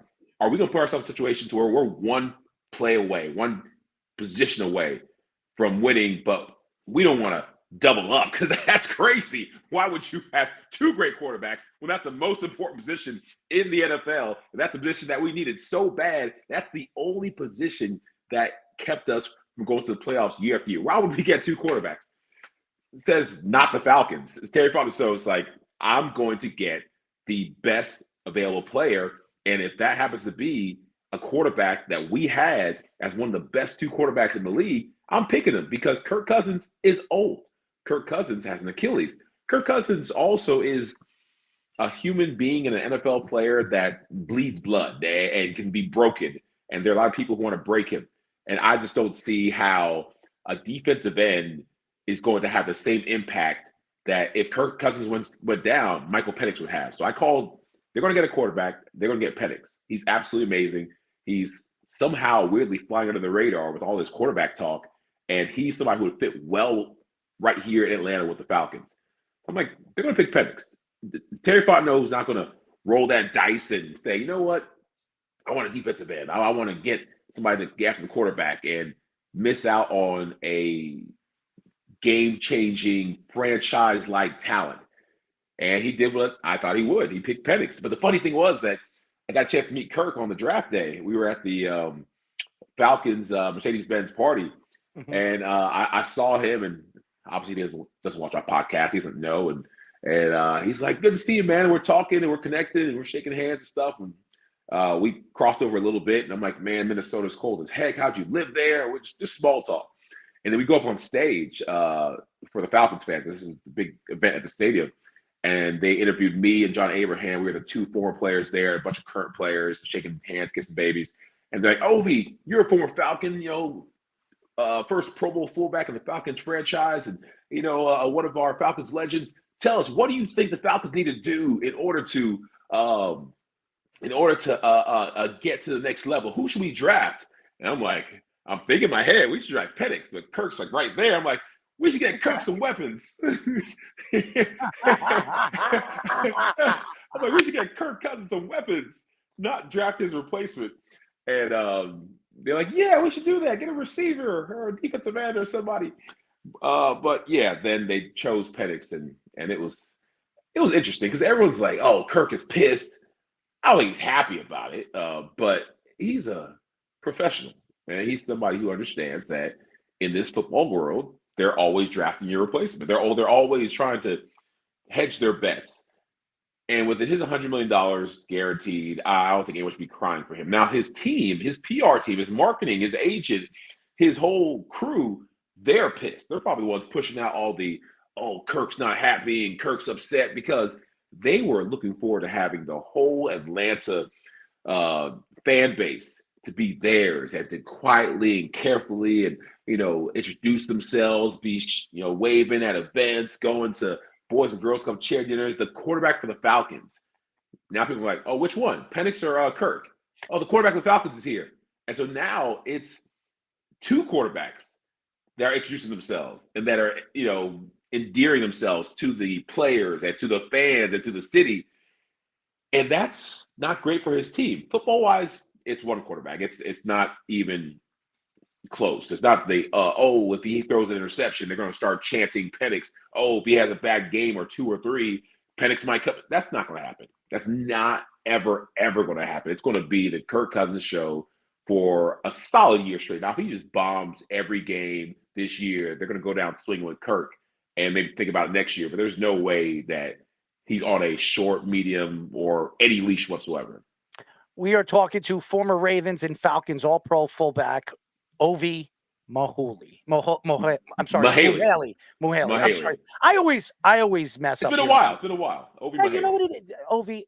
you know what it is? Everybody messes up my name. As a matter of fact, my name is Errol, and people call me Yes. Earl or Roll or whatever the hell they call me. And I'm like, just call me E. All right. Just call me E. Make it easier for me. But go ahead, Speed. Yeah, I was going to ask about the process of Kirk Cousins, because the rumors that were coming out, like when they drafted Penix, they told him last second. They didn't really do it in the pre-draft process like you would have expected that. Like, do you as a player, as a former player, like if that happened to you, how would you feel? And what do you think is the process like for the Falcons in terms of the relationship with those two? I just refuse to believe that, they had to or would have Kirk Cousins as part of their war room strategy. Yeah, of course they told him last second because they weren't even sure Penix was going to be there. Why on earth, if you weren't going to draft Penix, would you say, hey, Kirk, we're thinking about drafting somebody and, he is planning to be your replacement in a year or two or three or now? They wouldn't say that. They wouldn't do that. So it's more of they're doing what's best for the Falcons. The Falcons are trying to set themselves up to win now and in the future. And if they decided at the last second that they're going to draft Penix because he was available, they would. I mean, it's nice they even called Kirk to tell him because they didn't have to do that. It's these diva quarterbacks and none of my feelings are hurt. You need to tell me. I want control. Get the heck out of here, man. It's stupid. Maybe it's just because I'm a blue collar fullback and I'm like, play the game, do your job, go out there, contribute, get paid very well to do so and keep it pushing. Like it's just, the Russell Wilson diva quarterback era, allegedly of what he did or used to do or wants to do. It's just, it's silly to me. So I don't think they owed him anything, and he's going to be a big boy and go to work and earn that contract and play football. That's all you need to do. Competition is always there. Ovi, you look at Baltimore, and that's another team that you know very, very well. An organization that was one win away from going to the Super Bowl last year. Lamar Jackson made some mistakes. I don't blame it all on Lamar. There was a lot of mistakes and a lot of players that did not have their best game. There's no question that they didn't. Their draft, again, was a pretty good one. And what were your thoughts of their draft this year? And what are your thoughts to the team going into the season? Do you still think they're the best team in the North?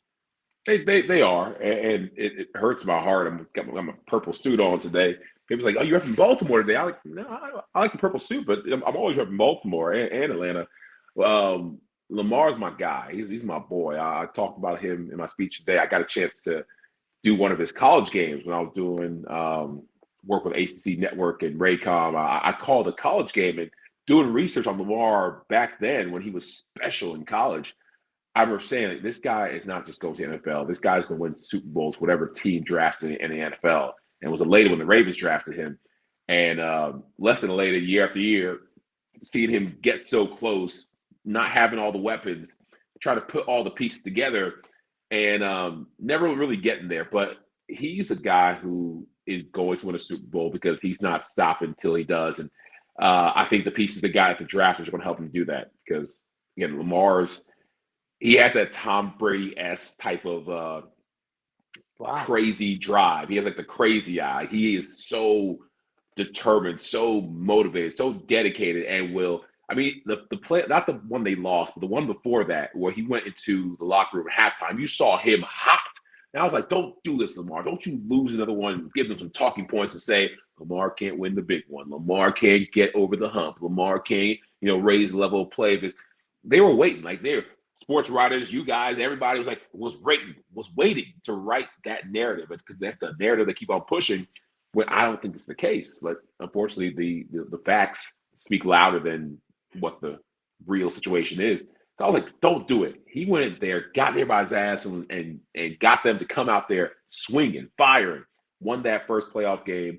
And that second one, he didn't have his best game. He was throwing interceptions and not running when he should have been running, and it was wide open. I was yelling at the screen so loud, just like, don't mess up, Lamar. Come on, find it in here, like pull it out. So I want the Ravens to win so bad. I want Lamar to win so bad, and so did he I. has the ability to. Yeah, but I don't want to see Kansas City win. Did you want to see Kansas City win again? No one wanted to. But it's like almost the the powers that be had Taylor Swift, Travis Kelce. I was like, there's no way that they're going to get all the way to the Super Bowl and win it. Come on now, just because Taylor Swift and someone was like, oh no, they win the Super Bowl. The NFL is that's a silly conspiracy, like whatever crazy talk. And like, no, watch.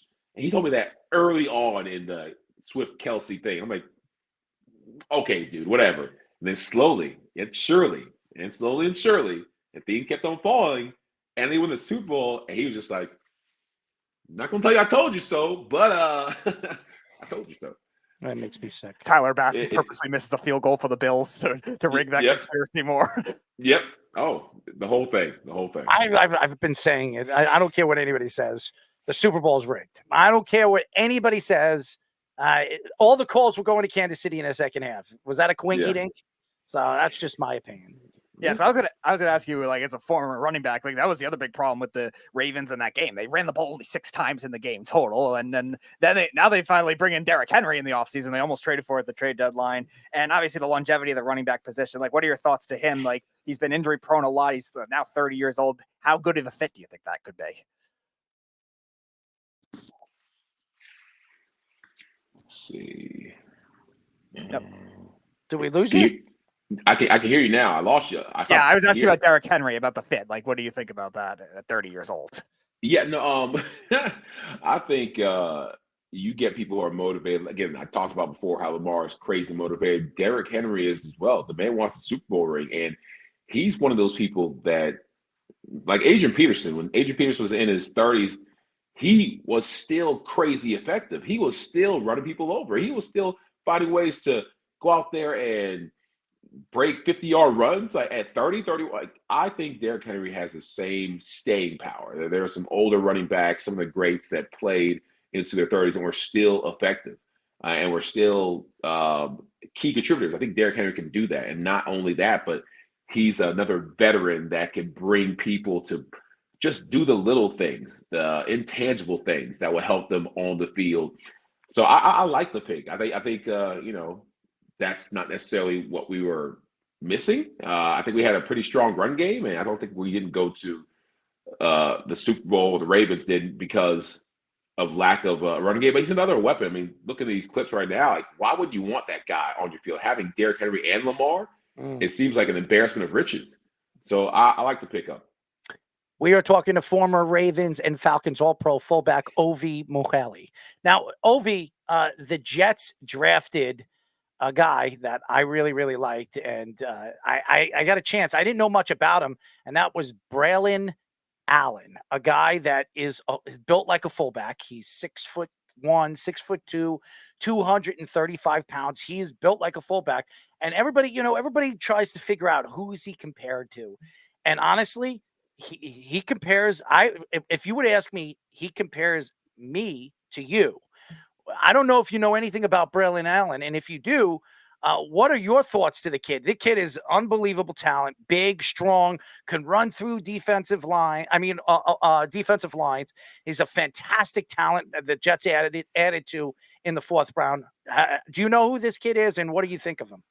I don't, but I have heard of his name, and I've heard exactly what you mentioned about him. That he's a guy that is big, strong, fast, and more importantly, he has that mentality, he has that dog in him. Because I've seen so many fullbacks. That I had another conversation with an old teammate of mine about how fullbacks aren't fullbacks anymore. These guys are soft. They do position blocking. They kind of just wall people off. They're not getting under people's pads, lifting them up, having that smack and driving to the ground.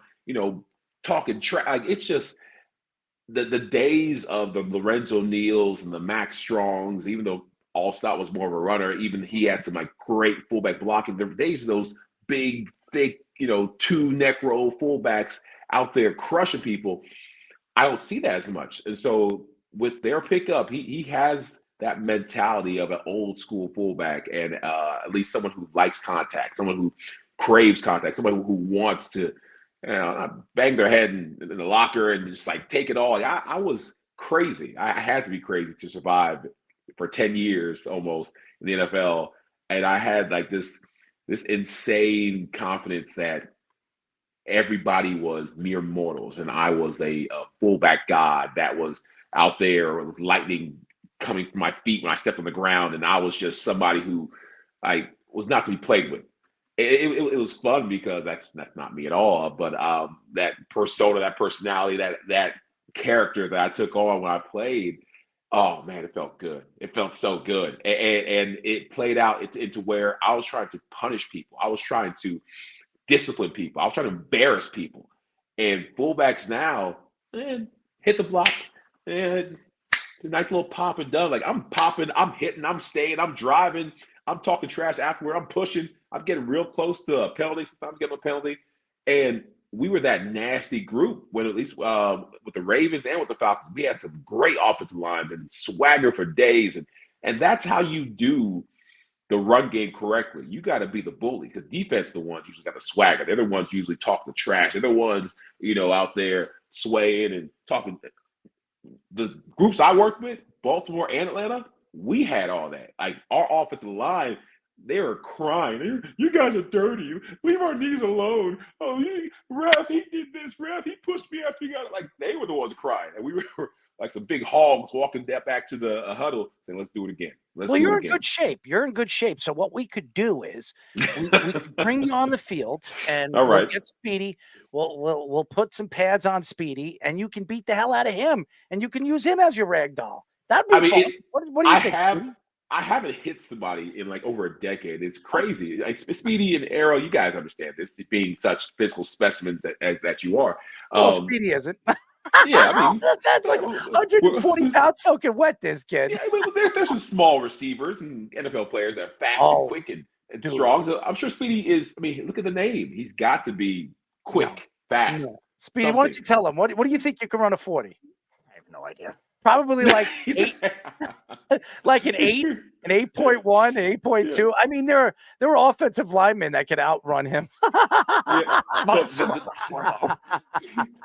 mean, the fact that I have a built up, pent up, not aggression, I just haven't hit anybody. So I haven't been in a fight since like 6th grade.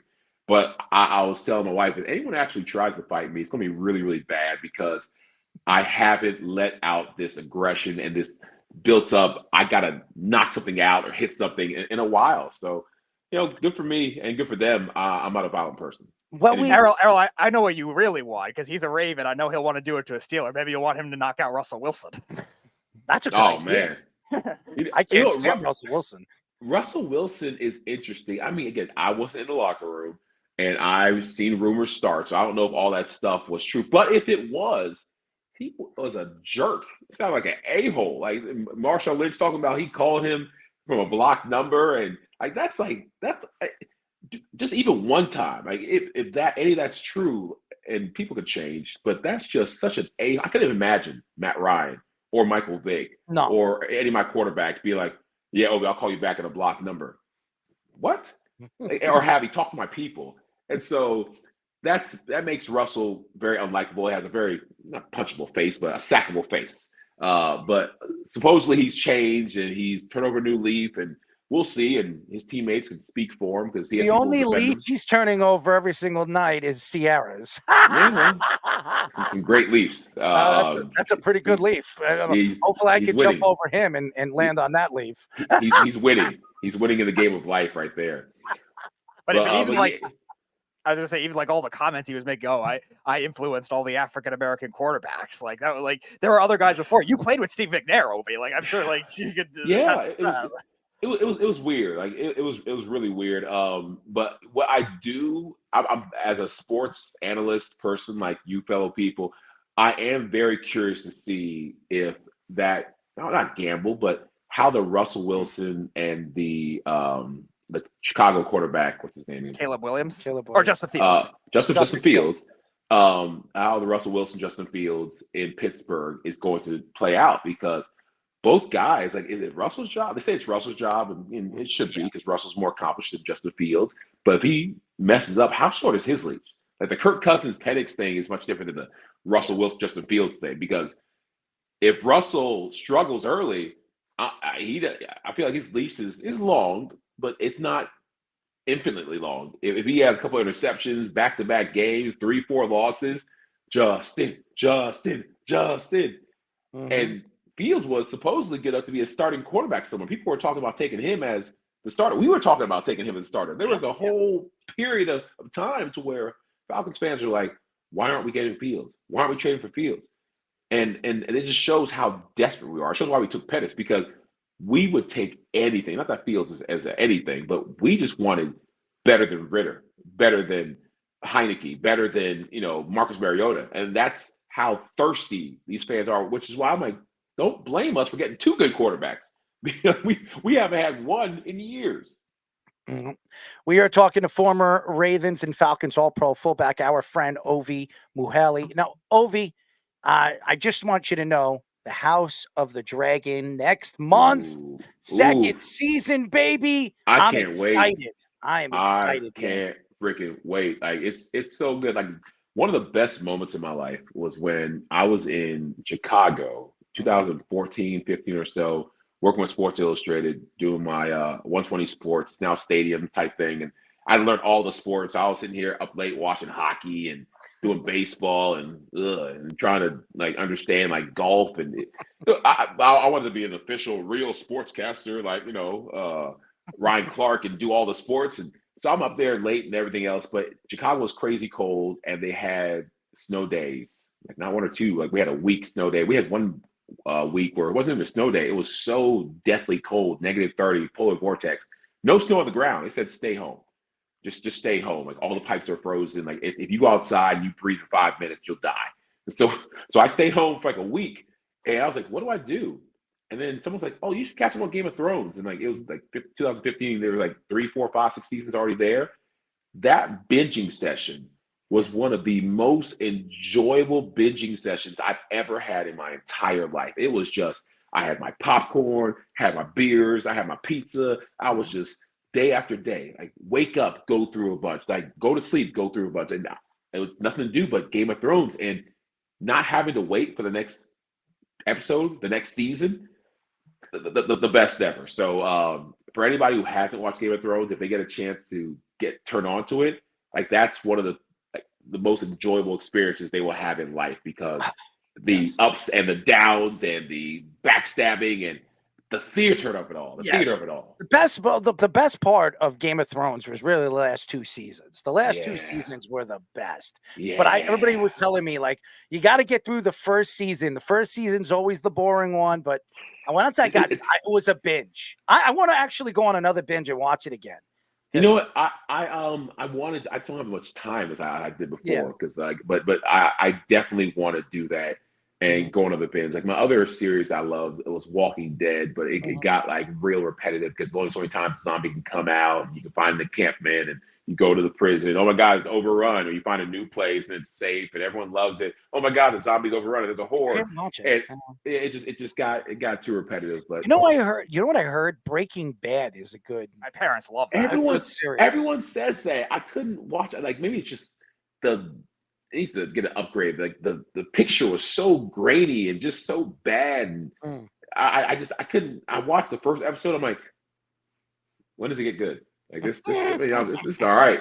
But you know what's good? And me and my wife got into, and we actually get mad at each other if one of us watched the episode ahead of it. The Ozarks, the mother-loving Ozarks, is amazing. I loved it.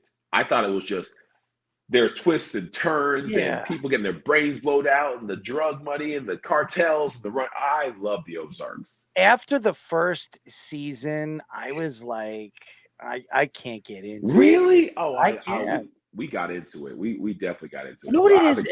I'm a documentary guy now. I'm actually looking for the best documentary, sports documentary. I watched the Playboy documentary. That's actually a pretty good documentary, by the way. But Speedy, I don't know if you I'm not involved in that. Yeah, I don't know if you'd be into it. No, I'm not embracing it. Thank you. Yes. Oops. There you go. But I'm a documentary guy. I'm always trying to find a new documentary to really get into, and it's crazy. I mean, I go on. I like to watch murdering documentaries, like all the serial killers and all that. Yeah, First 48 stuff. I've been a big fan of that. Oh yeah, forever. That I'm just like stuck. I'm like glued on it. And then I watch something, I forget what it's called, like, people that are been missing for years and nobody knows what happened to them and stuff like that. It's interesting to me because I'm trying to be the cop. I'm trying to be the agent where I was trying to figure out, hey, maybe I could discover, maybe I could go, and be the FBI agent to find this person's dead body, not likely. I mean, not likely. I don't know when anybody's going to hire somebody that doesn't know what the hell he's doing. But hey, you know what? Never know. I will tell you this. Every time I watch these movies that have like these like Scream and stuff like that, I can guess within 5 minutes, who the murderer or who the two murderers are.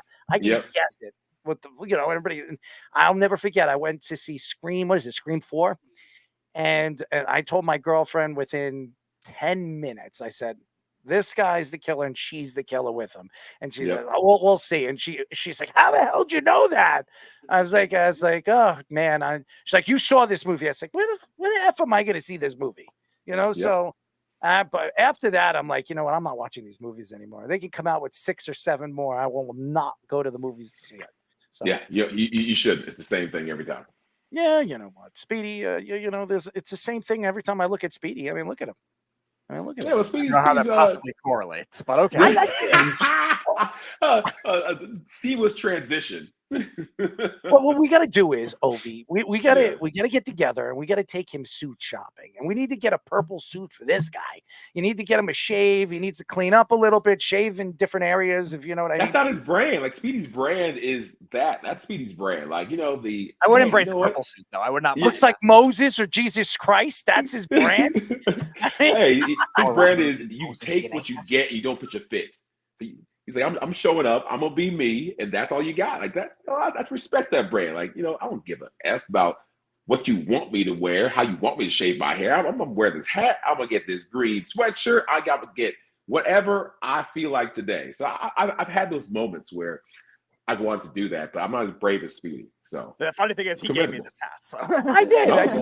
We need to get him. We need to make him more hip. Ovi. I mean, he is not hip anymore. I mean, come on, he's never been hip. But I want you to hear our soundboard of Speedy. It is very funny. You ready to hear this? Go ahead. Hold on. Speedy, give us an instrumental. This is going to be funny, okay? And we're going to play all of them, and he's going to add some of mine, and I think you're going to enjoy this, okay? And this is for all the fans out there that have not heard this yet. Speedy, you have anything? I'll just play this on those. All right, go ahead. Let's go. You don't control your subconscious. Chocolate's a good flavor. I'm catering your agenda. There's barely any hair on it. Viewing this nonsense stuff of a bunch of random people. No, I wouldn't. I don't drink a lot of milk. You sound like a frat boy. I like more glazed donuts. Good for you. I don't know. I would hope that would never happen. You're the king of wishful thinking. For life, I don't really care. It's gross. It's evolution. Irrelevant. I'm not licking anyone. Like what? Men in Black memory eraser. You're not naming them that. No, I'm not embracing it. Not embracing your nonsense. He wants to go burn a bush in a crab. This is how you shave. Yeah, because the word jizz is really structured. Unfortunately. More legitimate than your Moses DNA test. I'll give you that one. Maybe cure some other generation. That was years ago. Men in Black memory eraser. There's barely any hair on it. Hilarious. Yo, hold on. It's good for both. Good for me or good for you.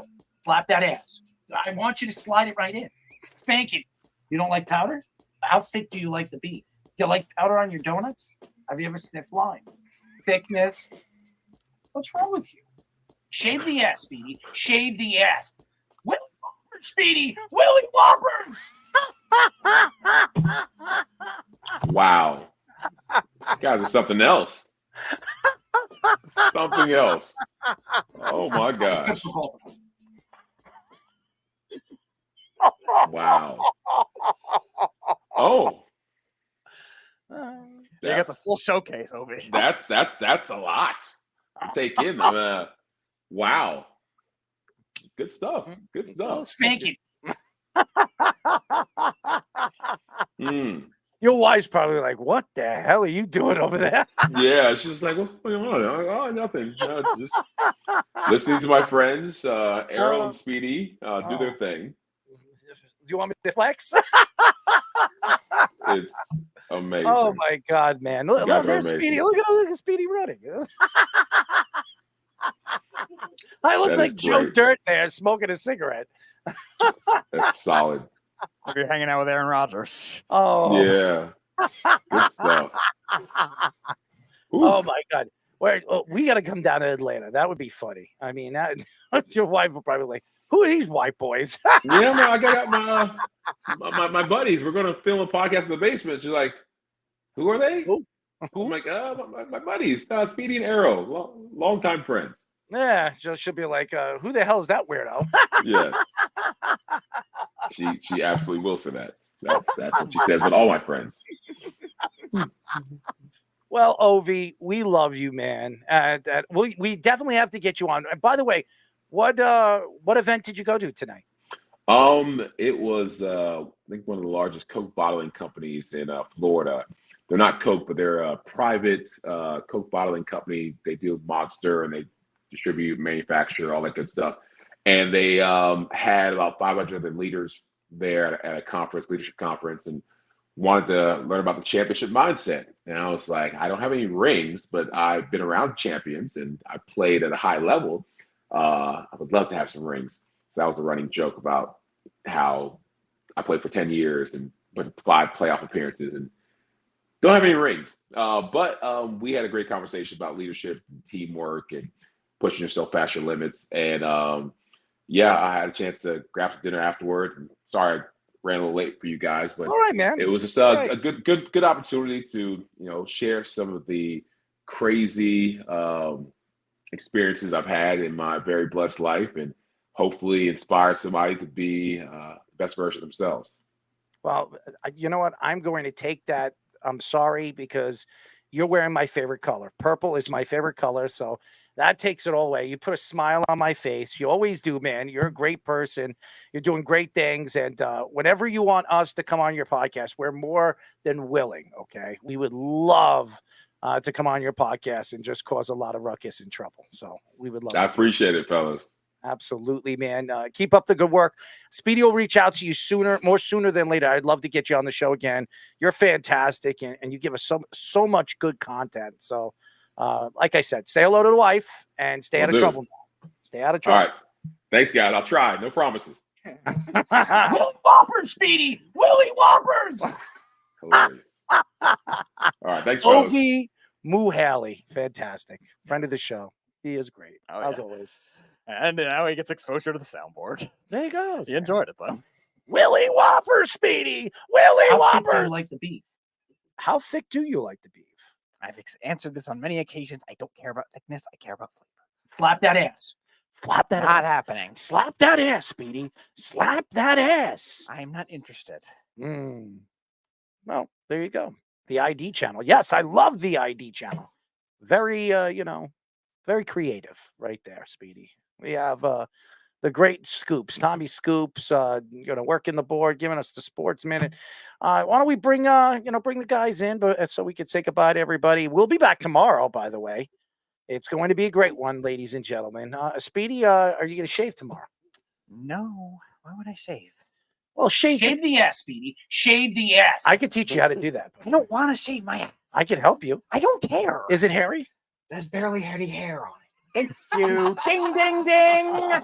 Scoops is the winner. I could have a whole conversation with none of you guys. I told that to Errol a couple of weeks ago. Like, you might as well just play around with it. You'll just have a little conversation with each other. I won't even need to say a word. Wait, hold on, wait. Let me hit this real quick. Hold on, ready? Shave the ass, Speedy. Shave the ass. There's barely any hair on it. What's wrong with you? I think you go back and forth. What is wrong with you? I'm sure there's some perfect formula for it, Scoops. I'm sure you two can collaborate. Speedy, to let's make figure a it bet. out. Let's make a bet. If you lose a bet, okay, you gotta lay on top of a table, pull your pants down, and we gotta paddle it. You know what that'll make us sound like? That'll make us sound like You sound like a frat boy. doing all that hazing. That exactly what it would be. Well, you know, they do hazing. You know, I they know. like to- That's they like to- very, very relevant. They like to slap each Really, other's really ass. relevant. They like to slap each other's ass. You like to slap ass, Speedy? Speedy loves to smack ass. You smack your dog's ass. Slap that ass. You don't smack your dog's ass. No, not really. Have you I ever smack smacked my it? dog's ass. Yes, My but dog I has don't do it quite like a big. I know ass. you like to smack your mom's ass. No, I don't. I like to smack your mom's ass. You wish. Well, I like to smack ass. I can tell. You like powder on your donuts? Do you like the powdered donuts? It's good. Yeah, what kind of donuts do you like? I like more glazed donuts. Thank you. Scoops See, wins I again. could. He's on a roll tonight.